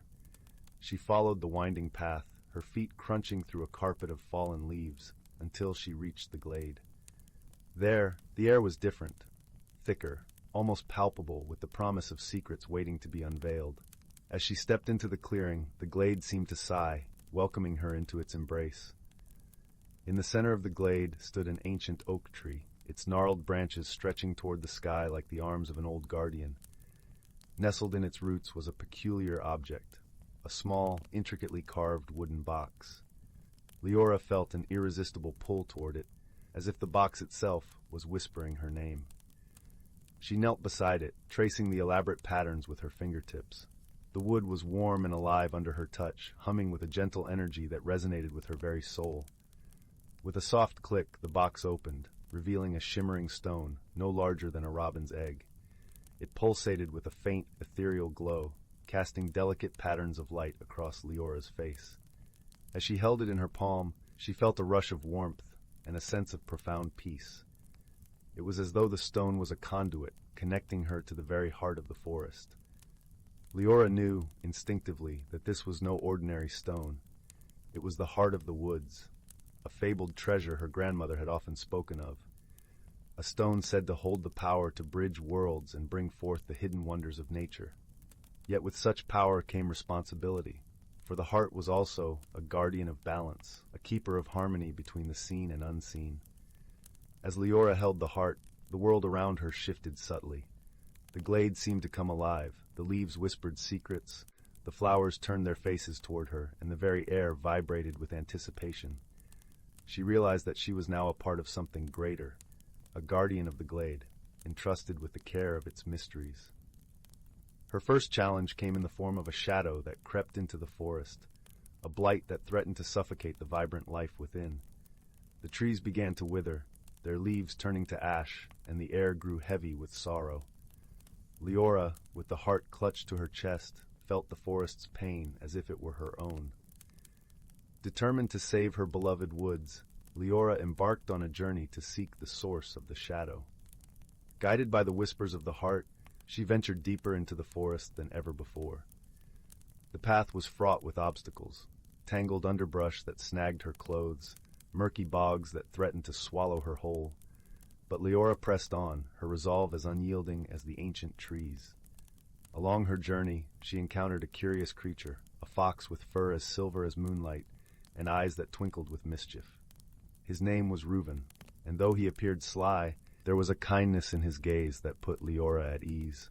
Reuven offered his aid, his nimble paws guiding her through the treacherous terrain. Together they formed an unlikely friendship, one forged in shared purpose and mutual respect. As they journeyed deeper into the heart of the forest, Liora learned to listen, not just with her ears, but with her heart. She discovered the language of the woods, the songs of the streams, and the stories etched into the bark of ancient trees. The heart revealed to her the interconnectedness of all things, the delicate web of life that bound every creature to the land they called home. It was this wisdom that led them to the source of the shadow, a dark, twisted entity born of imbalance and greed. It sought to consume the heart, to wield its power for its own ends, and in doing so threatened the very fabric of the forest. Liora understood then that true strength lay not in power, but in harmony. With Reuven by her side, she faced the entity, her heart filled with the light of the heart. She spoke not with words, but with the essence of the forest itself, extending a hand not in conflict, but in understanding. The shadow hesitated, its dark tendrils quivering in uncertainty. In that moment, Liora saw the truth. It was not a creature of malice, but of sorrow, born from the neglect and forgotten dreams of those who had once cherished the woods. She reached out with compassion, offering the shadow a place within the balance of the forest. Slowly the shadow began to dissolve, its darkness giving way to light. Where once there was despair, there was now hope, a new beginning woven into the tapestry of the glade. The forest breathed a sigh of relief, its life force restored, its harmony renewed. With the threat vanquished, Liora and Reuven returned to the glade, where the ancient oak stood proud and strong. The heart of the woods glowed warmly in Leora's hand, a testament to her courage and compassion. She knew that she was not just a guardian of the glade, but a part of its eternal story, a story of friendship that defied expectations, of wisdom that overcame adversity, and of a journey that transformed a young girl into a true caretaker of the earth. As the sun dipped below the horizon, painting the sky in shades of twilight, Liora nestled the heart back into its wooden box, returning it to the roots of the oak. She understood now that the heart was not hers to keep, but to protect and cherish, just as she cherished the friendships and lessons she had gained. With a heart full of gratitude, Liora and Reuven bid farewell to the glade, their bond stronger than ever. As they walked back through the whispering woods, the forest seemed to hum with contentment, its leaves whispering a gentle song of thanks. And so, under the watchful gaze of the moon, Liora returned home to her grandmother, who welcomed her with open arms and a knowing smile. Together, they sat by the crackling fire, the warmth enveloping them like a tender embrace. As Liora recounted her adventure, her grandmother listened with eyes that sparkled with pride and love. In the quiet of the night, as the stars twinkled like diamonds in the velvet sky, Liora drifted into a peaceful sleep, her dreams filled with the magic of the woods and the promise of new adventures yet to come. For she knew that as long as there were stories to tell and hearts to guide, the world would always hold a place for those who dared to see beyond the ordinary, into the extraordinary realms of wonder and possibility. In the heart of the ancient forest, where the trees whispered secrets older than time itself, there lay a hidden glen cloaked in perpetual twilight. Here, the canopy of lush emerald leaves allowed only the gentlest dapples of golden sunlight to kiss the forest floor, illuminating the soft carpet of moss and the delicate ferns that danced with the slightest breeze. The air was filled with the earthy aroma of damp wood and the sweet perfume of wildflowers, creating a symphony of scents that wrapped around the senses like a comforting embrace. In this enchanted realm, the creatures of the forest lived lives intertwined with the rhythms of nature, each playing its part in the delicate balance of their world. Among them was a wise old turtle named Bramble, whose shell was etched with the patterns of 100 seasons. Bramble was revered among the forest dwellers for his deep understanding of the natural world and his gentle, patient counsel. Bramble's closest companions were a sprightly squirrel named Pippin and a graceful deer called Lyra. Pippin, with her fur the color of autumn leaves, was full of boundless energy and curiosity, always eager to explore every nook and cranny of their woodland home. Lyra, on the other hand, moved with the serene grace of a river flowing through a quiet valley, her eyes as deep and calm as a forest pool. One crisp morning, as the first hints of autumn painted the leaves in shades of amber and crimson, Bramble gathered his friends beneath an ancient oak. Its branches stretched wide and strong, offering shelter and wisdom from the ages past. "The time has come," Bramble began, his voice as steady and soothing as the rustle of leaves in the wind. for us to prepare for the changing of the seasons. We must ensure that the balance of our forest is maintained. Pippin's eyes sparkled with anticipation. "What must we do, Bramble?" she chirped, her tail flicking with excitement. Bramble smiled, his eyes crinkling at the corners. "Each season brings its own magic and challenges. Autumn is a time of harvest and preparation. We must gather the bounty of the forest and ensure that all creatures have what they need to sustain them through the winter." Liora nodded thoughtfully, her ears twitching as she listened to the gentle hum of the forest around them. "And how do we maintain the balance, Bramble?" The wise turtle looked out across the glen, where sunlight danced through the leaves, casting intricate patterns on the ground. "We must work together, each of us using our strengths to support one another. Pippin, your nimble paws can gather the acorns and berries that will feed many. Liora, your keen senses will guide us to the hidden caches of food and safe havens for the colder months." With their roles clear, the friends set about their tasks, moving through the forest with a sense of purpose and unity. Pippin scampered up and down the trees, her cheeks full of acorns as she chattered happily to herself. Liora glided silently through the underbrush, her hooves barely making a sound on the soft earth as she searched for hidden treasures among the leaves. As they worked, the forest seemed to come alive around them. Birds sang sweet melodies that echoed through the trees, and the gentle rustle of leaves created a peaceful harmony with the bubbling of a nearby brook. It was as if the forest itself was lending its magic to their endeavors, guiding them with unseen hands. Days passed in a blur of golden light and rustling leaves, each one bringing them closer to the heart of autumn. The forest glen transformed into a vibrant tapestry of color and life, a testament to the creature's dedication and the power of harmony. Yet as they toiled, a gentle reminder of the forest's wisdom came to them through the subtle signs of nature. One evening, as the sun dipped below the horizon, painting the sky in shades of pink and lavender, Bramble called his friends to him once more. The air was cool and crisp, carrying the faint scent of wood smoke and fallen leaves. "There is something more we must consider," he said, his voice soft but firm. "The changing seasons are not just a time for gathering and preparing, but also for reflection and understanding." Pippin tilted her head, her eyes wide with curiosity. "What do you mean, Bramble?" The wise turtle gestured with a gentle nod toward the horizon, where the first stars began to twinkle in the fading light. "Nature teaches us in whispers and signs. We must learn to listen, to understand the lessons she offers. Balance is not just about physical preparation, but also about harmony within ourselves and with each other." Liora pondered this, her gaze thoughtful. "How do we learn to listen, Bramble?" With a knowing smile, Bramble replied, "By being present, by observing the world around us with our hearts as well as our eyes. The forest speaks to those who are willing to hear its song." And so, as the seasons continued their dance, the companions embraced this new wisdom. They spent their days not only gathering and preparing, but also pausing to appreciate the beauty and magic of their forest home.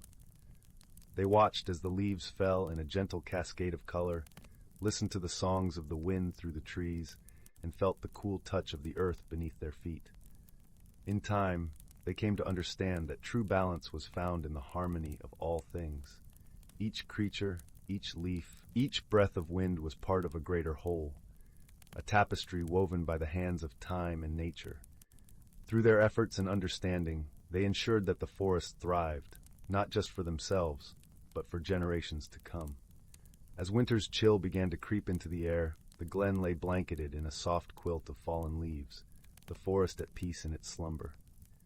Bramble, Pippin, and Liora gathered once more beneath the ancient oak, their hearts filled with the warmth of friendship and the wisdom they had gained. "Thank you, Bramble," Pippin said, her voice a soft whisper in the twilight, "for teaching us to see the magic in our world."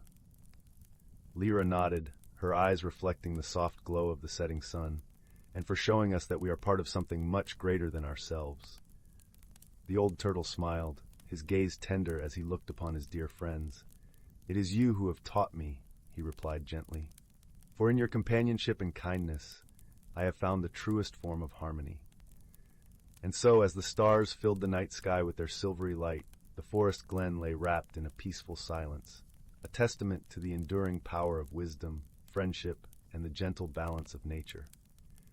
The creatures of the forest slept soundly, their dreams filled with the promise of spring and the eternal cycle of life, knowing that within their hearts lay the magic of the seasons and the whispers of the ancient trees.